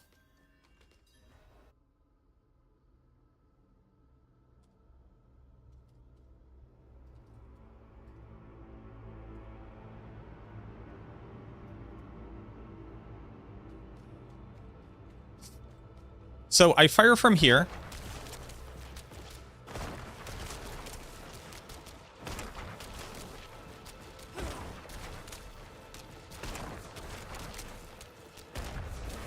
And both of them fire out at it. The shards fire back from it.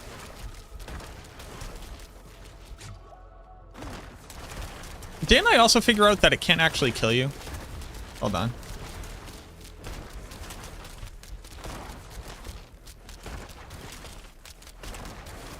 Yeah, it actually can't kill you.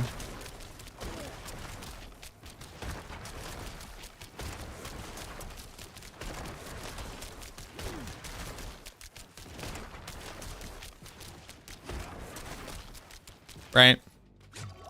But if we allow it to generate corpses,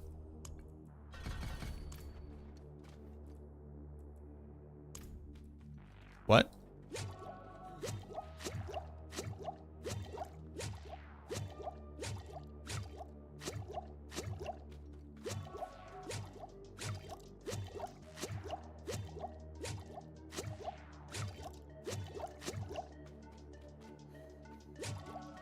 What? What?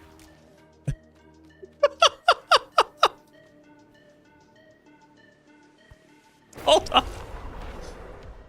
Oh, it heals you when you leave?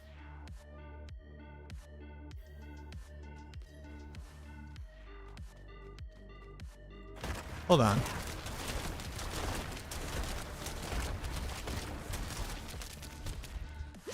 That heals me. Indira's costs you 10% of your maximum life to cast it every time you cast it. Can I take negative damage?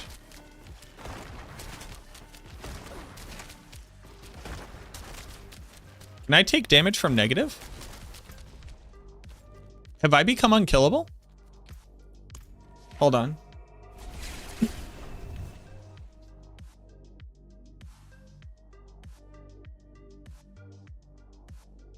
You can't kill yourself with it. What happened? Why is my gear breaking? Why did my gear just break? Is it killing me? I have to go to like World Tier 1 or something.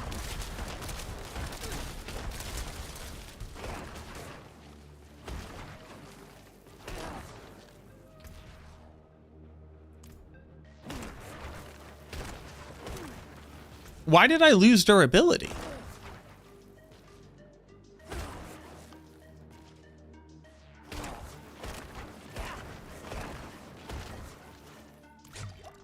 Healing isn't doing anything.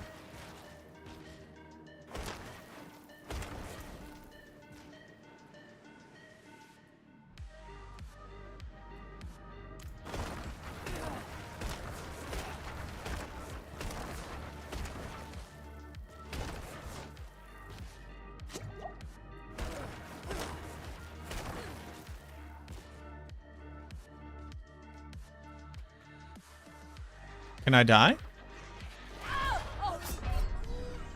Okay.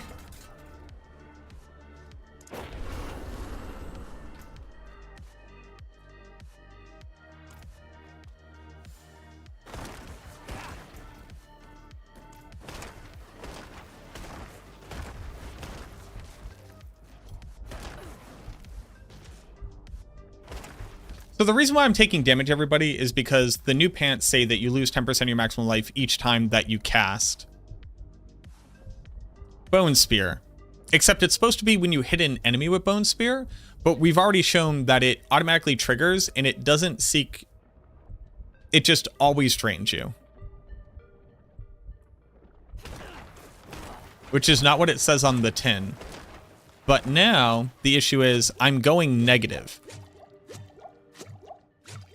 I cannot heal beyond this point. Now, I'm going to load into Kyovashad, and I think it's going to break some of my gear.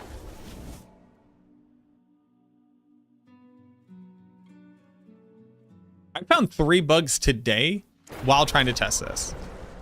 No, it didn't. That's still at 20. Well, this is now at 10. Okay, hold on.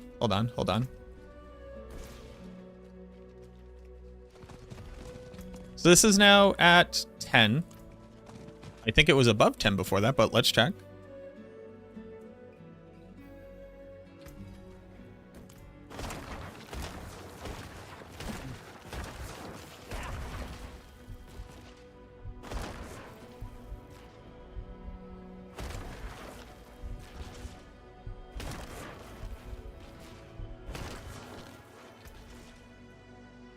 My weapon is, in fact, not broken.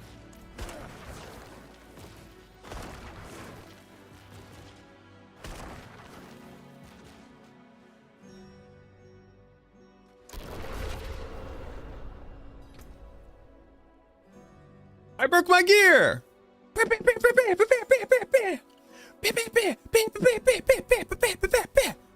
Broke my gear. How? I don't know.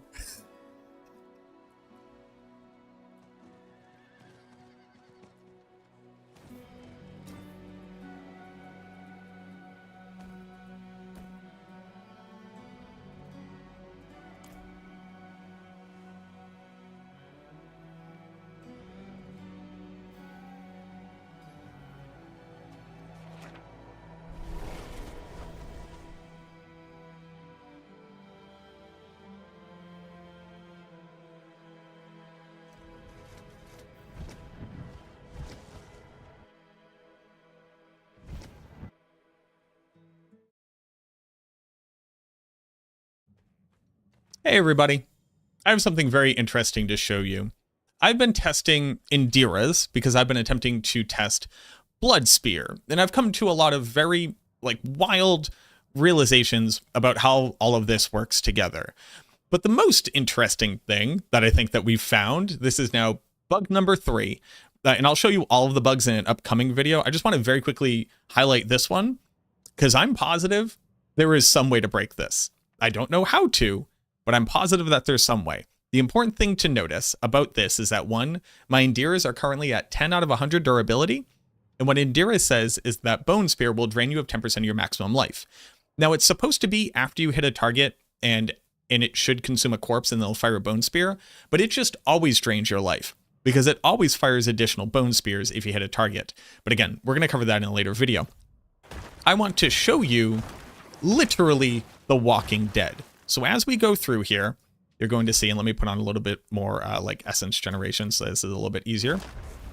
You're going to see that I'm very slowly going to lower my maximum life lower and lower. And now I'm down to 1. The great part about Indiras is you actually cannot die from firing it off. That's interesting, but you'll see them at 1 life. I'm going to drink a potion and I'm not going to heal. In fact, I'm going to drink all of my potions. And even though it's going to show the little red orb going up a little bit, I won't heal. Not only that, I'm going to drink the healing well, and I'm not going to heal. Now here's the really cool part. Again, check out, I'm going to take off the broken parts that are already broken, but check out my Indiras. But check out my Indiras right here. 10 out of 100, and I'm going to go ahead and teleport to Karagar. And while we teleport, I'm going to come out. And all of a sudden, we are going to full heal, which is very cool. But my gear is now going to break. And you'll see that my pants are now broken. I am at full life. I can like use potions and all of that. But for some reason, by draining your maximum life per cast, you can get to a point where you can no longer heal, being permanently at 1 maximum life. Now, I have gone out and gotten attacked by monsters, thinking that I had wrapped around to like negative life and that you really can't do damage to negative. It turns out you can. If I walked outside, I will take damage, I will die to the monster. Now, I didn't sit there and permanently spam this, so I don't know just how negative it can get, and maybe if it can like wrap all the way around to infinity, that would be pretty cool. But I need you all to go investigate whatever this interaction is, because clearly the game is recognizing me as resurrecting here, because I'm taking the durability loss from having died and coming back to life. I randomly noticed that all of my gear just started breaking as we were testing out various stuff. And then once we got down to this point of not being able to heal, that's when this kind of clicked together. Now, again, I'm just going to put this one out there because I don't even know what to call this. I have a whole bunch of other bugs I'm going to be showing you later on in the video when I cover Blood Spear, because there's a lot to talk about here. Maybe even the chance that we're not going to use corpses anymore because it actually reduces your outgoing damage. But look forward to that video coming out soon. Thanks very much for watching this. I figured you might find this entertaining. If you're new here, subscribe to the channel, leave a like on it as well. I'm not typically the one that like takes a bug and finds out how to break it, but I know other people do.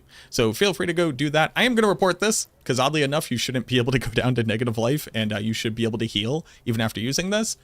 But maybe you can find something fun in the interim. Thank you again very much for watching this video. I hope that helps you to better enjoy this season, and I look forward to seeing you in the next one.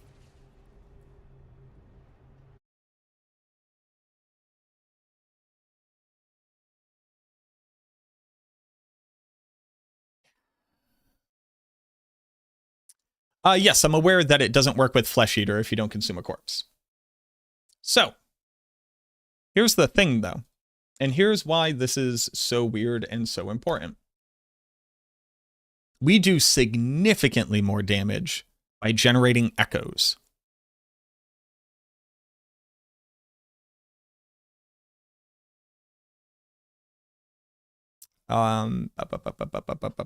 Weird on death spear effect. Okay, so let's go ahead and put this gear back on. So here's the issue. Also, fun fact, repairing your gear doesn't do anything, broken gear doesn't do anything, but like, don't worry about that. But back to this.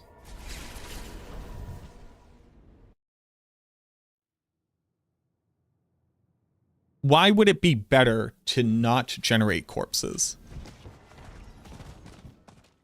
What up, Flava? How you doing?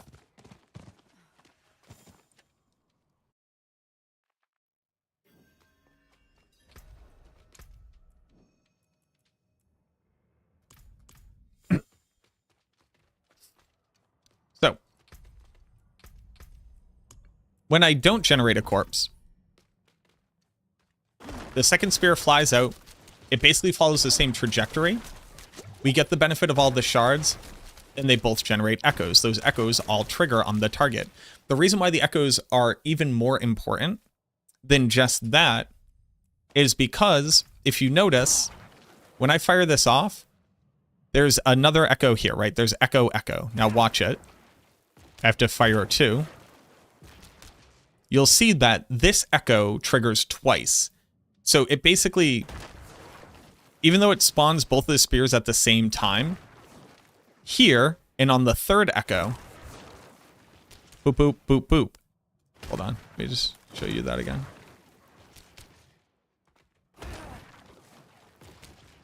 Hold on.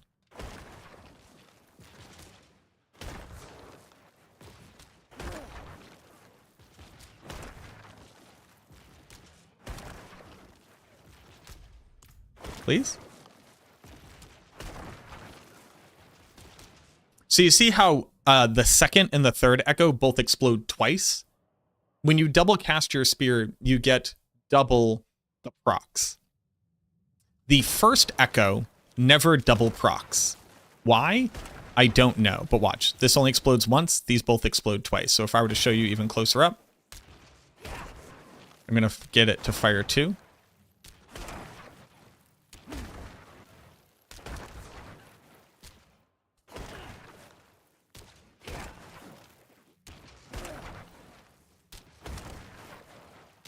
It only explodes once. Now, why is that a problem for us? When it generates the spear from the corpse as opposed to from the Necromancer,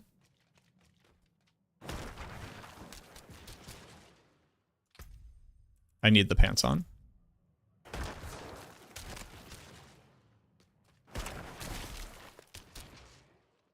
It's consuming the corpse.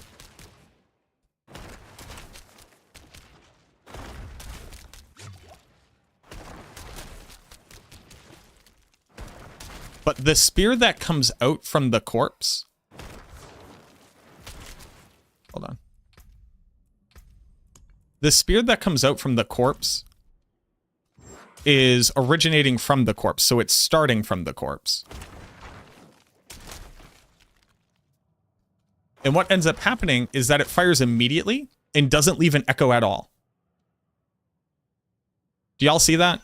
Like, is the difference here obvious? I need more corpses. Hold on.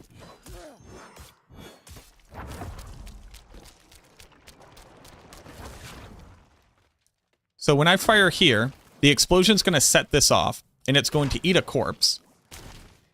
And it fires the corpse immediately into the target.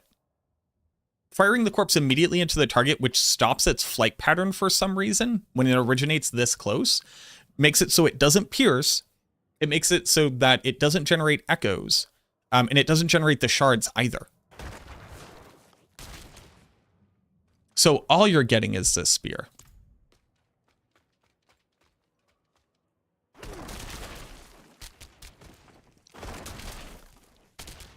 See how it almost looks like I'm not even getting an additional spear out of this? Right? Like, let's... Oh, fucking... Calm down. Let's try to see the other spear that gets generated.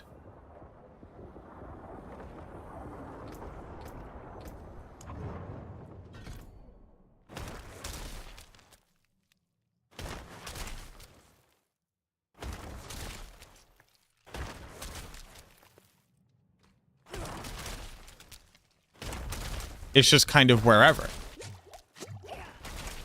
Also, the shards generate from me.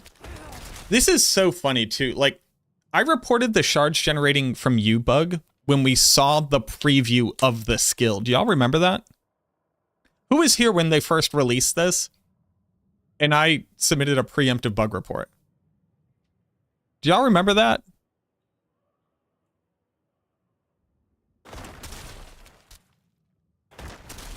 The reason why it's generating shards from me is because the missile originates from the corpse. When the missile originates from the corpse and immediately hits a target, for some reason, it removes the missile. But since the missile triggered, Bone Spear cast. Bone Spear cast means that shards need to generate, but it doesn't have a point of originating from because the missile doesn't hit its terminus. So since it has nowhere to originate from, it originates from the Necromancer. Is that how it's working? Maybe. That's my best guess. But that's why these shards are just firing in random directions. Unless, like, look at the shards that just came out of here.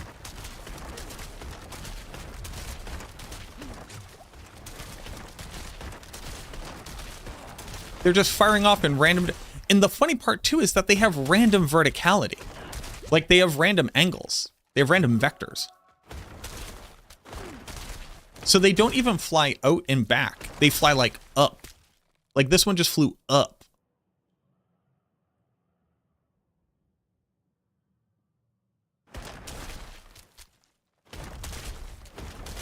Right? So that's obviously a problem. But here's the thing. You're getting more bone spears. Maybe this is why the healing has been so hard. Oh, holy... No. Wait. Oh. Huh?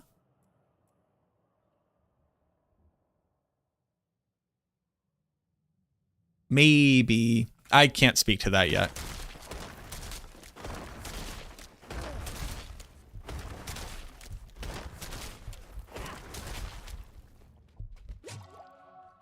But if I don't generate corpses... Let me just eat up all the corpses that are already here, right?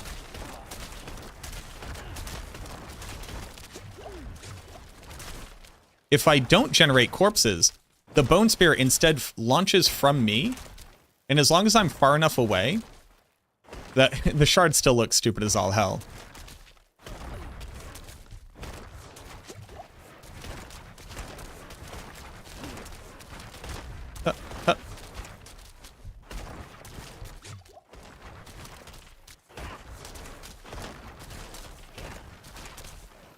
These shards are still generating super late. I'm wondering if the missile actually just becomes invisible.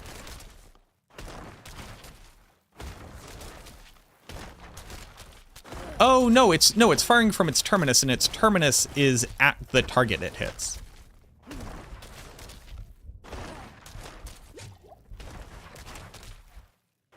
No, that kind of doesn't make sense either. I don't know what's up with the shards. The shards are hilariously... Oh, look at my pants. What's going on here?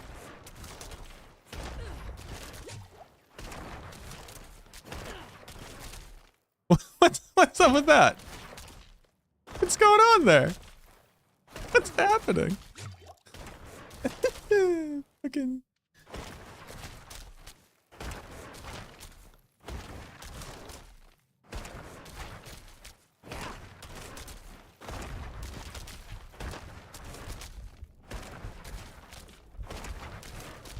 I don't know what's going on with our pants.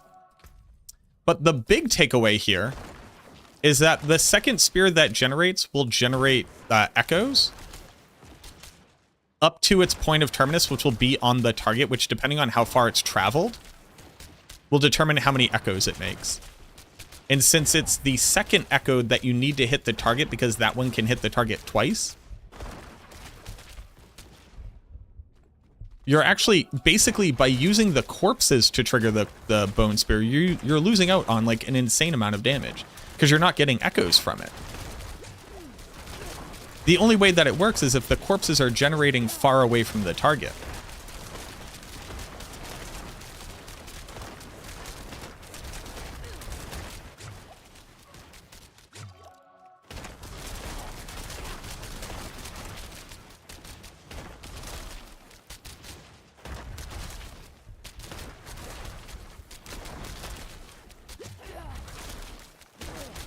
But getting all 4 of the spears to fire out from you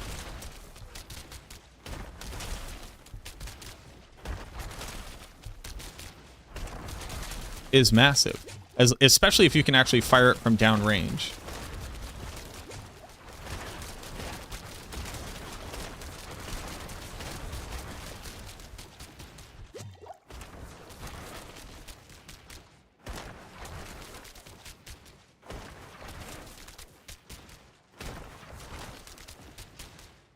Dude, these pants are so gross. Without corpses, you'll lose flesh eater bonus? No, you just eat corpses.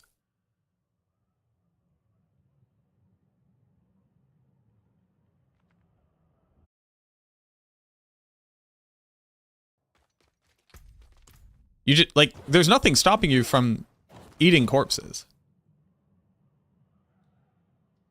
Well, you have to not generate corpses.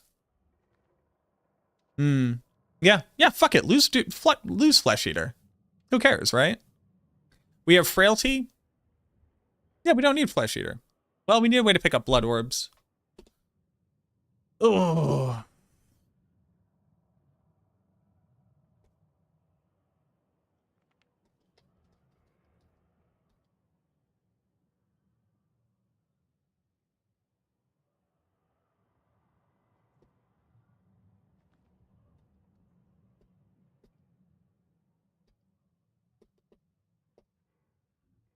Like, what's worth more damage, right? Getting a 40% damage multi on your first 2 original spears because the other 2 are doing absolutely jack shit for you? Or getting almost all of your spears to actually do damage?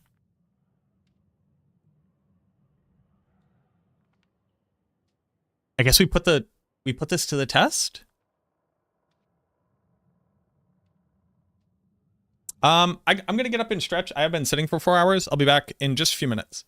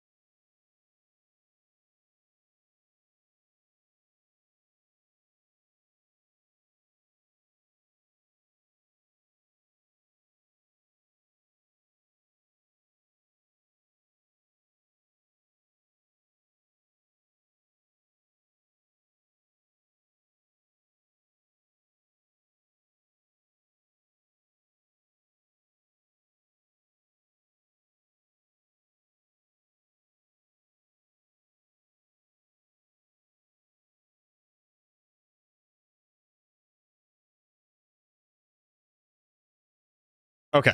I didn't actually get the chance to get up. Thought I had an emergency call there for a second. Yeah, so just give me a second. Just give me like 2 or 3 minutes. I'll be right back.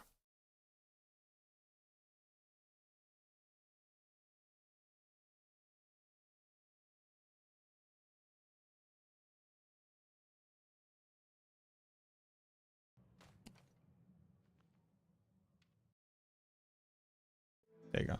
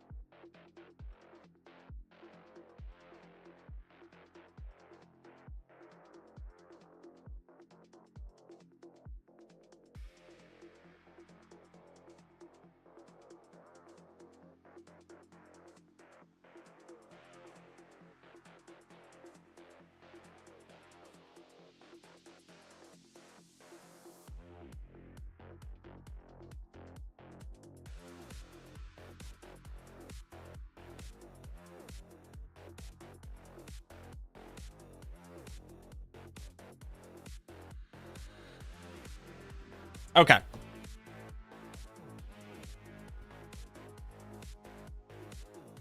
Okay. So, observations. Characters, armor, responds to shard production event on bowed spearcast. Spears generated from corpses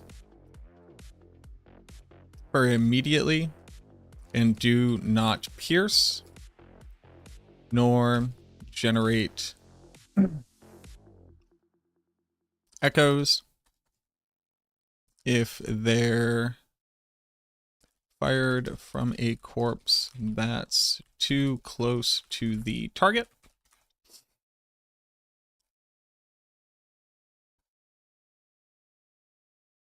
Okay. So we got all that.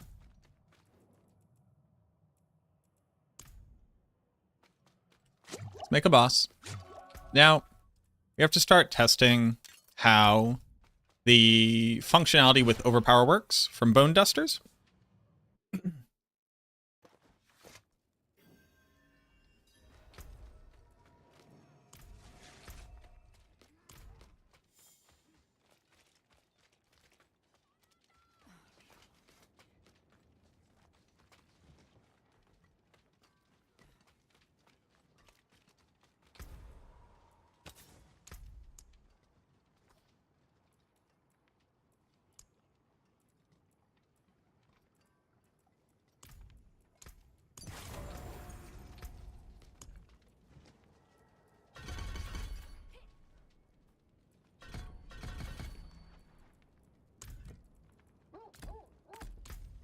Okay.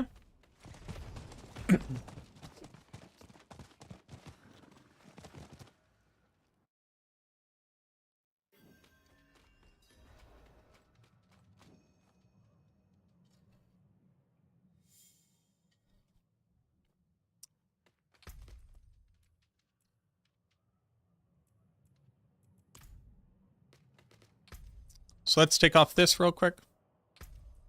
Let's take off the ability to generate corpses.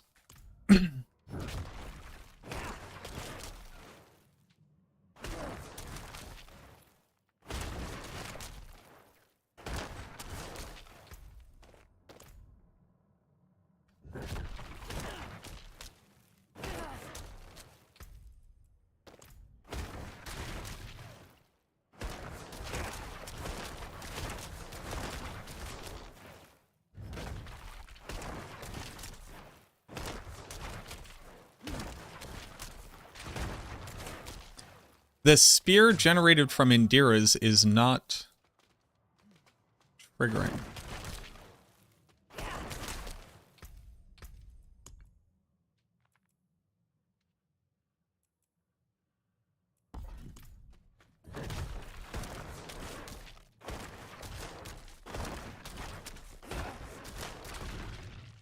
Bone spear originating from you is not triggering.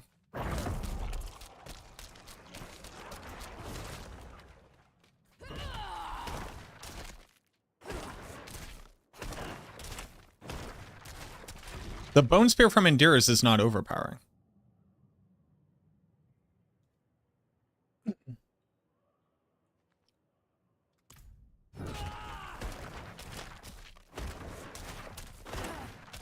It's not a guaranteed overpower.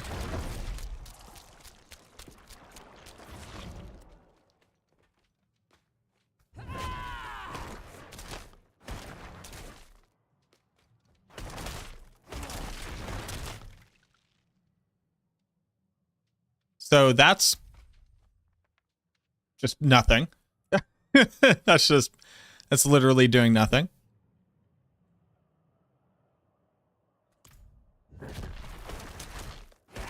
It's not overpowering. Even when I generate it from a corpse.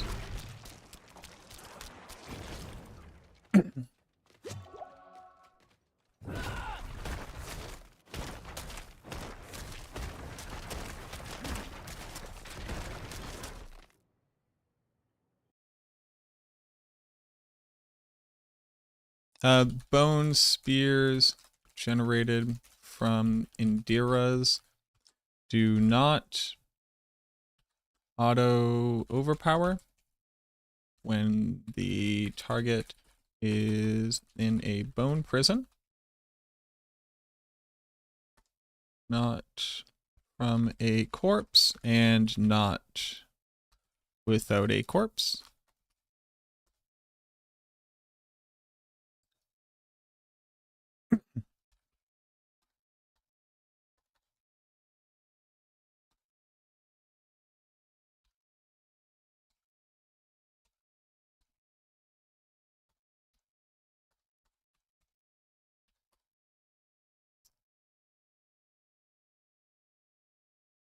How many functions are not working?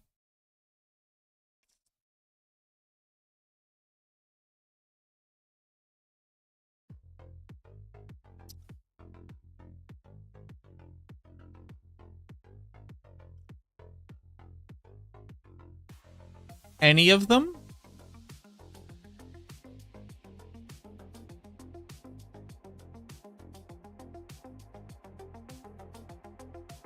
None of them are?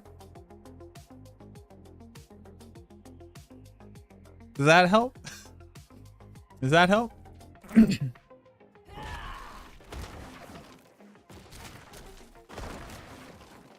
The explosions also don't overpower.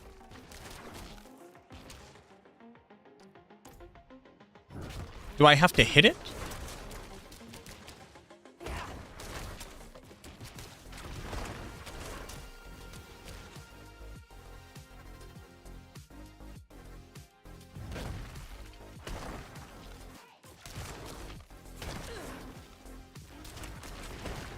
So the explosion doesn't overpower.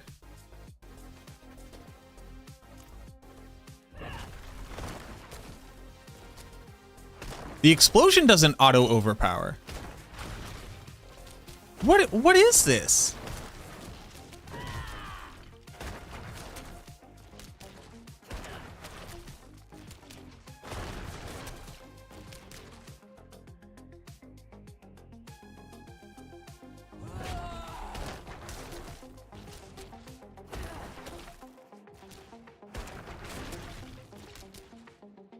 Oh, I see what's happening.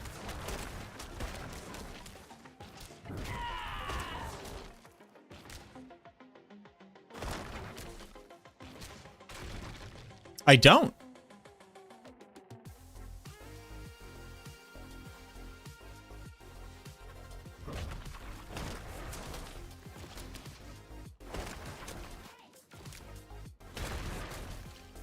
So the echo doesn't auto overpower either.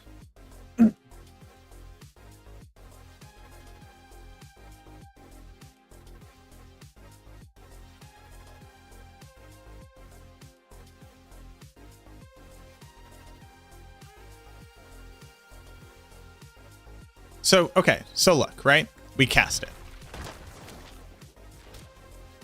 The echo does not overpower.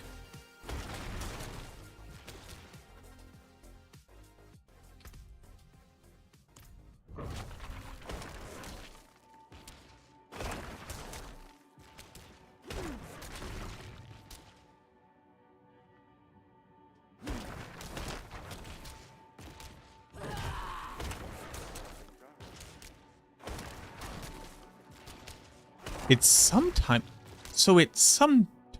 does.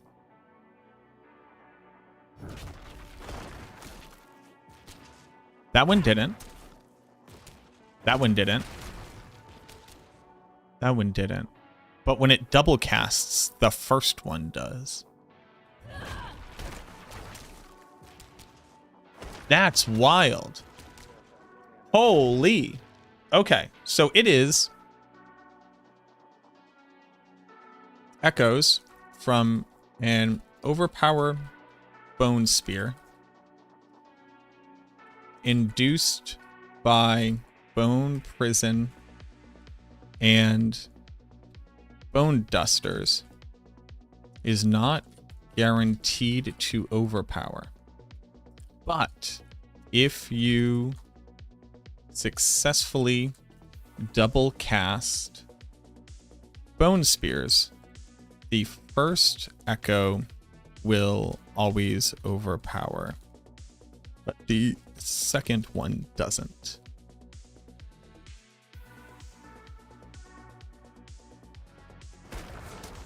So watch this. 1, it didn't overpower. 1, it didn't overpower. 1, it doesn't overpower, right? But watch when I hit a chance to double cast. First one overpowers, second one doesn't. Fucking what?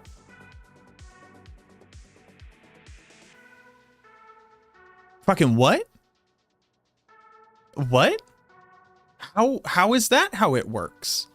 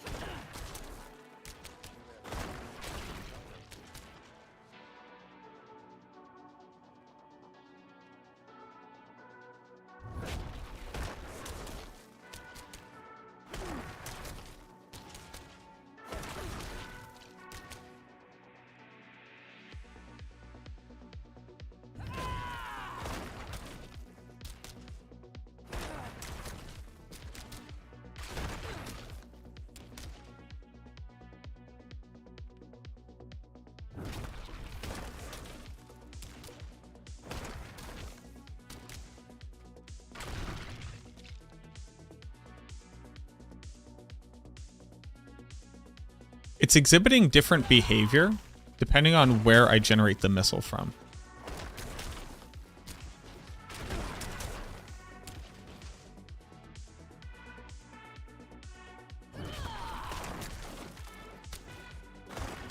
That one doesn't, oh, look, it doesn't overpower. But what's very interesting is that if I generate it from further away,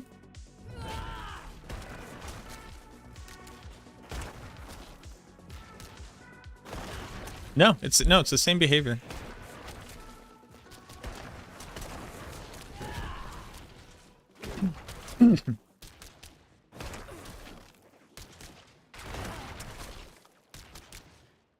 Is it not reading as inside the bone prison? That's like a non-0% chance.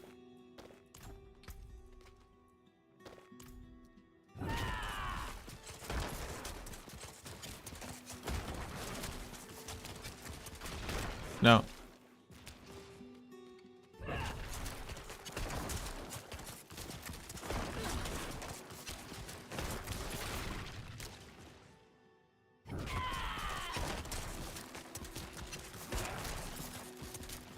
Yeah, that one's just not overpowering. So okay.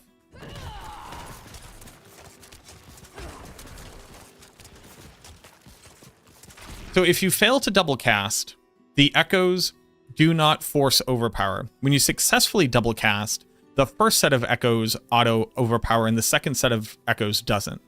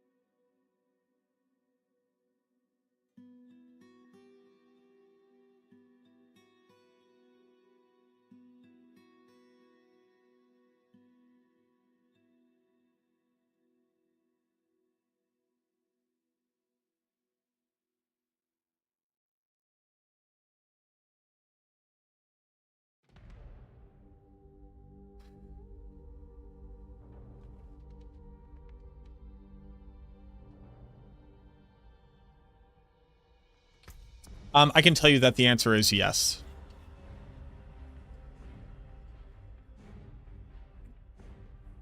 The same way that the echoes gain the 50% damage multiplier to Bone Spear's damage that Deathless Visage grants to Bone Spear.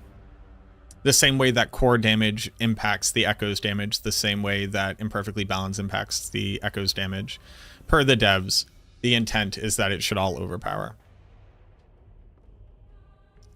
So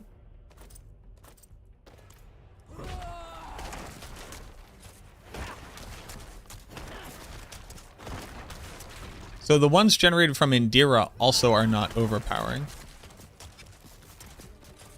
And it doesn't have to deal with not being inside of the bone prison.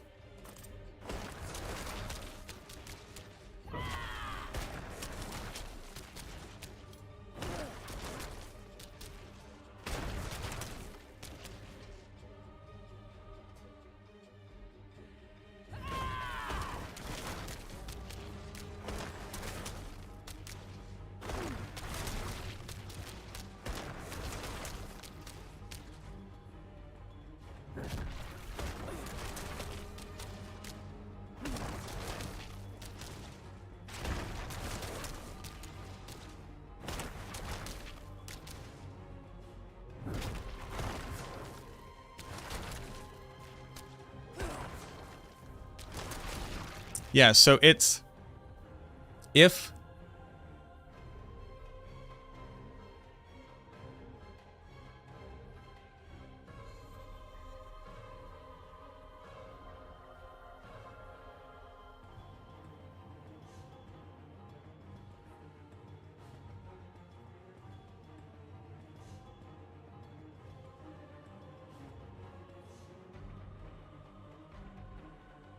if the initial Bone Spear doesn't overpower, subsequent Bone Spears don't when they hit a target, a bone prison.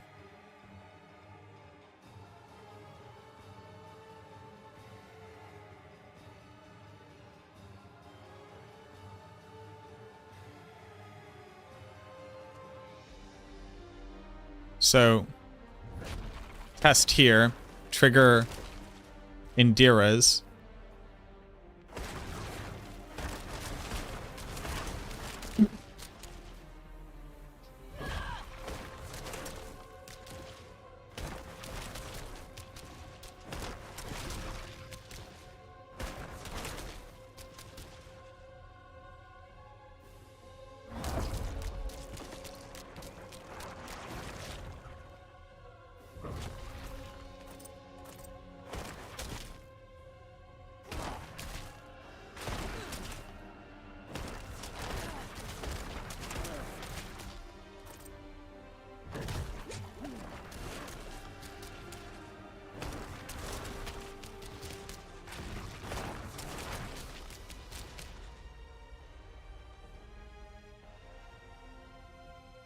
Any idea when we can expect a bug fix? I do not have an update schedule for the developers, sadly.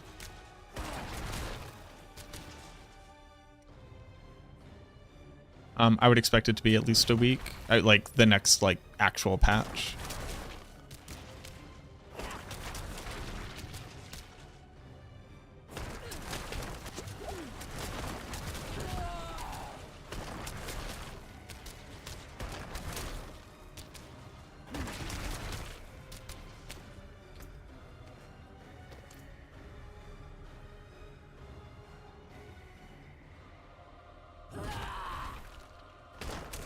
There's something wrong with Bone Spear? Yes. There's a lot wrong with Bone Spear. Like none of it. Like none of it works, actually. I know it's a pretty wild claim, but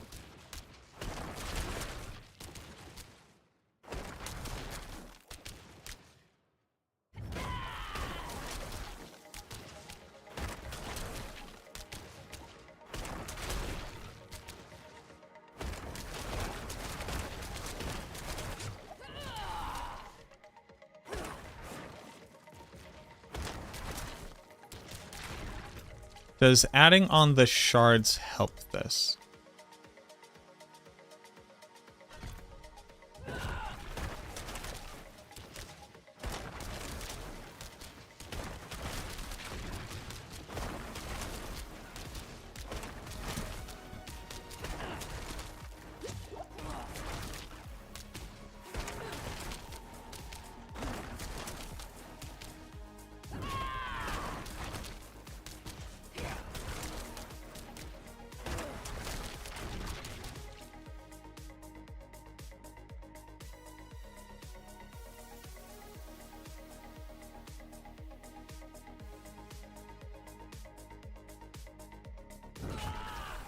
Do they have a list of things in it?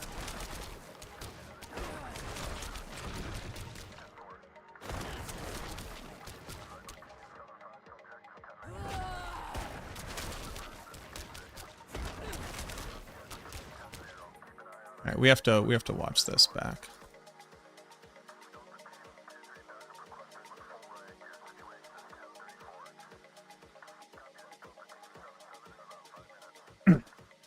Clip.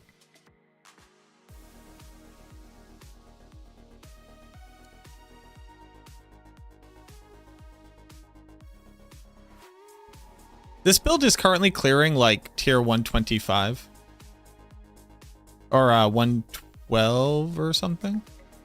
No, 120. I forget. You have to keep in mind, this is still clearing above tier 100, which is funny. This will now be the second build where like half of it doesn't work and we're still doing very high things.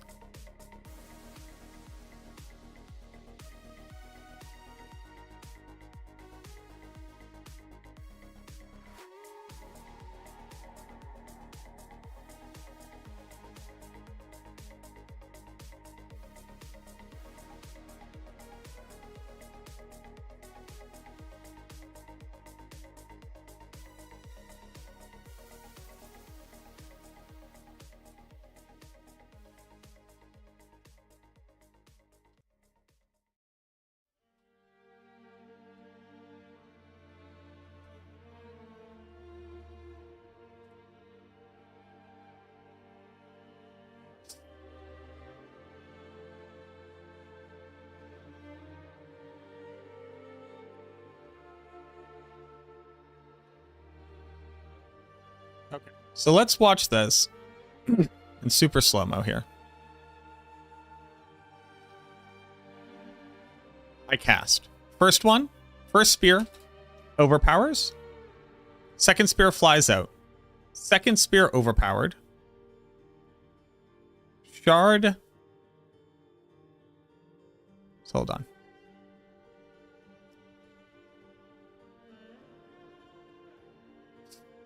First spear overpowers.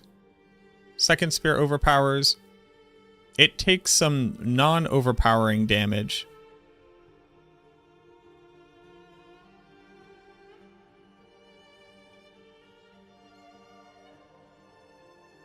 First one overpowers, second one doesn't.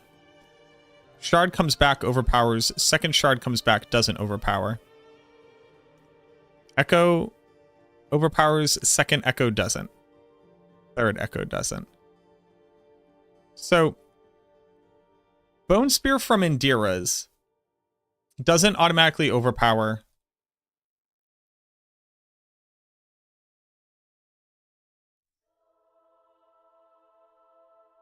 That's a shard coming back with a crit overpower. That's another shard coming back from the second cast. Okay, hold on. I need to do this further out. I need no shards. That's what I need. Get rid of these shards.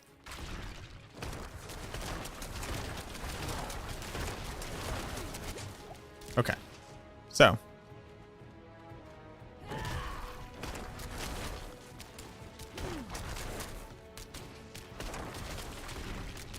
Okay. Give that a second.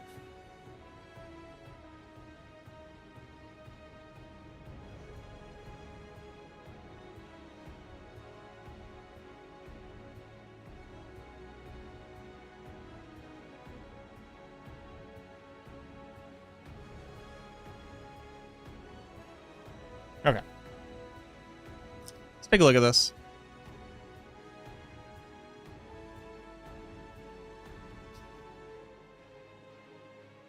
We bone prison. We cast.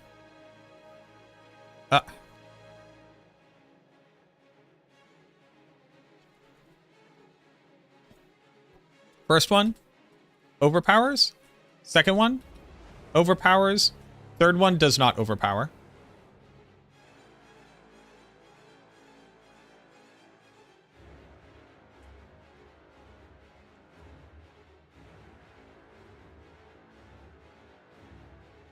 Fourth one is flying out. That one doesn't overpower.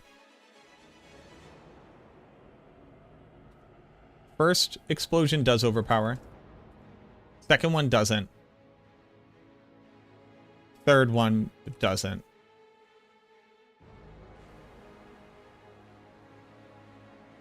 And I didn't see the orb from the first one because the first one's double cast doesn't create an orb. Overpower? No overpower. No overpower. The first one failed to double cast. The second one does double cast twice. First orb overpowers because it reads a double cast trigger from Indira's? Indira's doesn't overpower.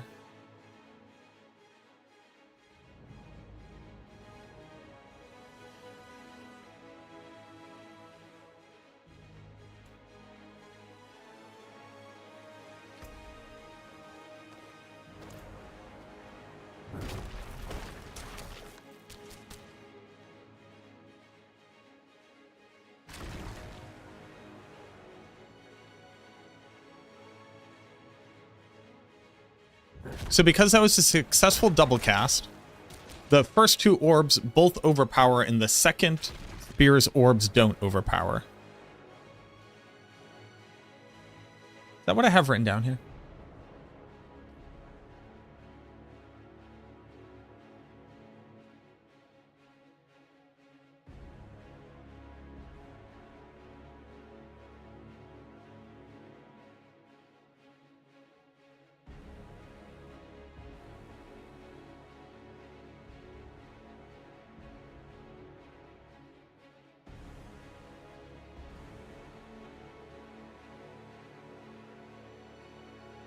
So this one is irrelevant because it's actually just Indira's isn't overpowering when it hits a target in a bone prison.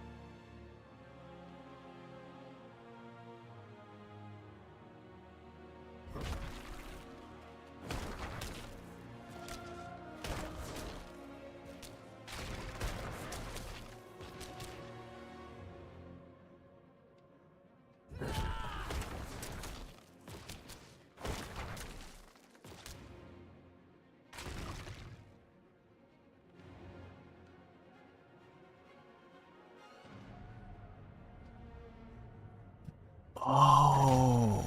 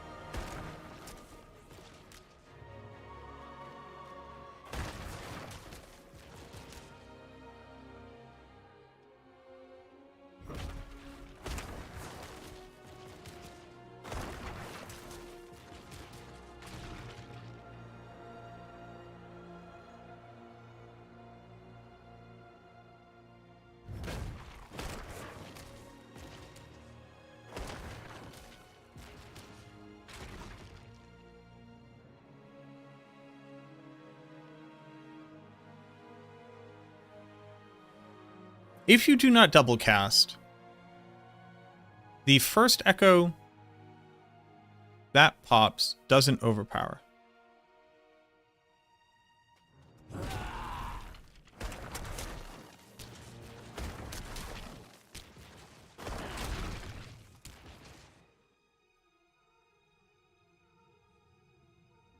Hold on. Okay, okay. Behavior, please be different. Okay. I need you to not double cast, my guy. First Echo does not overpower if you don't double cast. First Echo never overpowers if you don't double cast. This is always true? Always true.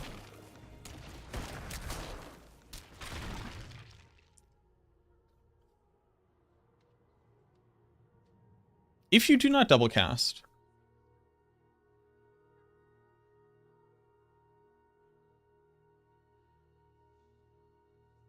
always overpower, but the second one doesn't. That's true.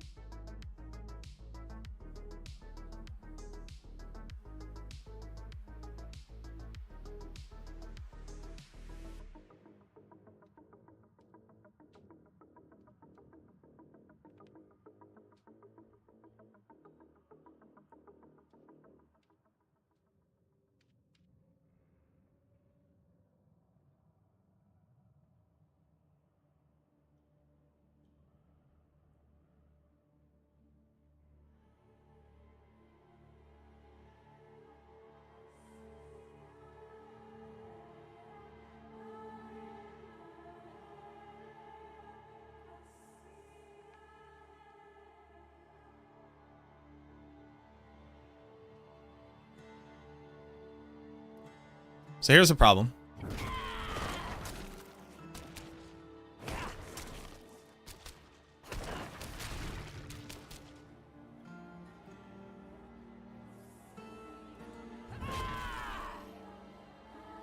Is it the second orb can't overpower?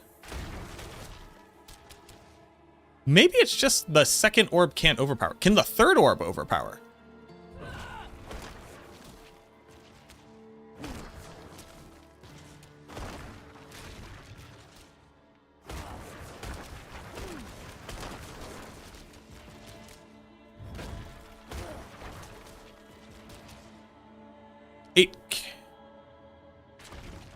It can if you double cast.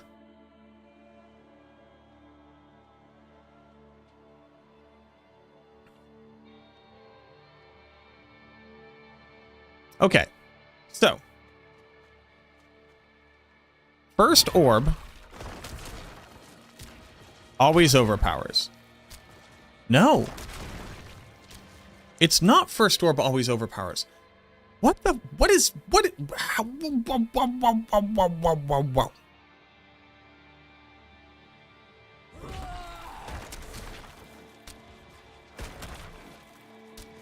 First orb out of 3. Okay, we have to start. I have to start thinking about it as first orb out of 3 as opposed to. Okay. New thought process. First orb out of the 3. Cannot overpower unless you double cast Spear. Remembering that double cast Spear spawns a new first orb on the second Spear on the second orb position of the original Spear. Okay. True statement. First orb will overpower if you double cast. It will not overpower if you do not double cast.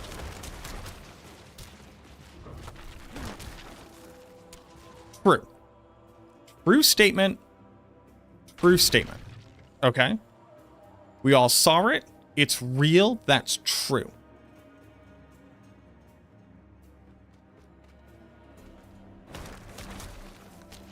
This will now get hit by both orbs.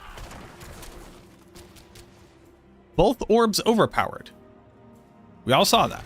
Now, that might have been a random 3% chance to overpower, but both orbs overpowered during a double cast.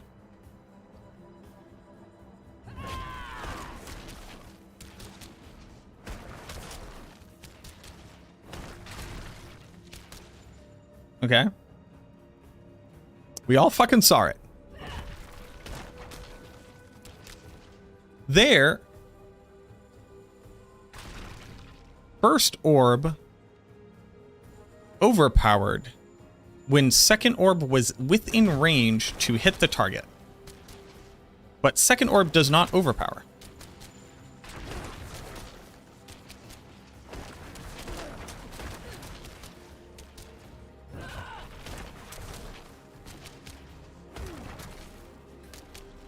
Okay, so first and second orb from OG Spear will overpower if double cast is successful, but second orb of OG Spear, but first orb of OG Spear OPs, while second orb of OG Spear does not overpower if no double cast. Accurate statement. So the statement is first and second orb of first Bone Spear will overpower if double cast is successful. If double cast is not successful, first orb from first spear will overpower, but second orb will not. Overpower, overpower, no overpower.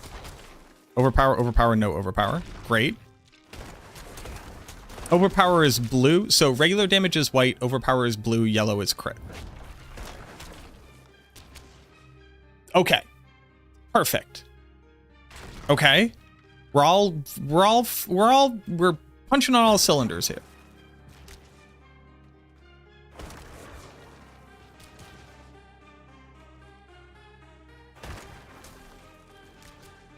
Okay, so now we have the second and third orb will hit the target.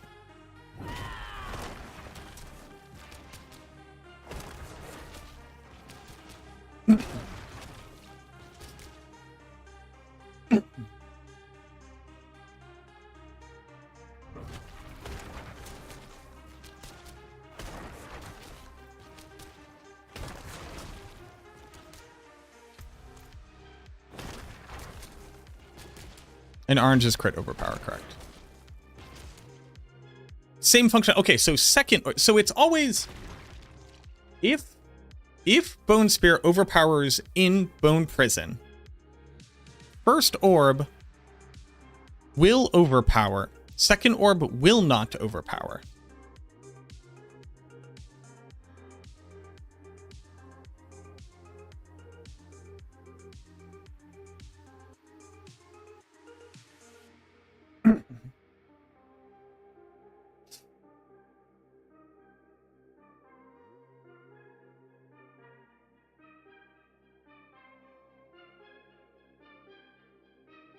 So it is just always, regardless of position.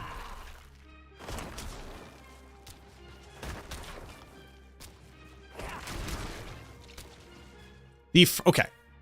The first orb, okay. When orbs within range equals 1. First orb, when orbs within range equals 1, orb cannot overpower unless double cast is successful. If double cast is successful and orbs within range equals 2, both can overpower. If orbs within range equals 2 and no double cast is successful, first orb overpowers, second one doesn't.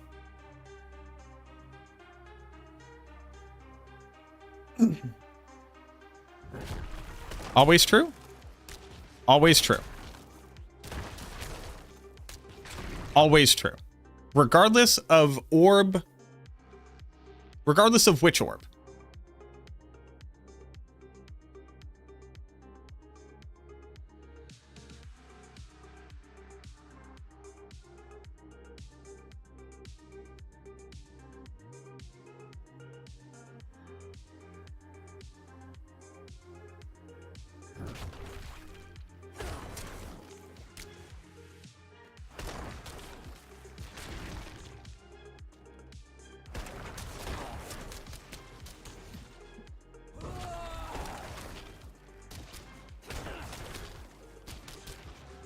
Okay.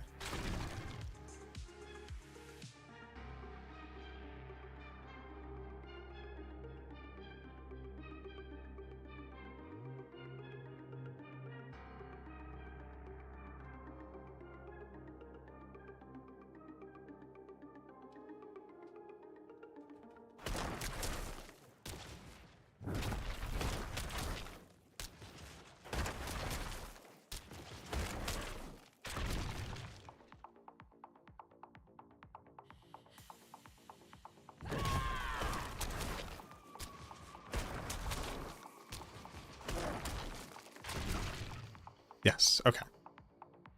So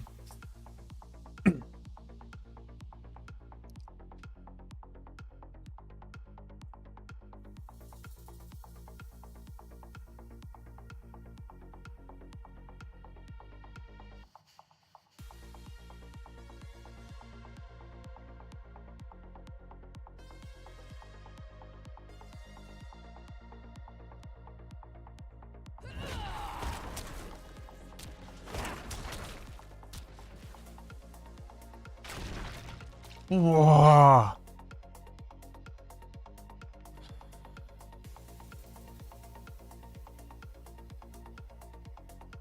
Okay.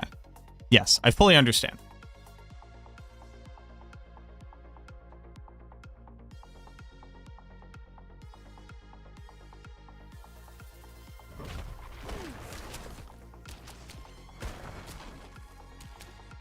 Okay.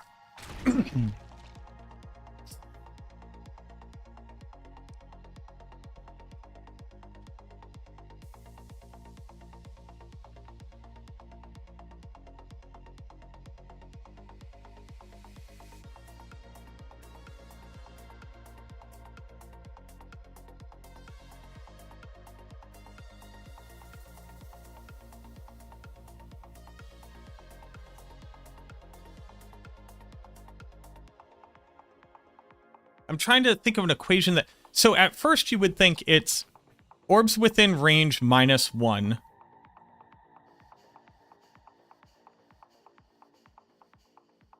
Right? By Wolf, like what you're saying, like n -1, where n is orbs within range of target, will overpower.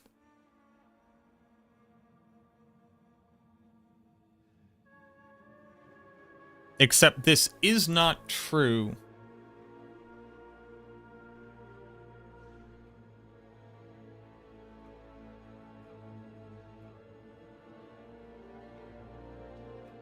Does n -1 explain this? So let's run through the scenarios. One orb is within range. There is no double cast. It does not overpower. If you double cast, there's still only one orb within range. It does... Okay. So it's n -1 orbs will overpower on the target, where n is equal to... So n -1 will overpower, where n is equal to number of orbs within range plus 1 if double cast is successful. And that describes the phenomena.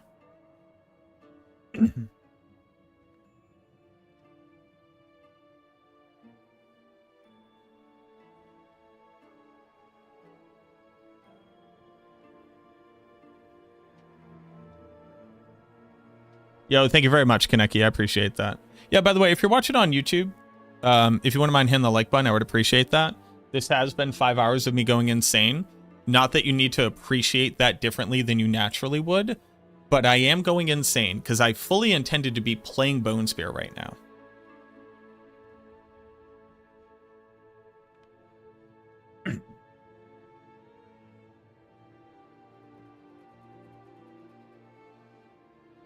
You can't have the interaction without chance to double cast because the interaction comes specifically from Deathless, which has double cast. What is the problem when my Blood Wave doesn't overpower all the time? Are you successfully picking up enough Blood Orbs and staying healthy to trigger Rathmos?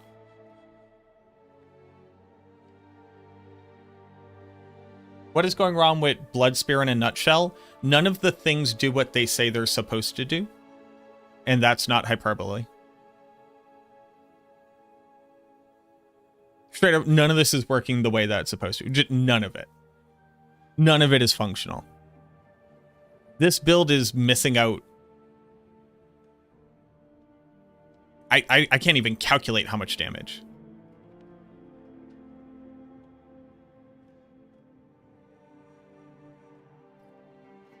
Why is it important to reach 100% chance to crit when it's an overpower build? It is a crit vulnerable overpower build. It triggers all of them 100% of the time.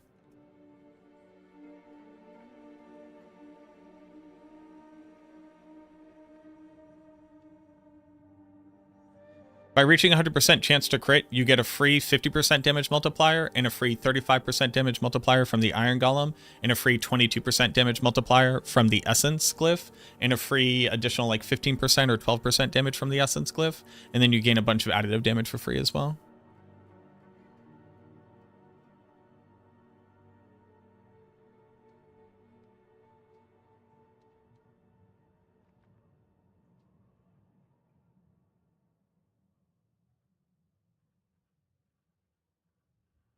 No problem. Okay. So now that So now that we know that Indira's doesn't overpower, that your orbs don't all overpower, and that you need to reach 100% chance to crit for your base Spear's orbs to overpower, and the Spear's orbs start generating at the second orb slot rather than the third orb slot. What is the... We have to figure out the heal. How does the heal work? And does it count when your orbs hit?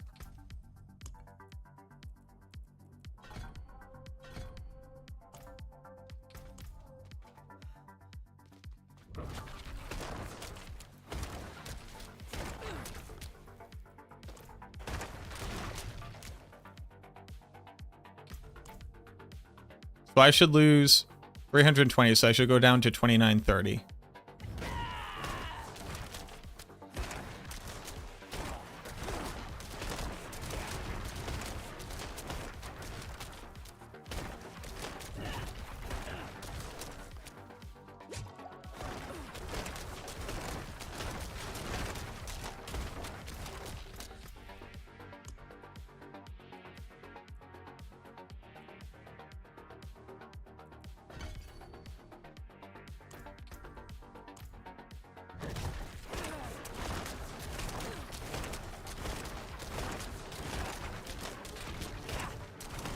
Oh, the reason why the healing isn't working is because the Indira's isn't healing you.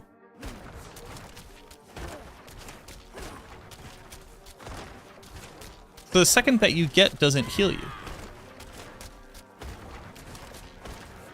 That's why it's not easy. But the double heal...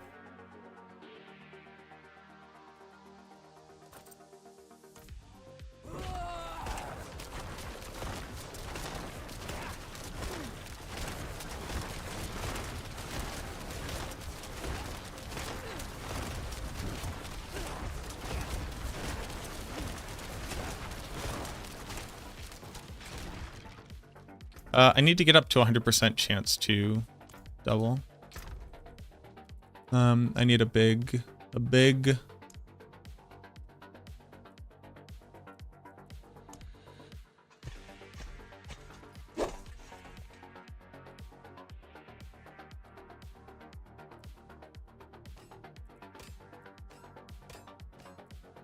hold on.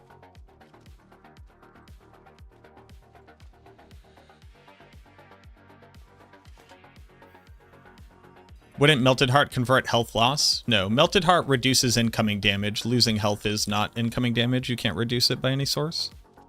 I'm telling you the truth. I saw my neighbor reading a book about forbidden horadic magic.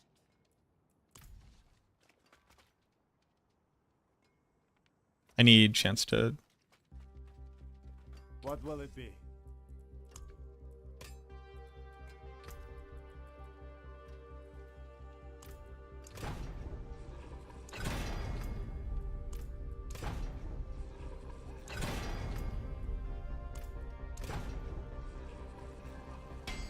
Is 70 is 80.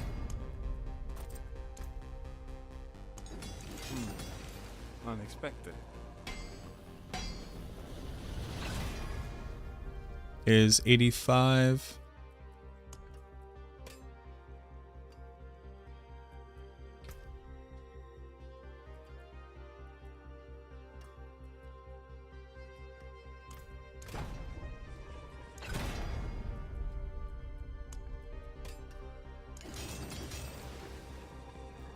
$36.8 is 89.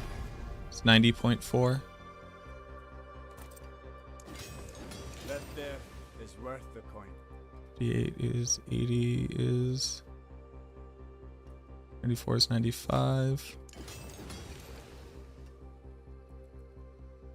It's 98.5. Okay.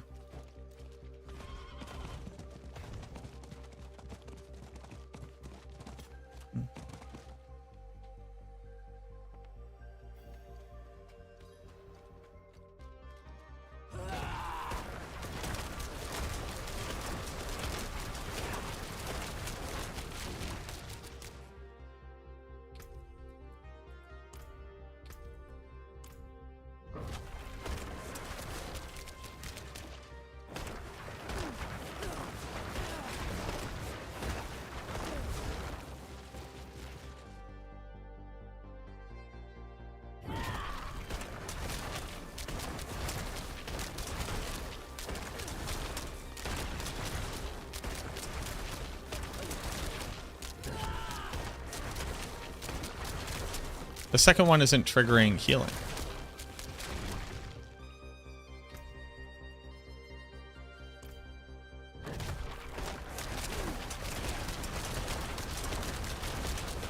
The second one overpowering isn't healing.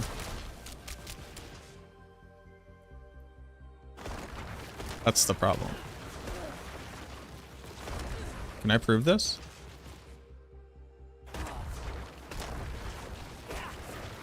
Can I, like...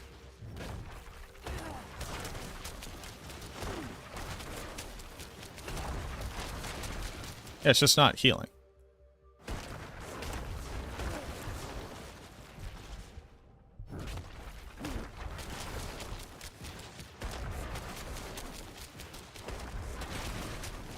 It's just not healing. Like, second bone spear from chance to cast twice does not trigger heal on successfully overpowering a target. Build is just non-fucking functional, my guys.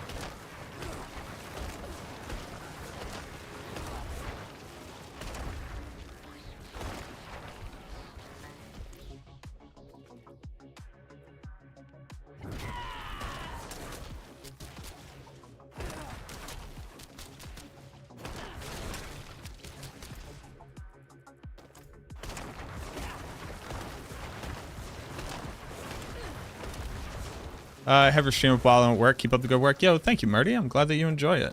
Yeah, thanks for hanging around. It just doesn't trigger on the second one. What the fuck are we doing? Ah.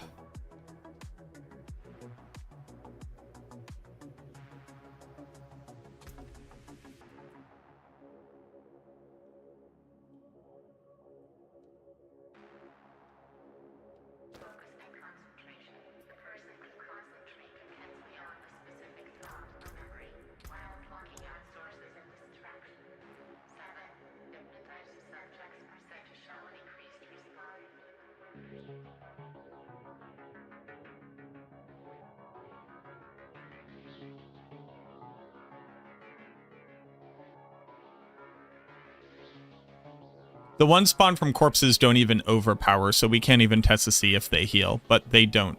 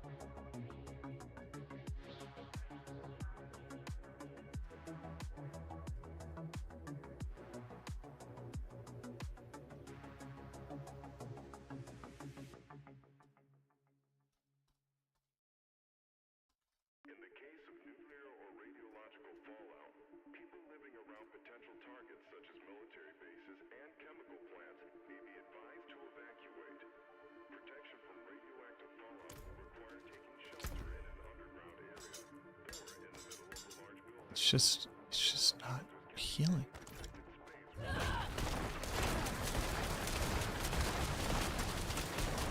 The healing is completely solved by Doombringer.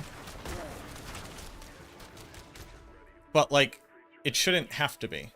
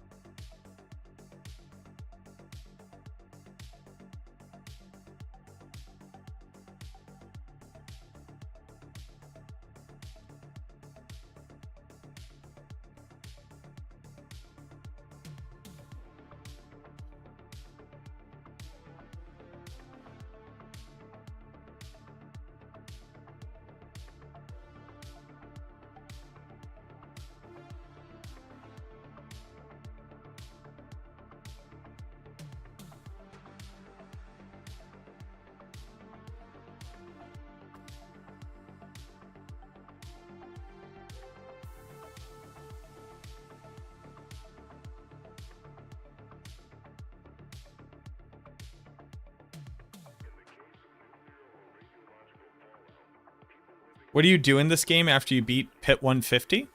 You either play another character or you wait till next season. All Diablo games are basically a what do you want to do in the game. It's not really about completing. Well, you can complete it. I guess you can complete the season. But it's whatever makes you happy about an ARPG is what you do in an ARPG. Play other characters, try Twinks, try PvP, get into the economy, and get a bunch of money for no reason. Try to find perfect gear. Do challenge runs.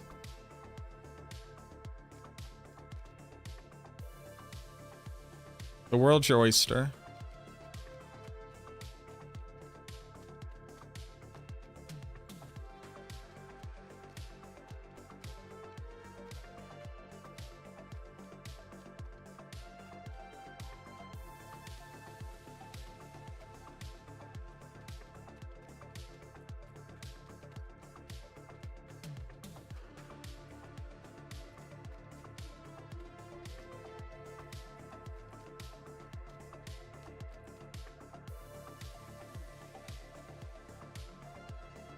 Gonna try Blood Spear. Good luck to you. Nothing really works on it.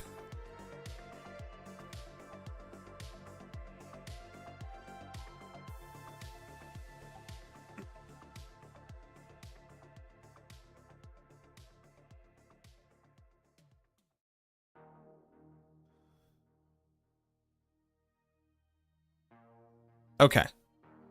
So how do I make a video covering all of this?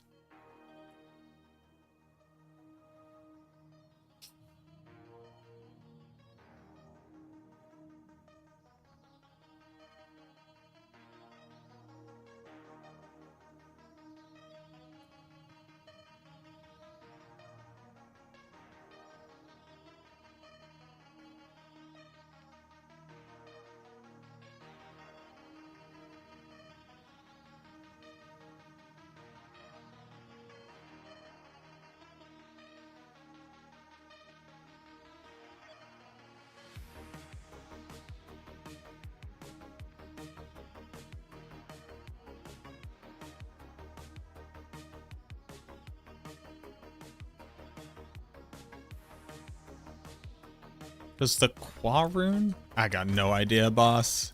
If that's what you're seeing, that's true.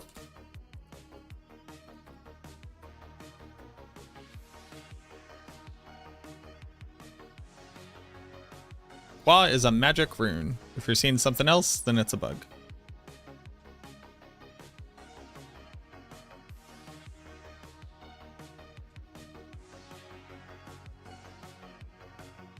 What is the question? Also incorrectly show up as yellow in the Gemcraft re-rolling window.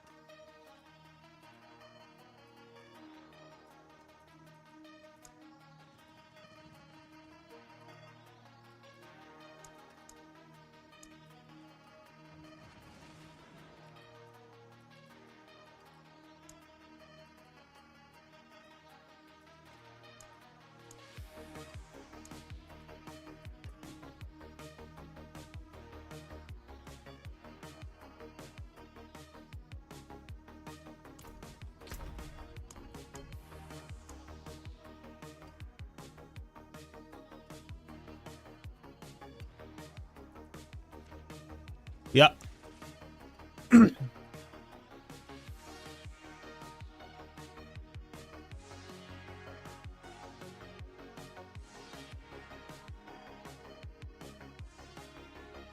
Yep, that's been reported to the devs. Bike Drop asks, what has made you the happiest today? Looking for some more joy. This is a really bad day to ask that of me. The thing that made me happiest today is that chat responded really well when I was describing the fact that we, the people, need to make sure that we're looking to band together and treating each other as equals, and remembering that the billionaires are not our friends. Yes, you do, Yod. Okay, how do I make a video on all of this?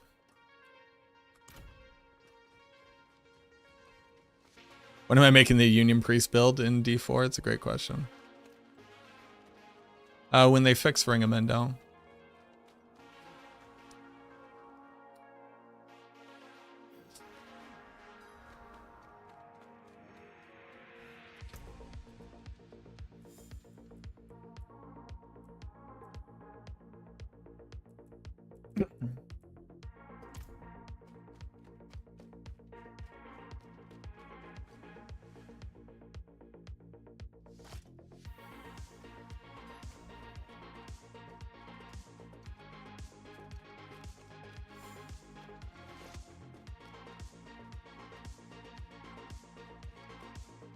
What will it be? My fellow skeletons.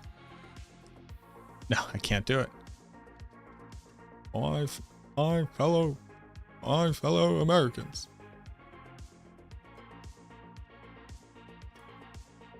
He's got his mouth open.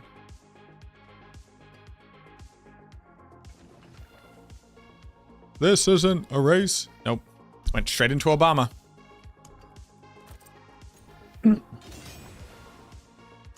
Okay.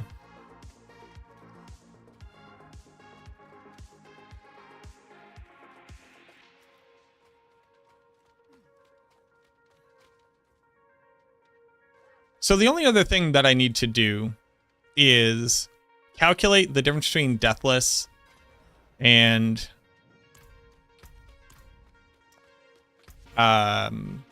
base spear damage to get a better understanding of why it does so much more.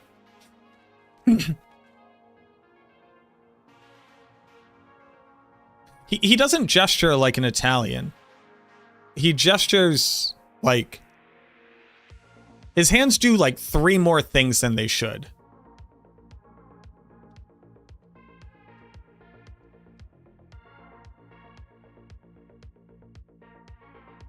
And they're very low energy. It's hard. So the only other thing that we have to do is calculate the difference in Deathless versus non-Deathless to get a better idea. Oh no. Get a better idea of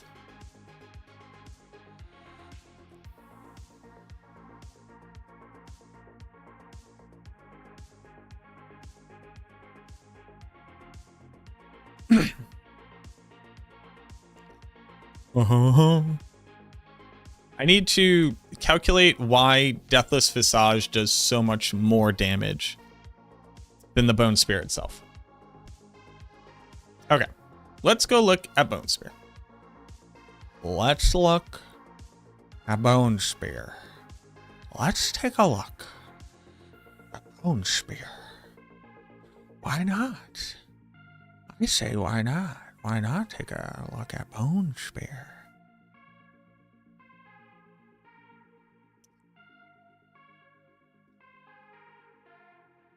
You know, not everybody would take a look at Bone Spear.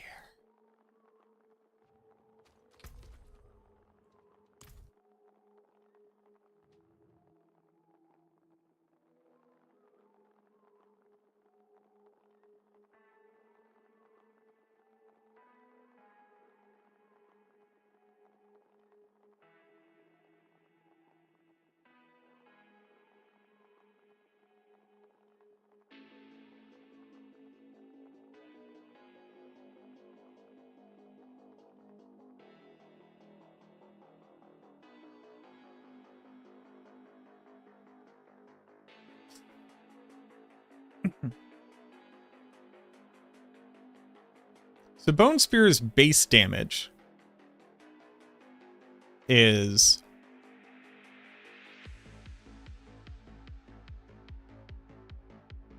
Well, it kind of depends on what weapon you're using.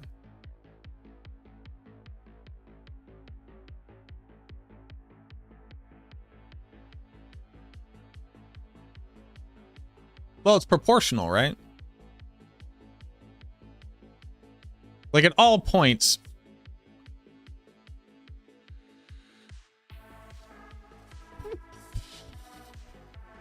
Okay. So, just very quickly. Bone Spear. Deathless. Right? Bone Spear's damage. With weapon damage of 519.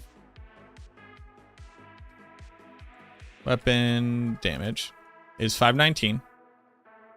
Bone Spear is equal to this times 3.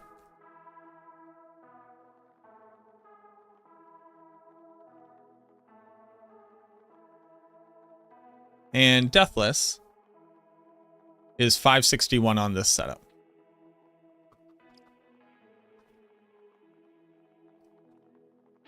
Hello, madams. Welcome home. With the issue being that it's also getting a 3.764 Deathless with multi. No, Deathless multi.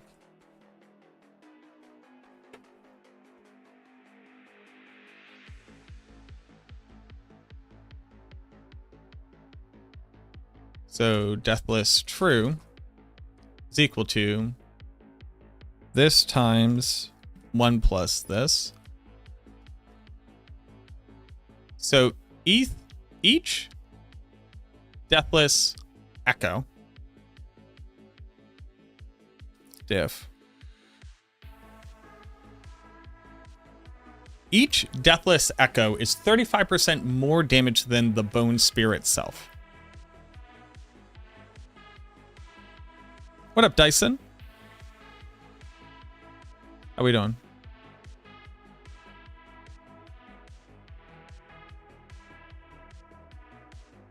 The Joker became the Grinch. I'm not sure what that means. Has been upgraded to guaranteed overpower. Is it even required to be a blood skill from the pants?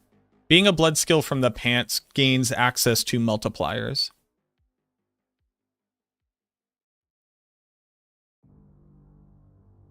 Have I tried running a high HP shield over focus? I'm not sure why you would ever do that. Is there a reason why you would want to do that?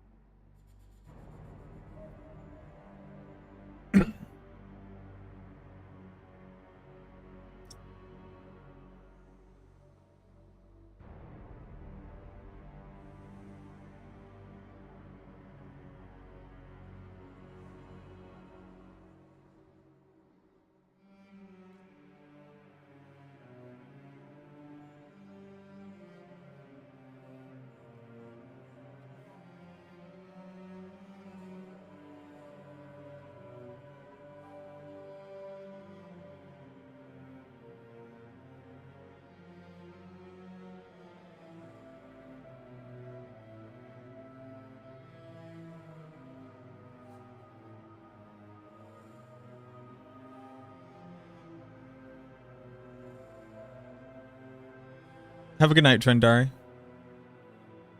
So base deathless damage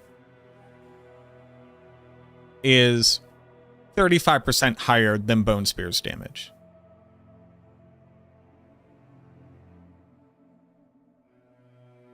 Which, even if you take into account the 3 shards.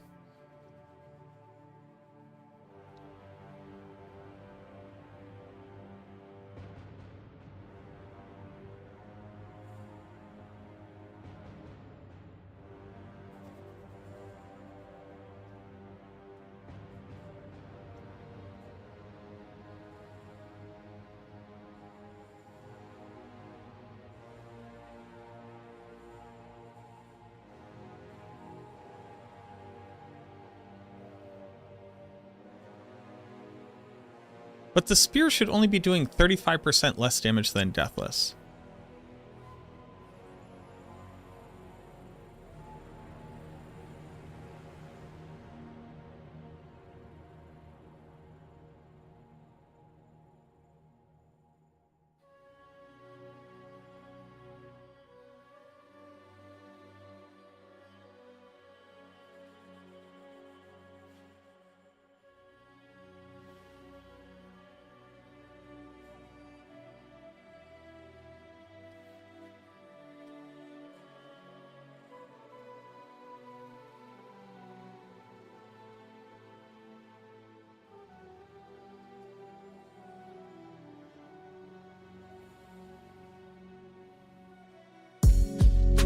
Oh.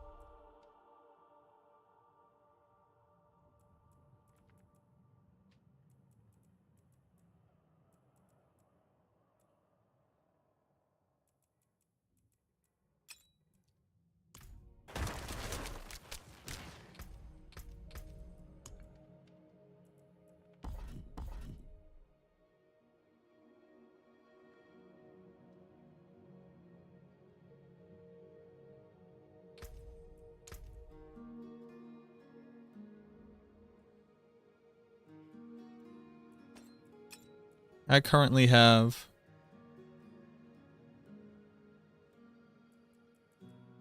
1, 2, 3, 4, 5, 6. 6 is 30%. 30% bonus on this. So this is basically an additional third, or 10 is 43. Call it 44 is 132. So this is doing 550. 550.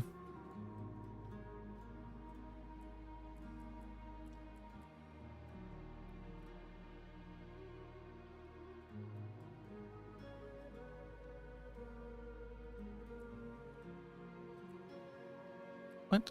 What? What? How?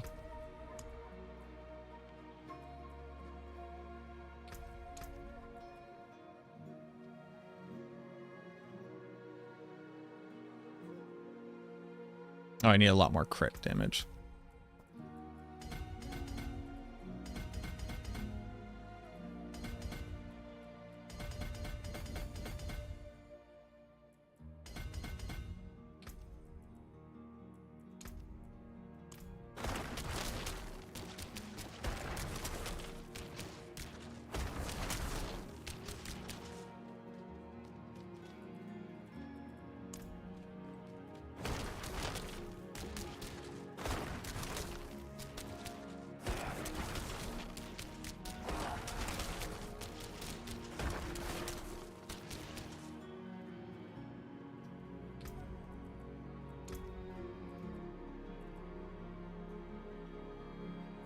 This is now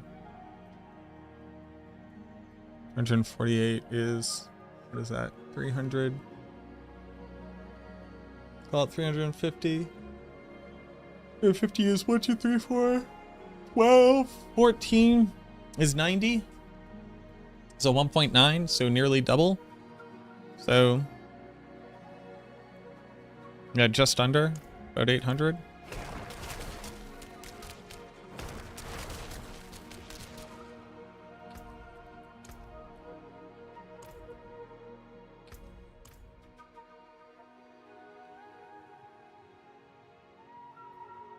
Someone told you any overpower skill can trigger tides of blood?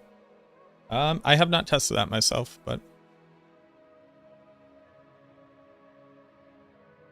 crossing 700 hours this weekend and I'm still not burnt out. Huge. I'm glad you're enjoying it.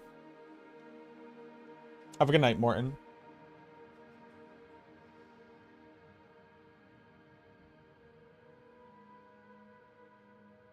Run perma stealth. Have I tried that? No, not in any particular way. There's no real reason to be stealthed unless you just kind of find it entertaining.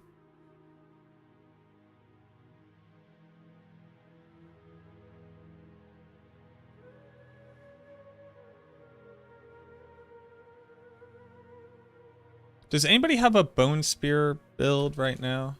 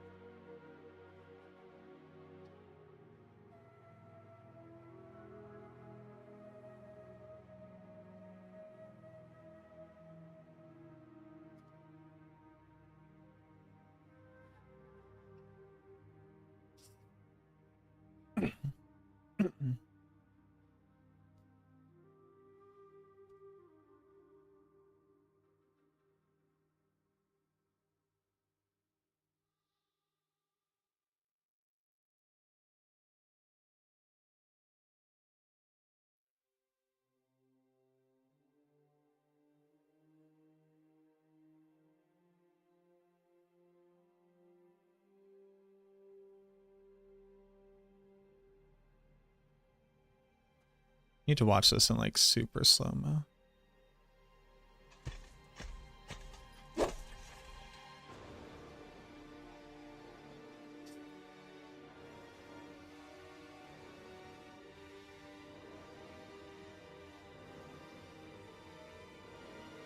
Maybe I can see it on the boss.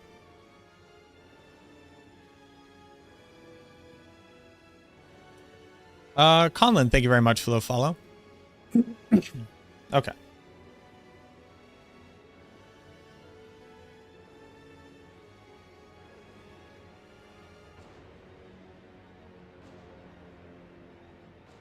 Yeah, get all your debuffs up on him. I'm gonna wait for you to like have to move or something.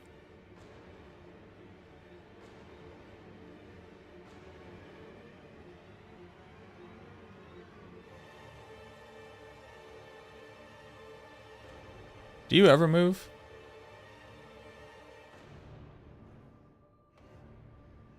You just never gonna move?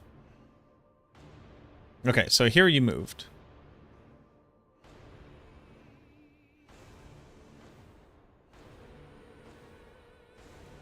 So you got all your debuffs on him. The Bone Spear hits for 3 bill. Second one hits for 4. Echo hits for 2.9.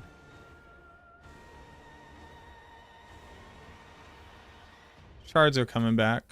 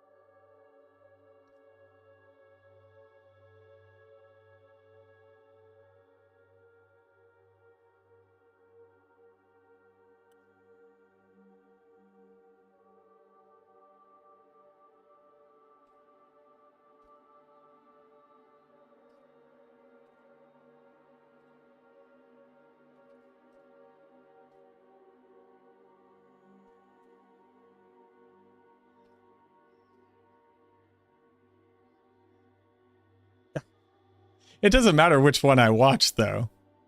It doesn't matter which one I watch as long as the build is consistent. Like, the actual number doesn't matter. It's the difference in the numbers that matter.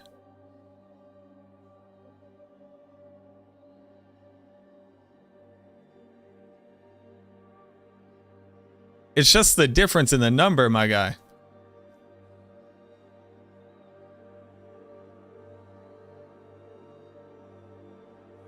But like, here, you're spiking at like 6 billion, with the spear itself often doing 1 to 4 billion. The shards are often doing, like, the shards are doing less, right? The shards are doing 100 times less because they're only 25% of the weapon damage. But unless Deathless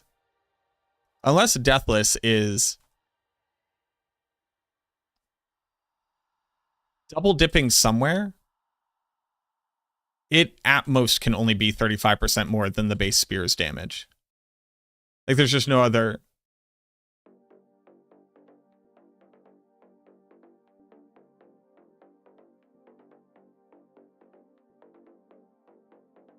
S tier your ass? It would be S tier if it wasn't bugged. Chill.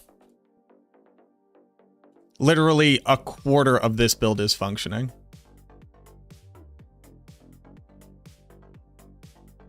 This is Sirach. Like, sorry, we can't see into the future and see a quarter of the build's total functionality being the only thing that works. What's bugged about it? Nothing works. Nothing works. Nothing about it works at all. Nothing that is supposed to happen on the tin works, other than the initial bone spear will overpower when you use bone dusters. That's it. That's all you get. The bone spears from Indiras do not overpower when they hit a target in bone prison. The bone spears from Indiras generate from the corpse. That's accurate. But if you have no corpses, they generate from you. And in fact, generating from you would do more damage because when they generate from the corpse, they don't generate echoes. Unless you have a 100% chance to proc, the echoes from your first bone spear won't auto overpower. And even then, the ones on your second bone spear also don't auto overpower. So you're not getting the overpower procs that you're meant to. You don't get the actual overpower on the Indira's bone spears, so they're quite literally useless. And then in addition to all of that, the additional bone spears that cast from chance to cast twice don't heal you even when they do overpower. So you're not actually getting the 4 times 5% healing that we thought you were supposed to. So you have to run things that grant you lucky hit chance to be able to heal to actually offset the damage loss. When there's no target for the bone spear to trigger from, it originates from you, but then the shards also originate from you. And the bone spear that generates from Indira's doesn't pierce and it doesn't summon shards from its terminus. So you actually just fire shards off behind you in random directions and at random vectors, so they don't even hit targets. It's like so insane how almost none of it works. The only thing that works is that the original bone spear does do bone spear stuff, and Deathless will overpower on a quarter of the echoes. So, when we said it would be tier 130 clear, it's because that's how much damage it's supposed to do. It's not doing that much damage. Because it doesn't work.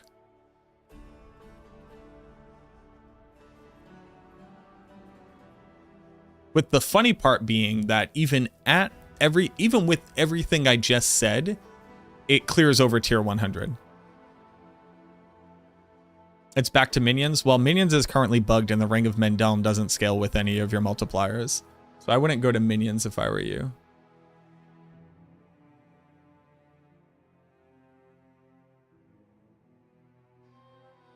Like, the insane part about everything that I just said is that this build is going to clear tier 120. Just none of it works.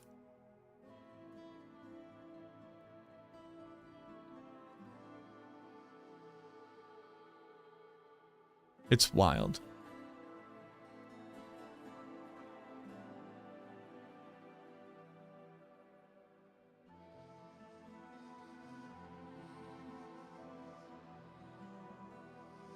Like, it's so hilariously non-functional.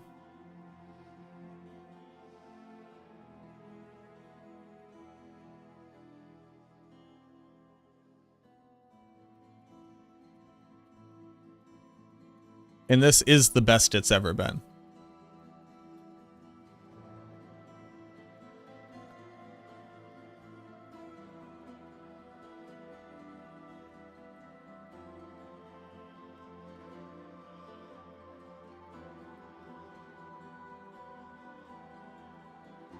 See all those white numbers coming out? Those are all of the extra bone spears. Not overpowering.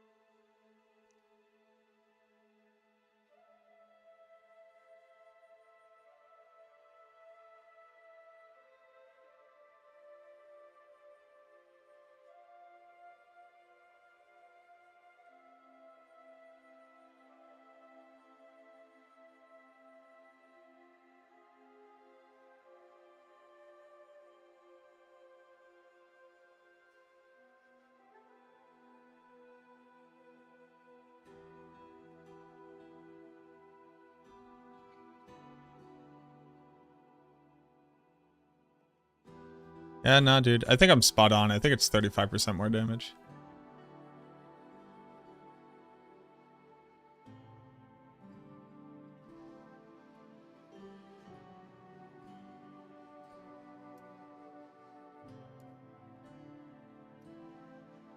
Yo, thank you, Hunter. I appreciate it.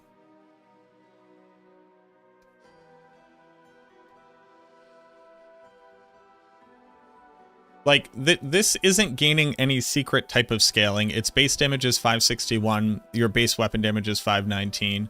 Bone Spear will grant you 3 times damage, would put you at 1500. This one is gaining, if we don't use lidless, if we use lidless, it's a bit more, right? So it'd be 3.296. So if you're using lidless, 3.296, it ends up being 50% more than the Bone Spear's damage. With this one.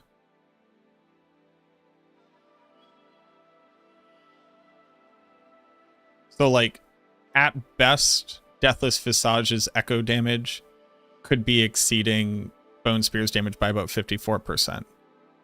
So another half.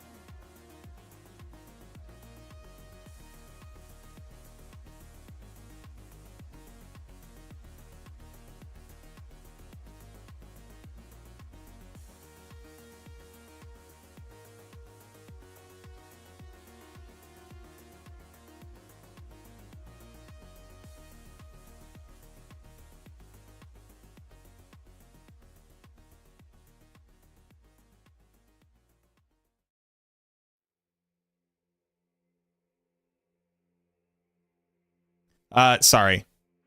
The build isn't S tier. You're correct. It currently isn't S tier. It's going to drop down to A tier because it's going to clear tier 120. But we have to learn stuff and test stuff and see things to figure out where it ends up on a tier list. And figuring out things in real time takes time as you're also playing it and you're playing multiple builds. Yes, the tier list will change. They get updated when we get new information.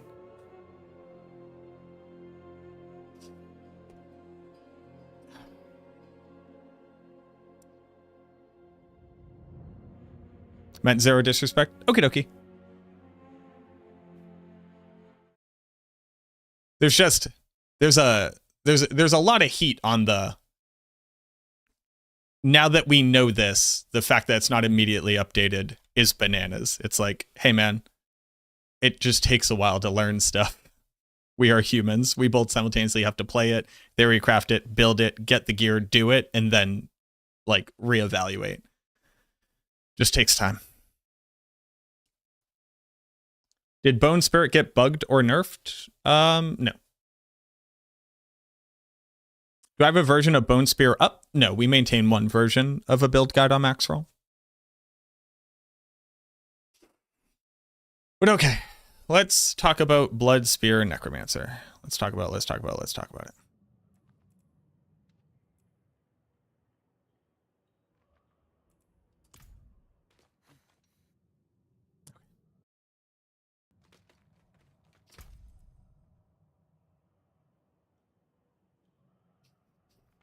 After Bloodwave, the build that the majority of people were the most excited to play on the Necromancer has to be Blood Spear, which is basically Bone Spear with the addition of Indira's memory. It turns it into a bone skill, makes it auto-consume corpses, it'll generate additional bone spears from those corpses. We also gain the ability to automatically overpower the moment that a target is inside of a bone prison. We can also heal once the target is overpowered, which means we can offset the life loss from Indira's memory. All of this was supposed to be really awesome. I mean, like, super awesome. I mean, the triumphant return of Bone Spear. And hilariously enough, it is. This build is going to clear tier 120 this season with everything that I'm about to tell you. Because it wouldn't be a MacroBioBoi video if I hadn't been sitting here for, no joke, 6 hours testing this thing. And it turns out this build is currently working at roughly 25% capacity, where you don't automatically overpower, you don't get the heal, half of your bone spears don't hit anything, half of them don't generate echoes, the echoes that you generate don't automatically overpower, and the worst part about all of this is that we had seen a lot of this in the PTR and had gotten it, and the worst part about all of this is that walking out of the PTR, we were pretty sure that there were going to be a lot of issues like this, and we're generally just hoping that there wasn't a problem. But no joke, if there's something on this build and it says it does a thing, it probably doesn't. So I'm going to go through the various tests that we've run to show you what I'm talking about. And then we're going to get a better idea of just how much power this build is currently lacking, on top of the fact that it, again, is going to clear a tier 120, no question. So let's go ahead and get into it.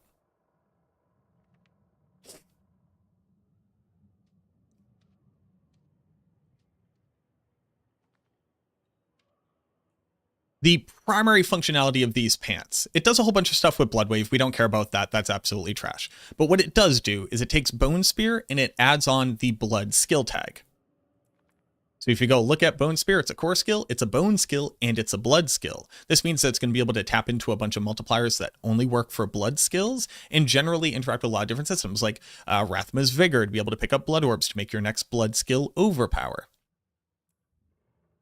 But it had a couple different key puzzle pieces to it that you kind of needed to solve, and we had to figure out ways to actually benefit from the majority of this, because blood skills are trying to overpower, and since we now have the Bone Dusters aspect that makes it overpower 100% of the time, this build should be absolutely cooking. Let's talk about bug number 1. You don't need corpses to spawn an extra Bone Spear. And what do I mean by that? The pants read as such. Bone Spear is now a blood skill. It drains 10% of your maximum life after hitting an enemy to consume a corpse and then launch a Bone Spear from it. Okay, great. Let's just go ahead and test out that base functionality.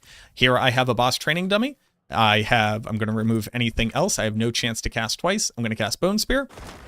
And then a second Bone Spear comes shooting out of me.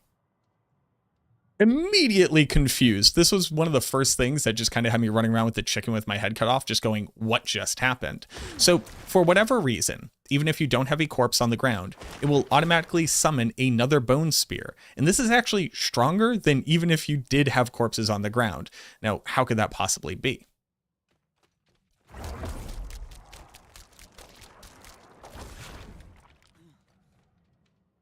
We're going to generate some corpses over here, and I'm going to fire off my bone spear, and then the immediate one from the corpse is going to fire into the target. It's a little bit hard to see, but you can kind of see it right here. Now, why is this less powerful than what I just showed you previously? Well, it turns out the majority of the damage from a bone spear Necromancer comes strictly from Deathless Visage. No question. This thing bare minimum does anywhere between 35% to 54% more damage than your bone spear does. And that's per echo, and it generates 3 echoes. Not only that, when you cast twice, each of your bone spears generates, well, kind of generates 3 echoes. That's another one of the bugs that we'll touch on. But when we cast Bone Spear, you have to have it travel a distance for it to summon the 3 echoes. When you cast Bone Spear from a corpse, it doesn't actually travel far enough to generate echoes. So let's go ahead and look at it right now. You'll see that we only generated 1 of them, but we didn't generate any more. Even if we were to make it so that the Bone Spear would generate and like shoot off in a different direction, just let me go ahead and show you this way. I'm now going to fire down. It's going to fire from the corpse to the target. And that one generated a single echo. So you're missing out on 3 of the echoes that it's going to spawn. And sometimes it doesn't even travel far enough to actually even generate an echo in the first place. So, okay, if the corpses are a little bit too close to the target, they don't generate echoes. That's not technically a terrible thing, right? Well, it goes even further than that. Did you also notice that there are a few other things missing from the Bone Spear that fires out from the corpse?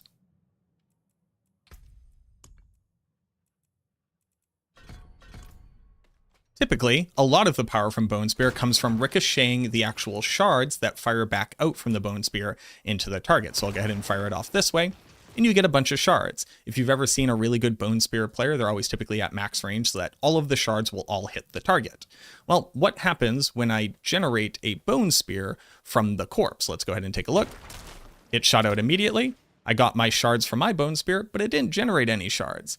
The interesting thing here is that the shards and whether or not they get generated is kind of a complete crapshoot. It kind of doesn't matter how far away the corpse is. These things just shoot out of everywhere.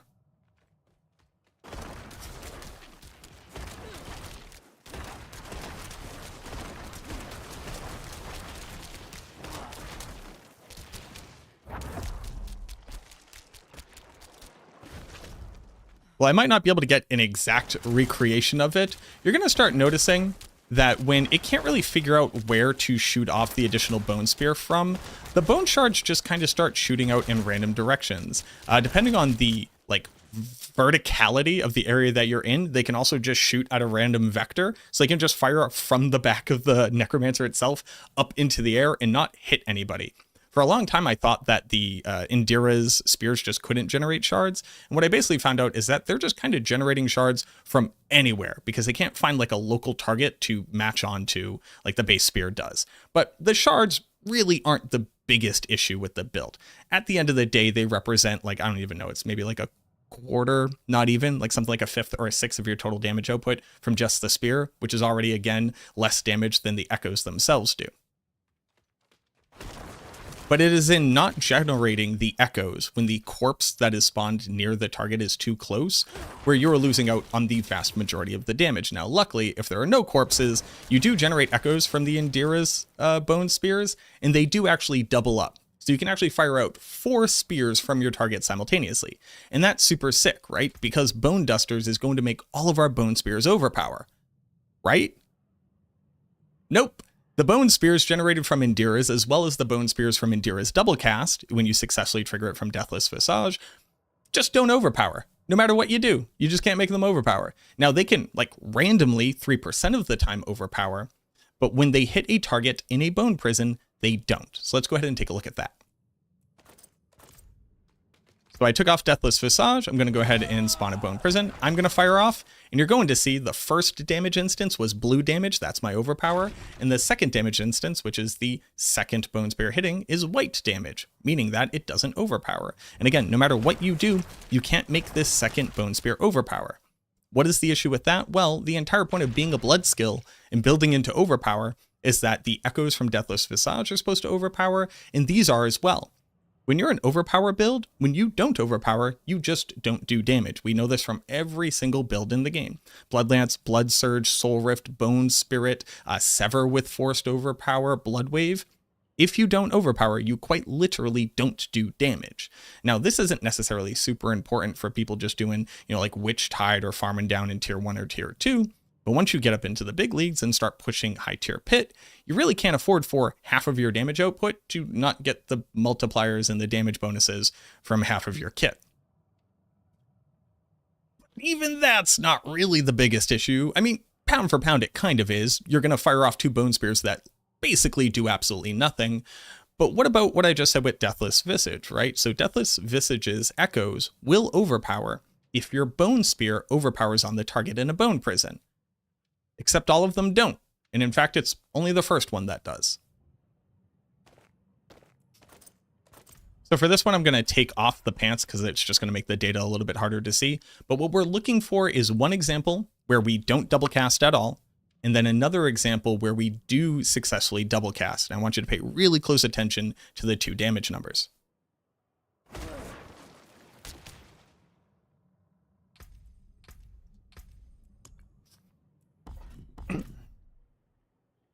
So here we're going to cast Bone Prison, and we're going to trigger our Bone Spear. That was pretty good. Our first Bone Spear fired off. Hold on.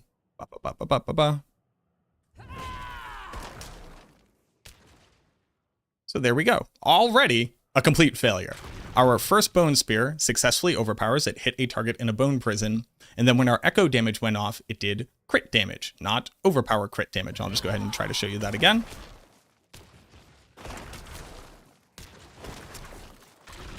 There we go.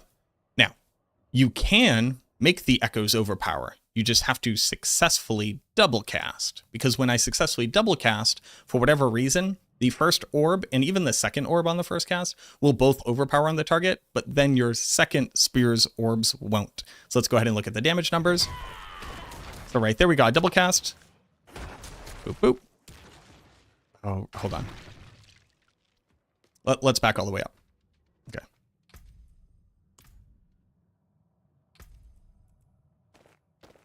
Now, even that's not the biggest problem. Although, I mean, technically speaking, half of your Bone Spears just quite literally doing no damage at all and just kind of flittering themselves at enemies, while funny is kind of a big problem. But a lot of the issues with the build comes down to how Deathless Visage is going to interact with this system. Now, we can make the echoes from Deathless Visage proc overpower, and we can do it consistently.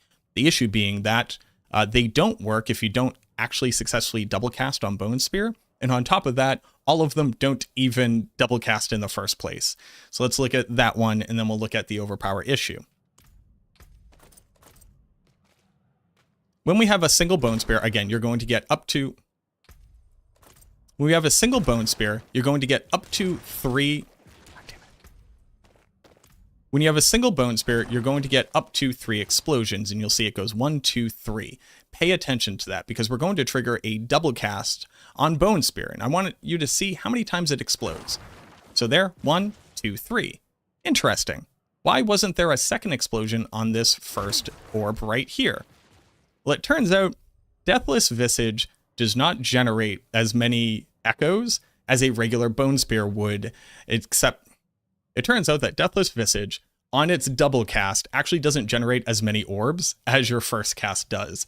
So your first one will generate 3 orbs over its distance. Deathless Visage will only start generating orbs on the second orb placement. So the first orb is basically doing half of the damage of the next orb. What this means is that the positioning of the monster becomes incredibly important, because if you're successfully double casting, you'll see that 2 explosions happen here and 1 explosion happens here. What that means is that depending on how close you are to the target, you are literally getting half the damage even though you're summoning twice the bone spears. And this problem feeds into how the overpower structure of this works as well. So let's go ahead and look at that one, and it's going to be a lot. When we cast Bone Prison and then we cast Bone Spear, you'll notice that since we got 2 Bone Spears, we got 2 explosions. And the first one overpowered and the second one didn't, even though both Bone Spears overpowered. If I were to actually run the same test and just get 1 Bone Spear, you'll notice that our first explosion doesn't overpower.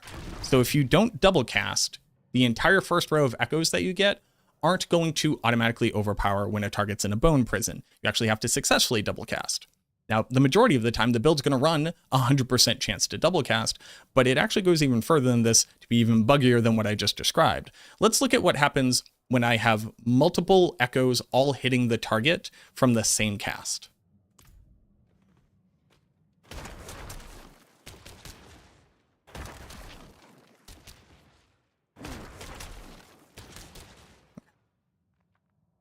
So here I have my Bone Prison.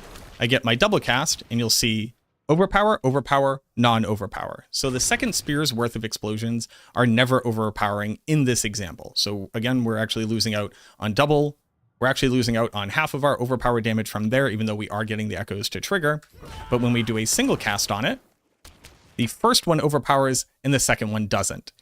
So the math of how many of your echoes are going to force overpower is this weird calculation of n-1, where n is equal to number of echoes within range of the target plus 1 for successfully double casting. So you quite literally can never get all of them to overpower. When you double cast, the echoes from your second spear don't overpower. And even when you do manage to get to overpower, your next echo won't if you didn't successfully double cast. So right there, that's just like another half of the damage that we're expecting to get out of this build, just completely erased.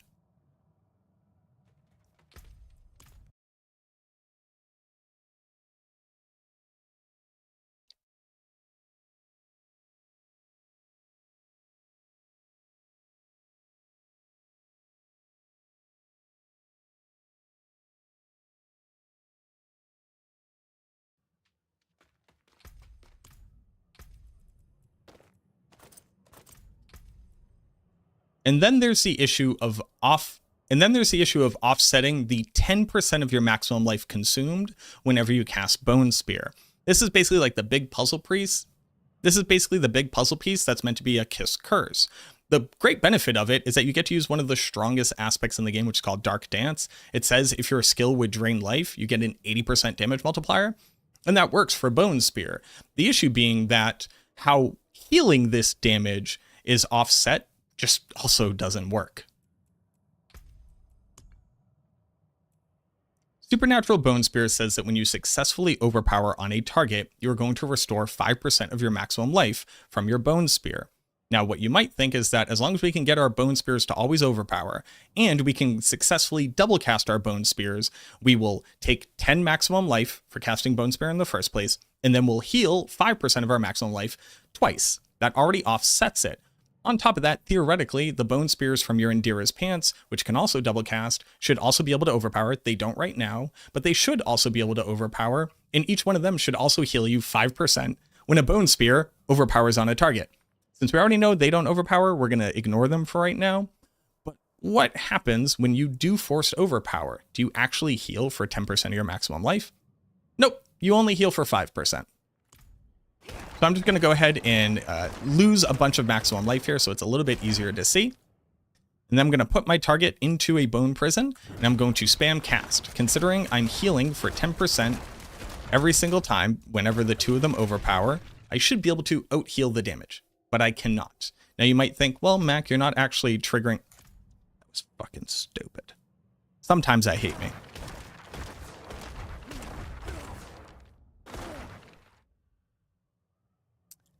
Mr. Decapada said, my wife heard you from the other room instead of flirty. Hi. Hello, Mr. Decapada's wife. How you doing? Okay.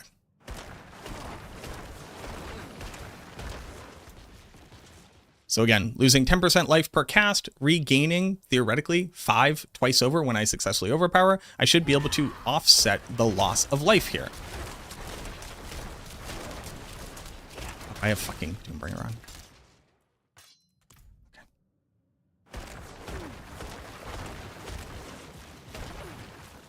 Macro, steal your wife.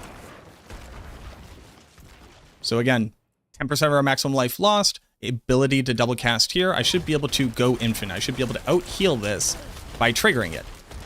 And you'll notice that we don't, even though both of our Bone Spears successfully overpower. So it seems like this can only successfully trigger once per actual cast of Bone Spear, even though the verbiage here is Bone Spear projectiles cast twice.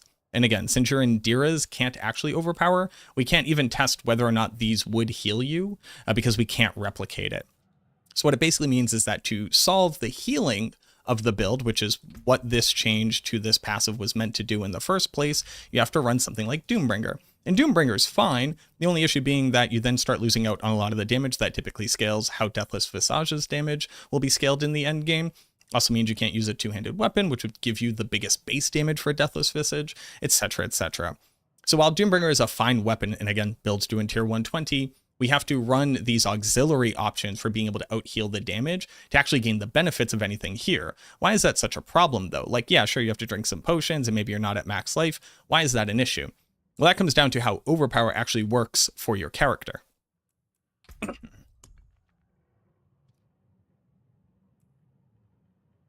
Healthy status on your character is when you have 80% or more of your maximum life. So if you do the math really quickly, casting 3 of these bad boys is going to drop you down to 70% of your maximum life, so you're going to drop out of healthy. What does that do? Well, it stops Coalesce Blood from working. Tides of Blood, which doubles its damage when you are healthy, that stops working. And Overpower itself and Fortify also drop. Remember that Overpower increases your damage based off of how much of your current life you have over your base life. And then how much Fortify you have. Well, when you lose 10% of your maximum life here, you are losing maximum life, so you get less Overpower, and your Fortify drops immediately as well. Not only that, you lose the Fortified status on top of all of this, you also lose the damage reduction from Fortify. That one's less important, but basically we have to use suboptimal options here and add in a bunch of stats that don't really increase the output of the build, just to minimize how often you are losing the benefits of being a blood skill in the first place.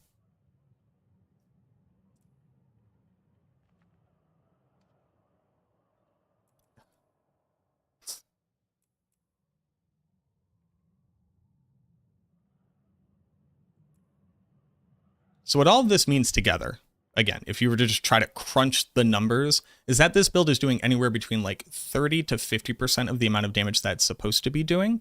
It is not able to maintain its heal output like it's supposed to. All of these things should work like they're written on the tin, but if you've personally been having issues while trying to run the build on suboptimal gear, this is probably why. You're not healing when you're supposed to. You're not overpowering when you're supposed to. Your echoes are not overpowering or generating when they're supposed to. The bone spears from Indira's pants fire off into random directions. Don't get the full value out of them. Don't summon the shards at the end of their terminus. Don't automatically overpower. Don't generate echoes because the corpses are too close to the target. And even when you don't have corpses on the ground, the spears kind of generate in a very weird and haphazard way, which they're not supposed to, but it just happens. Add on to all of that, the pants do say that it's only supposed to cast the additional bone spear by consuming a corpse and then charge you the 10 maximum life, but it just does it right up front, which again is nice because we get to run Dark Dance, but that's just not what the pants say in the first place.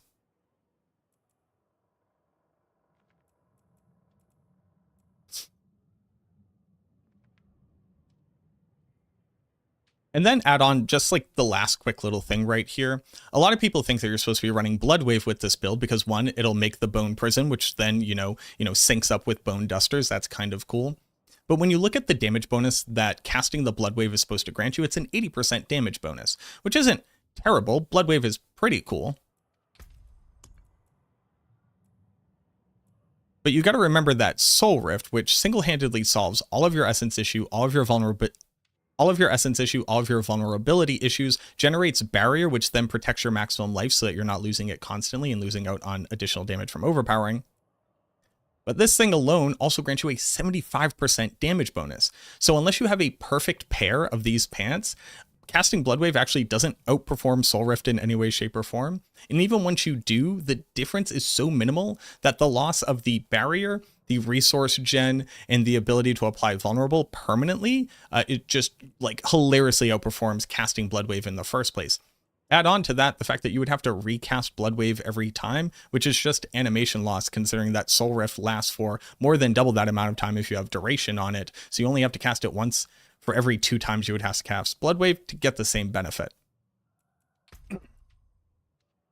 So the implicit on this doesn't matter. We don't use it for Blood Wave. While the Tides of Blood ranks and the maximum life are really good, the damage reduction while injured is complete trash, because if you were actually injured on the build in the first place, then you would lose out on the vast majority of your overpowered damage that you would get from being at max life and max fortify.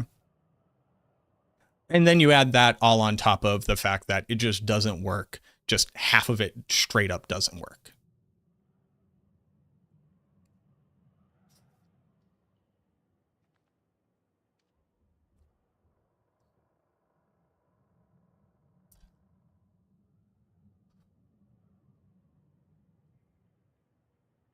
So where does that leave us? Oh, and yes, hey everybody, real quick. Yes, I know that you can spec into healing received. You would have to spec into 100% healing received to off-put the amount of life that you lose. That is a lot of investment, even with 3 points in here, plus the additional one from passives. That would only be 40%, so you need to find an additional 60% to offset this, when the base skill functionality is meant to offset this just from this node. So yes, I'm aware that you can do things. There's a whole bunch of different things that you can do. But you shouldn't have to. It's still bugged. It's still not working properly. You'll also notice I don't have points in a lot of things. This was a testing protocol to be able to see how things are working. This is not the build fully built out.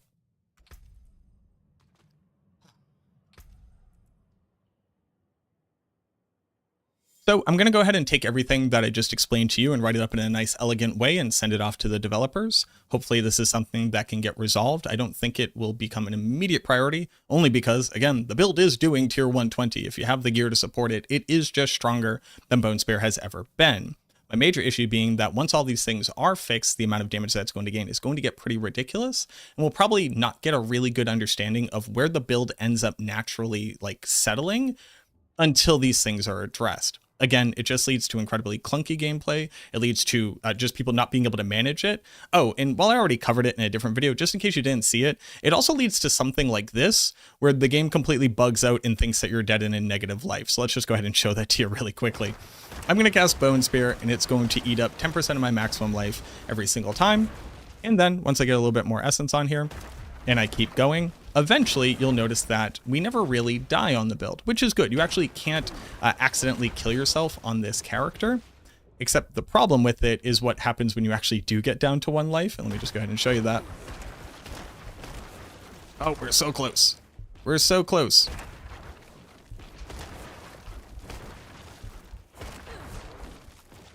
What is happening here?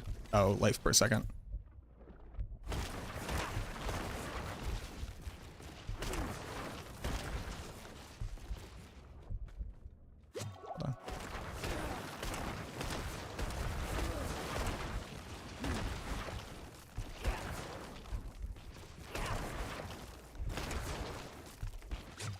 Oh, very interesting.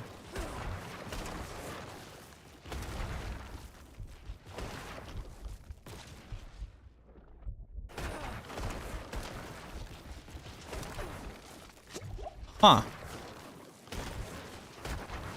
Very, very interesting. So apparently I was at like the perfect amount of life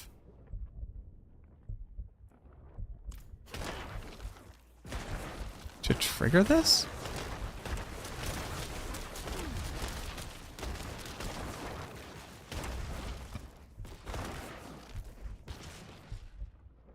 I do not have life per second. I don't have a Paragon set up. I wonder why I can't replicate this now.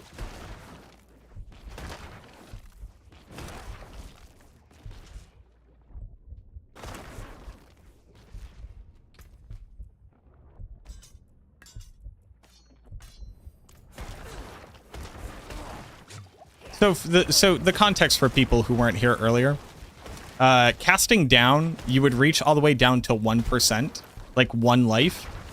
And then you couldn't die, and then I went into negative life and couldn't heal.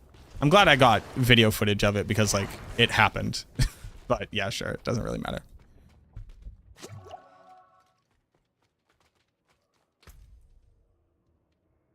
But what I'm going to do is I'm going to take everything that I just explained to you right here. I'm going to write up in a nice little easy to digest format. I'm going to send it off to the developers because this is like a pretty ridiculous, like overlapping and different system and very convoluted set of like bugs or unintuitive functions or non-functioning parts that is probably just incredibly difficult to try to figure out, especially because it's just like difficult to see it in the real game experience too, because there's so many damage instances going off all the time.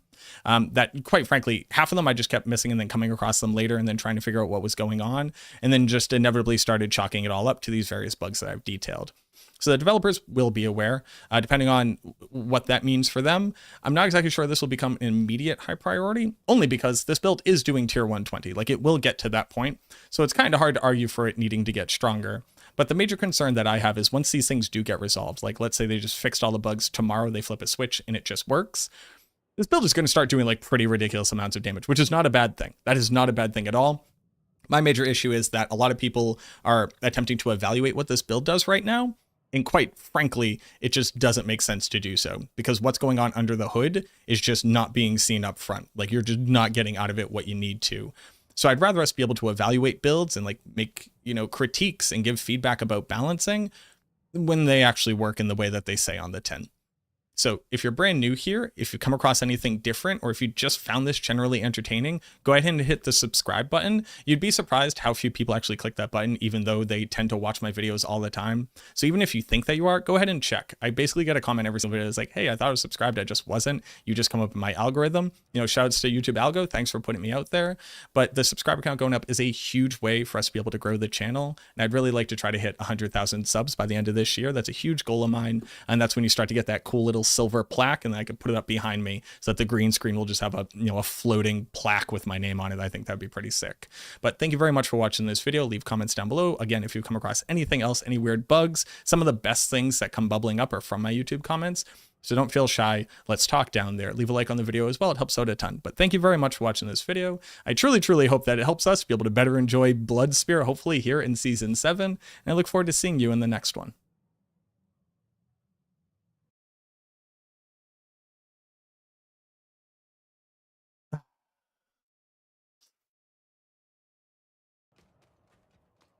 Okay.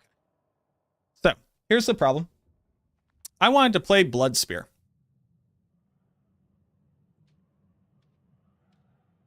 And I could still play Bloodspear. It just doesn't do anything. Which, the fact that it's clearing tier 120 by the end of the season is still just insane. But it's kind of hard to motivate to play a build that isn't functioning.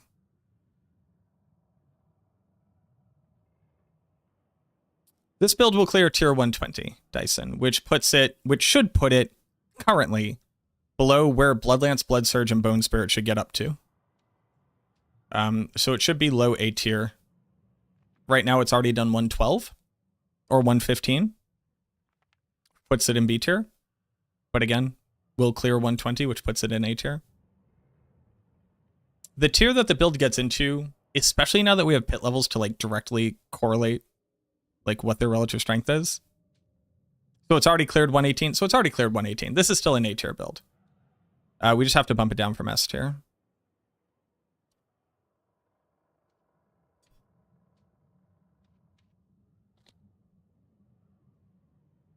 It's sad that the only well-working builds are Rogue and Druid builds and Bloodwave. I'm not sure what that means. Like, Blight works, Sever works, Bone Spirit works, Blood Surge works, Bloodlance works. The only builds from the Necromancer that aren't working right now are this one in Minions.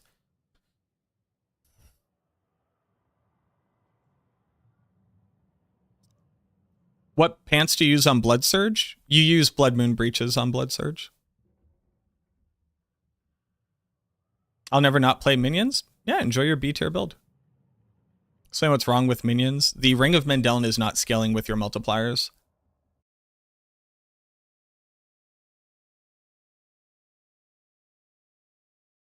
mean, as far as meta goes?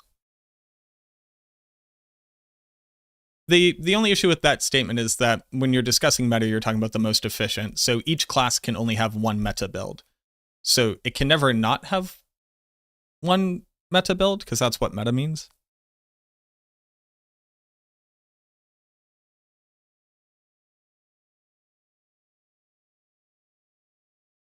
So then I guess that sentiment will be permanent, but that's just logical because there can only be one best build per class.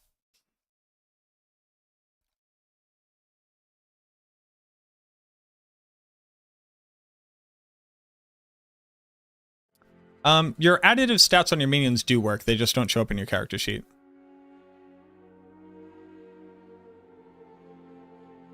How's Blood Surge? Blood Surge is fun.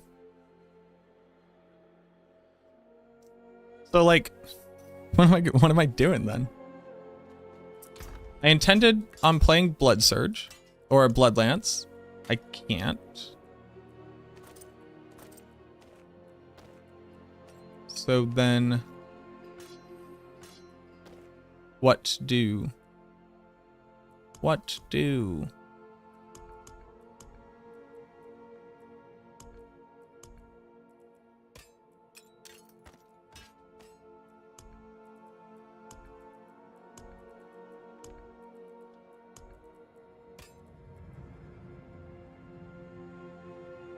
Lancer Blight? I could play Blight. Do I have a good Evan Piercer?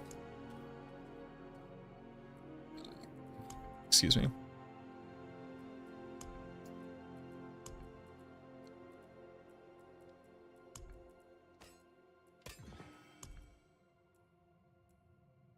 I like not being able to tell the difference between my Evan Pierces because I don't have a weapon attached. I'm definitely not joking or whatever. I actually don't have a good Evan Piercer. It's kind of funny.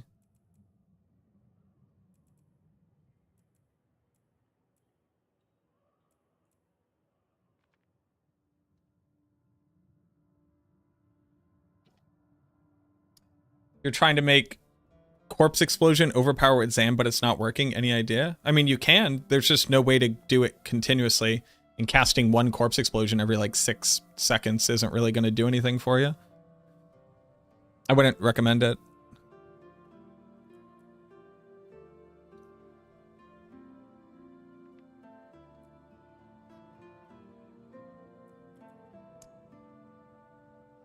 It's just not working? What does it's not working?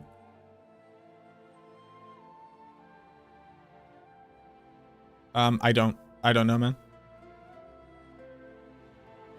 Can you add Undying Aspect? You can't fit it on the build.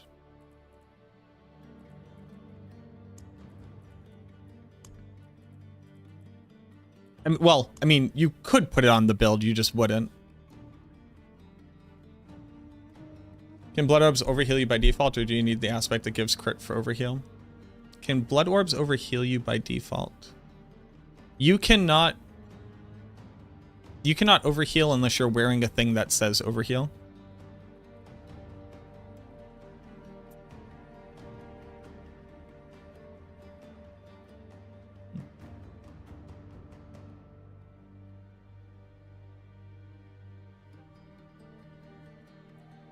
You're using Undying on your amulet? Just losing out on a solid 75% damage multiplier is pretty rough.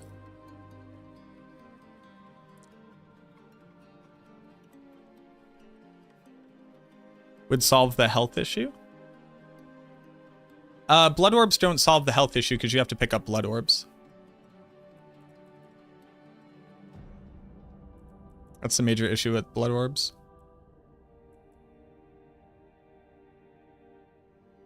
And by the way, I realize a bunch of people said like, oh, do you want mine? I'm all set. I do not. I do appreciate it though. How have I not gotten a good Evan Piercer? We did so many Grigors.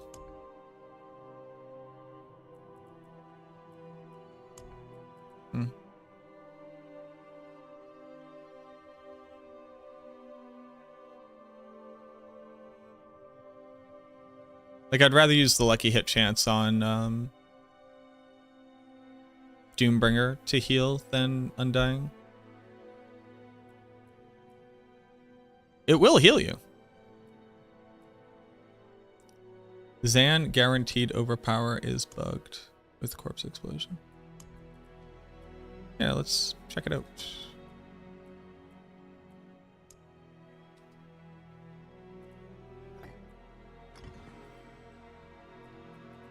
And I need a generator.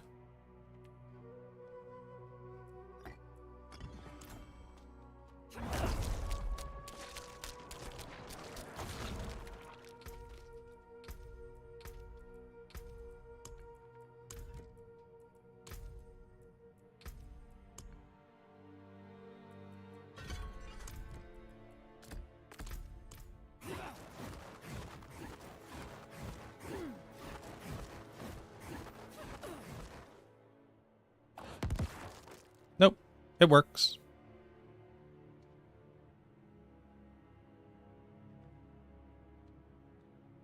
Are you using Blighted Corpse Explosion, or have you turned off crit and overpowered damage numbers? Maybe?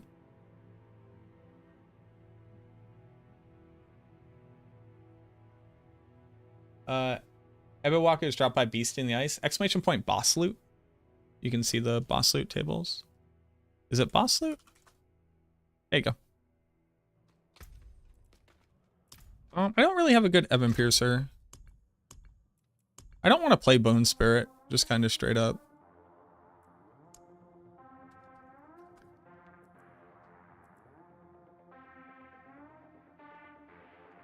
Because of blood, certainly other than Blood Maiden. You just run the Witch Tide. Sorry for that. You don't have to apologize, man. What if it was bugged?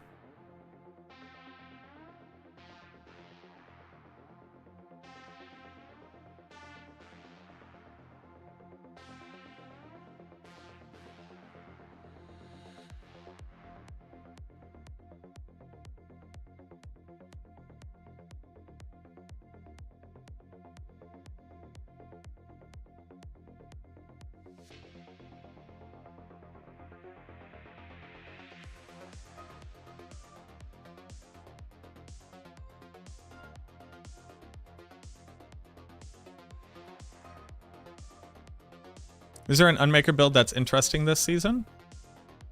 Well, there's Soul Rift. Soul Rift is stronger.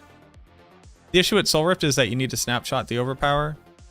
And it's basically like running Bone Spirit, but also you click. It's like running Bone Spirit,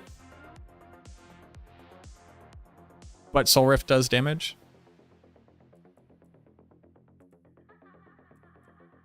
And after playing Bloodwave, where I don't have to permanently snapshot, it's like really rough to want to do it.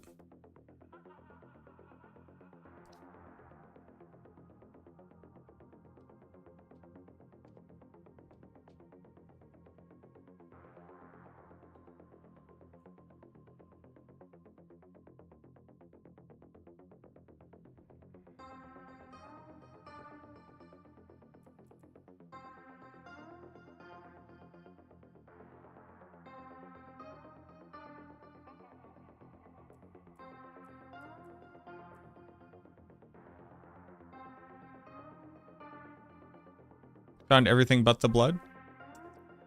It's like it's RNG. Like, I do not specifically go out of my way to get blood. I do the Witch Tide. You do every single Whisper. You kill a bunch of roots. You kill the goblins that come out. You walk away with like 70 blood. You just walk away with like 70 of everything. I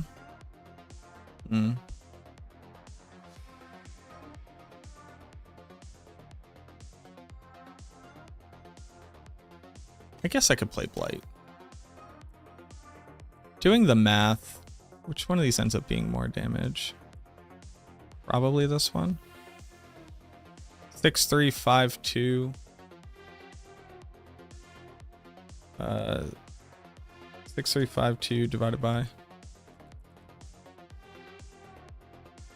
5717.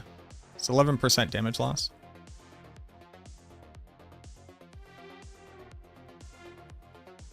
And I'm definitely gaining more than 11%. All right, I'll run this one.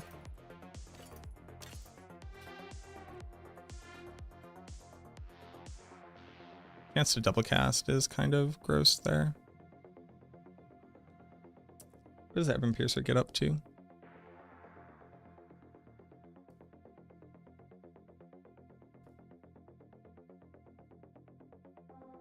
Not high enough.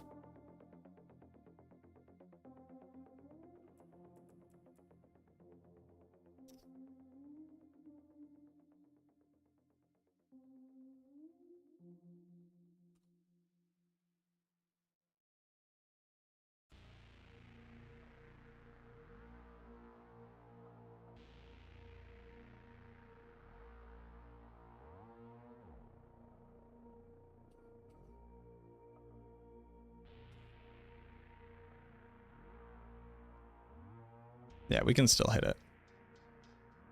So I go farm some Obdicite so that I can masterwork my stuff, put together the build, play it.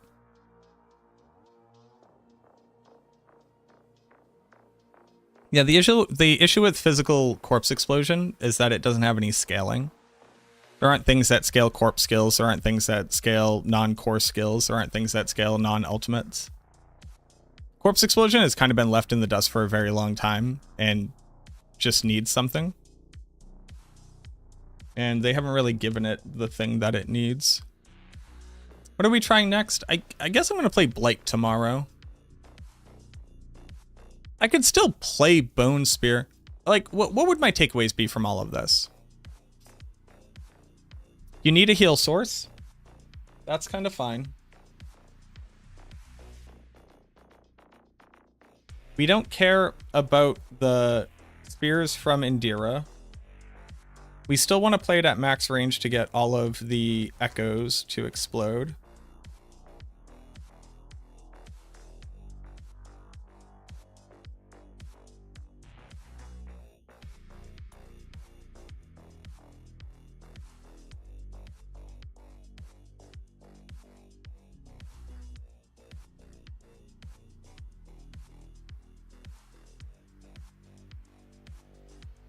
You would absolutely still use Indira's because you still want it to be a blood skill.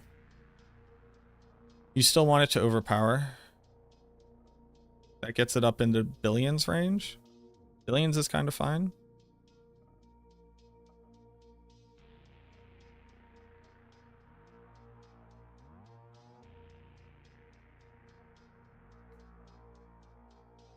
Yeah, we would be using Doombringer for now.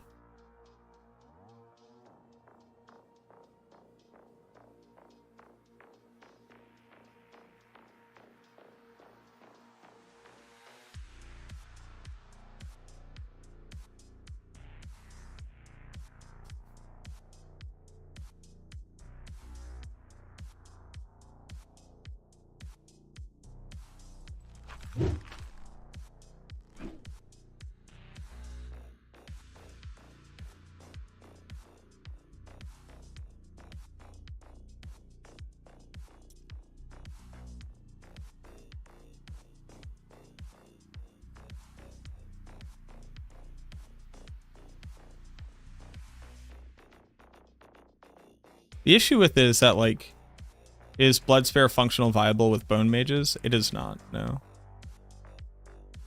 Bone Mages aren't good.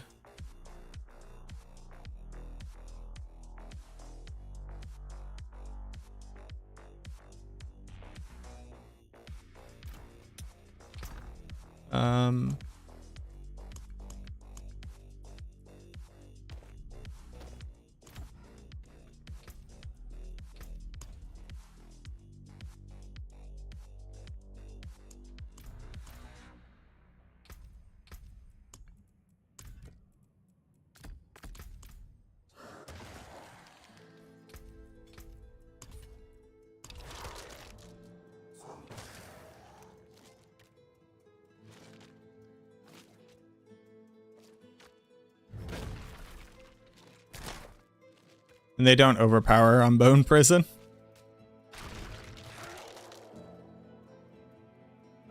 Playing Blood Surge Necromancer, an idea how to keep my essence full. You need lucky hit chance to restore essence on your weapon, possibly on your rings as well. Iron Maiden with Cursed Aura generates a ton of resource. You can use Cold Mages to help generate resource for a bit. I would highly recommend checking out the leveling guide that we have, Big Comfy. Also, thank you for the follow, by the way. I recommend checking out the leveling guide that we have for Blood Surge, because we talk about a lot of the things that you can do to help make the gameplay a lot easier, if you haven't seen it before.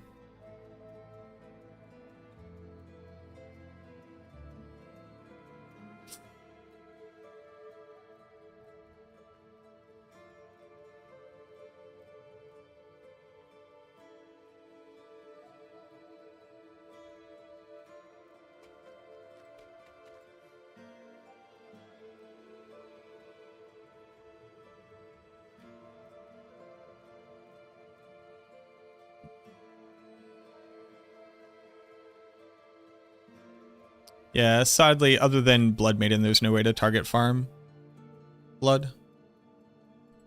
Fonzo the boss, thank you very much for the phone. Have they fixed Mendeln yet? No, you would have seen a patch. It would be in a patch. Using Soul Rift, oh, you should absolutely be using Soul Rift. Are you standing next to enemies? Because like Soul Rift kind of single-handedly solves resource issues.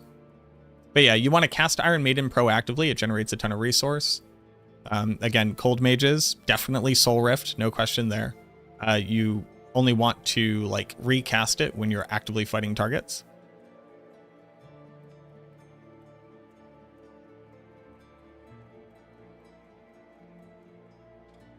I've been playing the Max Roll Bone Spear build. Cool.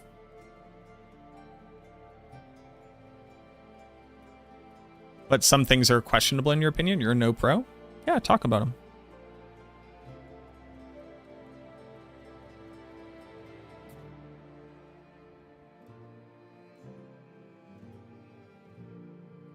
Why no Starless Skies? So, the primary damage that comes from the Bone Spear Necromancer is actually all from Deathless Visage. Deathless Visage is like at least 50% stronger than your Bone Spear itself. So this thing right here needs you to add on as much additive crit damage as you possibly can. Not only that, while Starless Skies is pretty good, the core skill ranks really doesn't matter. That doesn't increase Deathless's damage. The other stats on it are fine. You can get those stats on the rest of your gear, but you also need a slot for an aspect. Basically, you can't have essence issues on the build because it has Soul Rift, and you can also run Lucky Hit Chance to be able to restore essence on one time, and you'll have permanent essence. So Starless doesn't really offer the benefits that it would to other builds that otherwise need it. You got an ad? Rip. Still move like a slug? Not if you're at 200% movement speed, you don't. It sounds like you might have the wrong stats on your gear, possibly.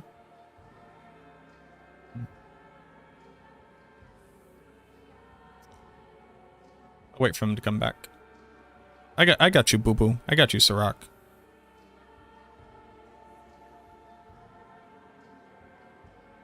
I'll wait for Fonzo to get back.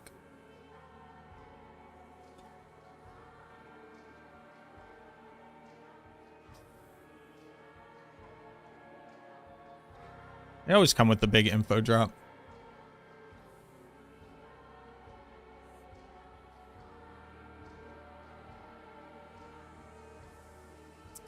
Yeah, I'm very aware of the stats that are on the ring. So let me go ahead and tell you why those stats are irrelevant to the build and why you need the other stats on the build. So, Starless Skies offers you a lot of really great options, mostly helping to solve resource issues. The first part is that you don't have resource issues on the build. You just don't. Because you can run at least one Lucky Hit Chance to be able to restore, so that's a single temper, as well as Soul Rift itself helps to generate. So Soul Rift in this single temper means that you will be at 100% maximum resource 100% of the time. So that doesn't matter, right? So then we talk about a 50% damage multiplier. 50% damage multiplier is pretty cool. Not going to argue with that. Now that being said, we already have other 50% damage multipliers, and we also need to be able to fit on very specific multipliers for our build. So we need to have Bone Dusters, because that gets us as our overpower.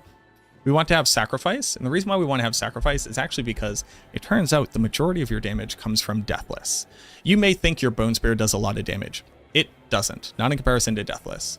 Deathless does about 50% more damage per echo than the entirety of your Bone Spear does, even including all 3 shards hitting the target, and that's if you're playing optimally. The majority of the time it does even more damage than that. So what we actually need to do is scale Deathless Visage. The way that we scale Deathless Visage is by adding on as much additive crit damage as possible, because this gains a 5% damage multiplier for every 25 additive crit damage that we have. Starless Skies doesn't have additive damage on it at all, whereas a ring can both have additive damage on it, so just crit damage straight up. So this is 15% more damage here. But you can also add on a secondary crit here. So this is 120 plus the 85, that's 209. So, or I'm sorry, 208. So that altogether is 1, 2, 3, 4, 5, 6, 7, 8. So that's a 40% damage increase. Now, obviously, as you add on more damage increase to Deathless Visage, you're not just getting 40% every single time. But that's just to give you an idea of how strong these two sources of additive damage are. Now we can talk about some of the other stats, right? We don't need attack speed because we can temper on blood attack speed because Bone Spear becomes a blood skill. But in addition to that, we can already get attack speed as a stat on the ring, and we can also get crit chance on the ring as well if we need it, which you don't really need it, but if you did, you could put it on there. So when you put all of that on together, what you get is a ring, which is a pretty good ring. I'm not trying to lie to you and say that it's not a pretty good ring, but it's a ring that's missing the stats that we actually care about and just has more of the stats that we don't need. It is a 50% damage multiplier. But the additive damage that you get alone is just more than that, plus the aspect that you would already have in the slot. So we need to run Grasping Veins. We want to run Sacrificial. We want to run Bone Duster. We want to run Great Feast as well. And then if you have the spot for it, you can run Cadaverous. A lot of the times, or at least originally, you were also running Grandfather. So that would take up one of your aspect slots as well. So the ring's pretty good. It doesn't have life on it, which you need to be able to further increase your overpower damage and your overall survivability. And then just also make yourself tankier, because the more maximum life that you have, the more fortify that you have, the harder it is for you to die. This will have Great Feast on it. Instead of Conceited, you have Great Feast. Great Feast is a 45% damage multi. Wherever it is. But yeah.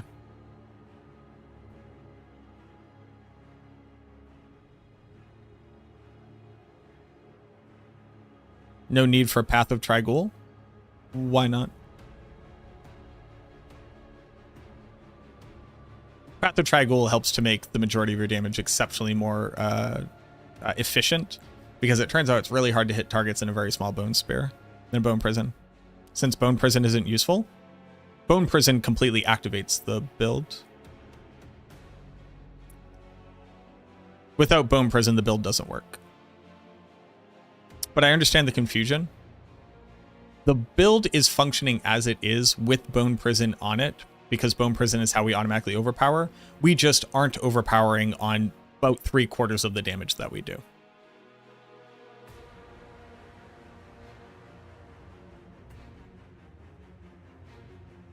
What up, Miles? Mind if I call you Big Mac? No reference? Sure, why not? No, you still... So by the way, everything that I found out today doesn't change how this build is built. Everything I found out today means that this build is actually just stronger than we even thought.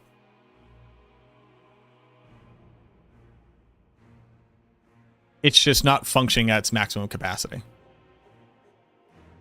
What runes am I thinking? I'm not really thinking anything. I'm just going to use Sirach's build. Let's see. I cast a core skill for Decrepify. That makes sense.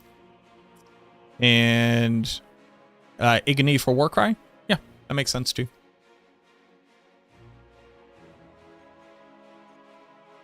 Any plans to try Bone Storm? Yes, I do want to try Bone Storm. Is Big Mac catching on? It is not. We're not calling me Big Mac. My dad's Big Mac. Y'all have to remember that I'm a junior. Although I am taller than my dad, so. And I think many people would say the majority of burgers at McDonald's are better than the Big Mac, so it's kind of... I am. You are now. You are the Big Mac now? All right. The machinations begin. Why not use Blood Wave? Because Soul Rift says 75% damage bonus and permanent vulnerable and solve all your resource issues and also generate infinite barrier. So for on a perfect pair of pants for the difference between a 1.8 and a 1.75, which is 1.8 divided by 1.75. For gaining 2.8% damage, you completely handicap the build's functionality. You ate a Big Mac tonight? Big Macs are so mid. They're not even mid. I think they're bad. McDonald's in your country infected people with hepatitis? Who's fucking burgers?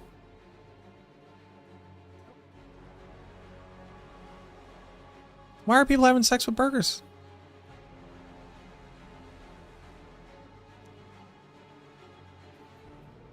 That's how that works, right? I studied infectious disease and immunology.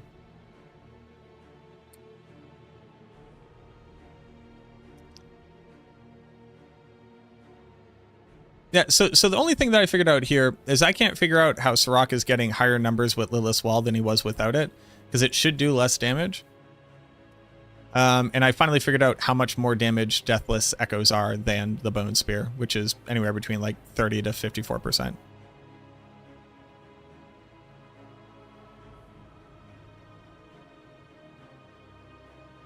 I tried burger shots, no bun?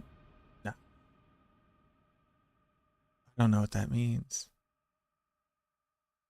I can't either. No, I don't even want to load up Spear. No. No, I didn't mean to do that to you, boss. I just had to sit down and test it so I could build it. I didn't mean to do this to you.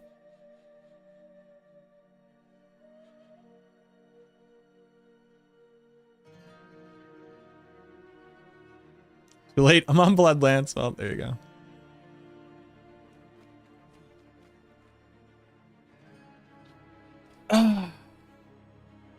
Just ported to town because apparently the sound of my headphones dipped around burger fucking. Look, people are getting hepatitis C from burgers. Could I report some more bugs on the stream, like that rune mislabeling later on? I constantly try reaching Blizzard through socials, but I never receive any visibility reply on any of them. You can. I'm not a courier service. If I find things and I think that they're bugged and we come across them, I definitely report them up. But most of the bugs that you've come across, people have already reported, but feel free to put them in.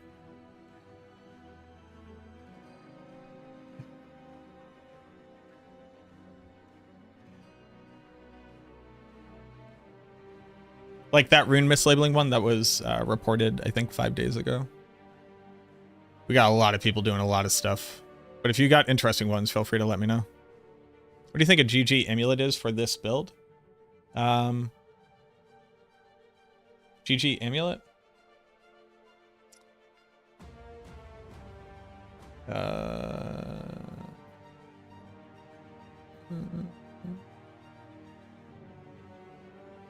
So, Sirach said that Tides of Blood wasn't good on it. I assume you're just like dipping below healthy too often to rely on it. But same way for Coalesce Blood, IMO. But he has insight that I don't have. The answer, like theoretically, I gave you the math.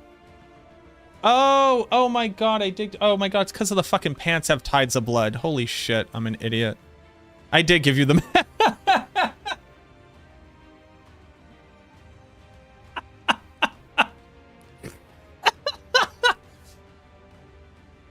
Hey, so when you're reviewing every Necromancer build guide for max roll, you do a lot of math just to make sure that like everything is the best thing.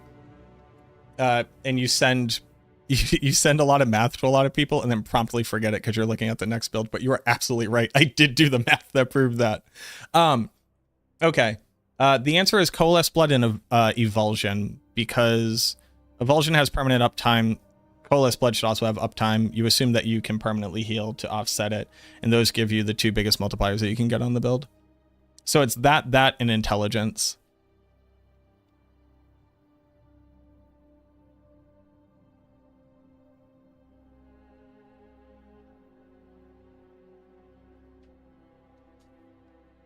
Is there a backup method which might work instead? I mean, like, they read the forums. Posting bugs to the forums, they do read them. You might not get a reply, but they do read them. Things also percolate up through the through the subreddit. But somebody's not going to like reach out to you and individually tell you that like this bug has been reported and give you like a timeline on when it'll get fixed, because that's just not really efficient.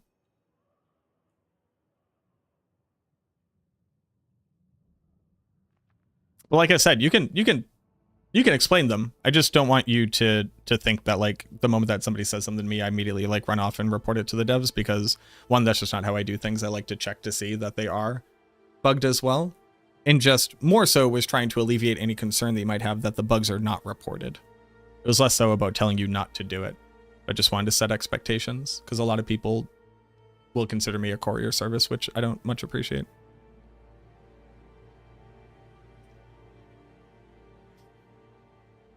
More than 100 lucky hit, does that always lucky hit? No, so the calculation for lucky hit chance is the base of your skill multiplied by 1 plus your lucky hit chance bonus, multiplied by the effect.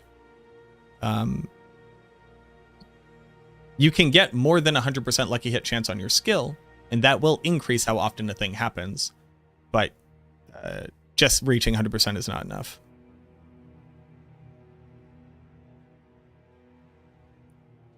So to give you an idea, like if you have a skill with 50% lucky hit chance, you have bonus 100%. That means that you have 100% lucky hit chance coefficient for your skill. And then if the effect is a 10% chance to happen, it will happen 10% of the time, because 100% times 10% is 10%. Thought there was a command for lucky hit. There should be. Huh. Is my robot not on? Man, I'm really tired from thinking about this skill for too long. I've also been streaming for 7 hours. That is typically how long I stream for. Also, hey, just for the people who like started off at the beginning of this and made it all the way to the end, I just want to say thank you all. I appreciate y'all dealing with the energy in the beginning. I'm glad a lot of people felt similarly. And it's just nice that by the end of this, we're in like a pretty decent place. You know, this helped to take my mind off of things just as much as I hope it helped you all to take your mind off of stuff. So I just want to say thank y'all for hanging out. I should stack more lucky hit? I have no idea, because I don't play Heartseeker. I'm not sure if you need more lucky hit. Any news on when they're going to fix Mendelum? Nope.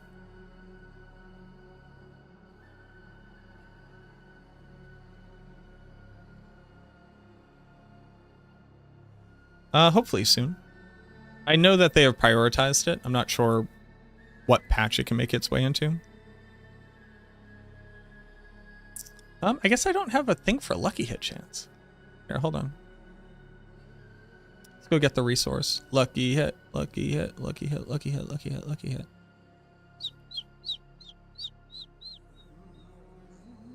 Please test Reap in the Torment aspect. I don't need to. I already told you. We're aware that they don't work and that they don't generate corpses. You can't generate corpses against bosses.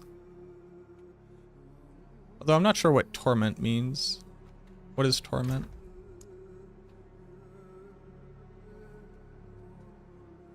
What is Torment? Torment. Critical strikes with bone skills? You're saying you can't crit the boss? Is that the thing that you're reporting? What do I think this compares to Bloodwave? Significantly weaker than Bloodwave.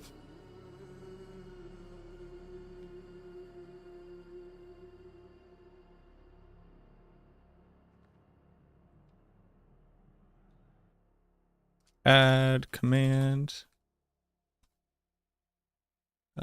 Lucky hit. You think they will kill Kesmi's Legacy build like they did for Blood Arsen's Curus next season? No. Do I think that they'll nerf it or rebalance it to bring it more in line? Yes, but the Kesmi's Legacy is not a bug. It's working exactly as it says on the tin. In fact, it's actually doing less damage than it should. Mostly due to a bug with how projectiles generate when you have too many targets to hit. So you actually should be able to clear even faster on it than we currently do. They may rebalance it, but the thing with Blood Arsen's Curus is that it was bugged this entire time, and for some weird reason, a lot of people didn't believe me. But it was bugged, and it was scaling in a way where it shouldn't. It was only ever supposed to be a 2x multi. It was like a 10 or like 1,000 times multi, or maybe even more than that. For every 400 maximum life, it was an additional 100%. So if you had 40k life, divided by 4, we could get up to like what, like...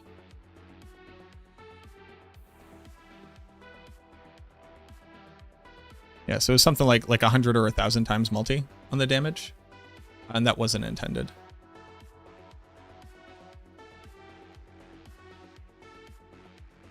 So I don't think it'll go the way of Old Yeller because it's not bugged. Now it may be rebalanced, and I think that would be reasonable.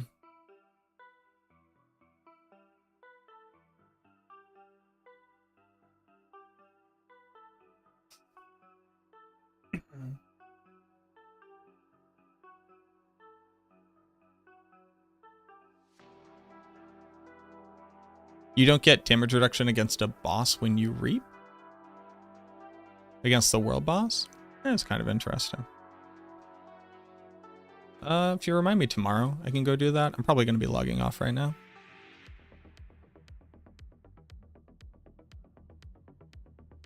That's kind of cool though.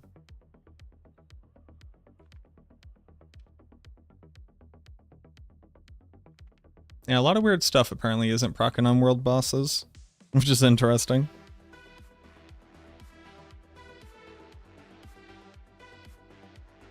Very interesting. Very interesting. All right, let's go ahead and find somebody to... I'm just kind of sitting here. I need to go eat dinner and like hang out and be a human being.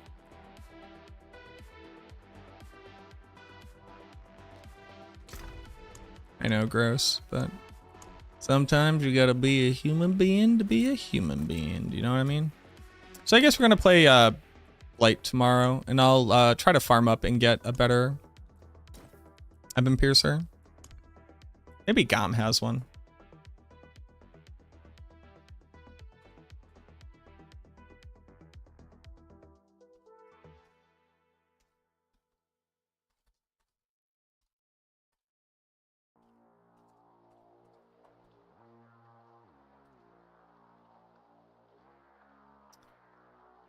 Gom will get me the hookup.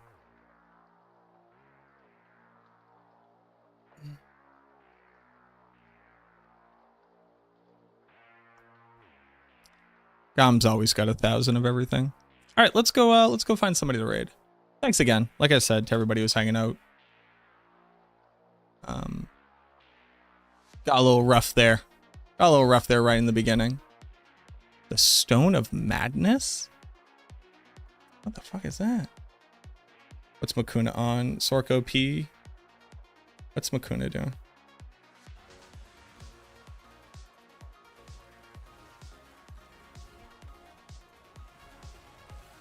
God, I cannot imagine playing Sorceress and permanently teleporting.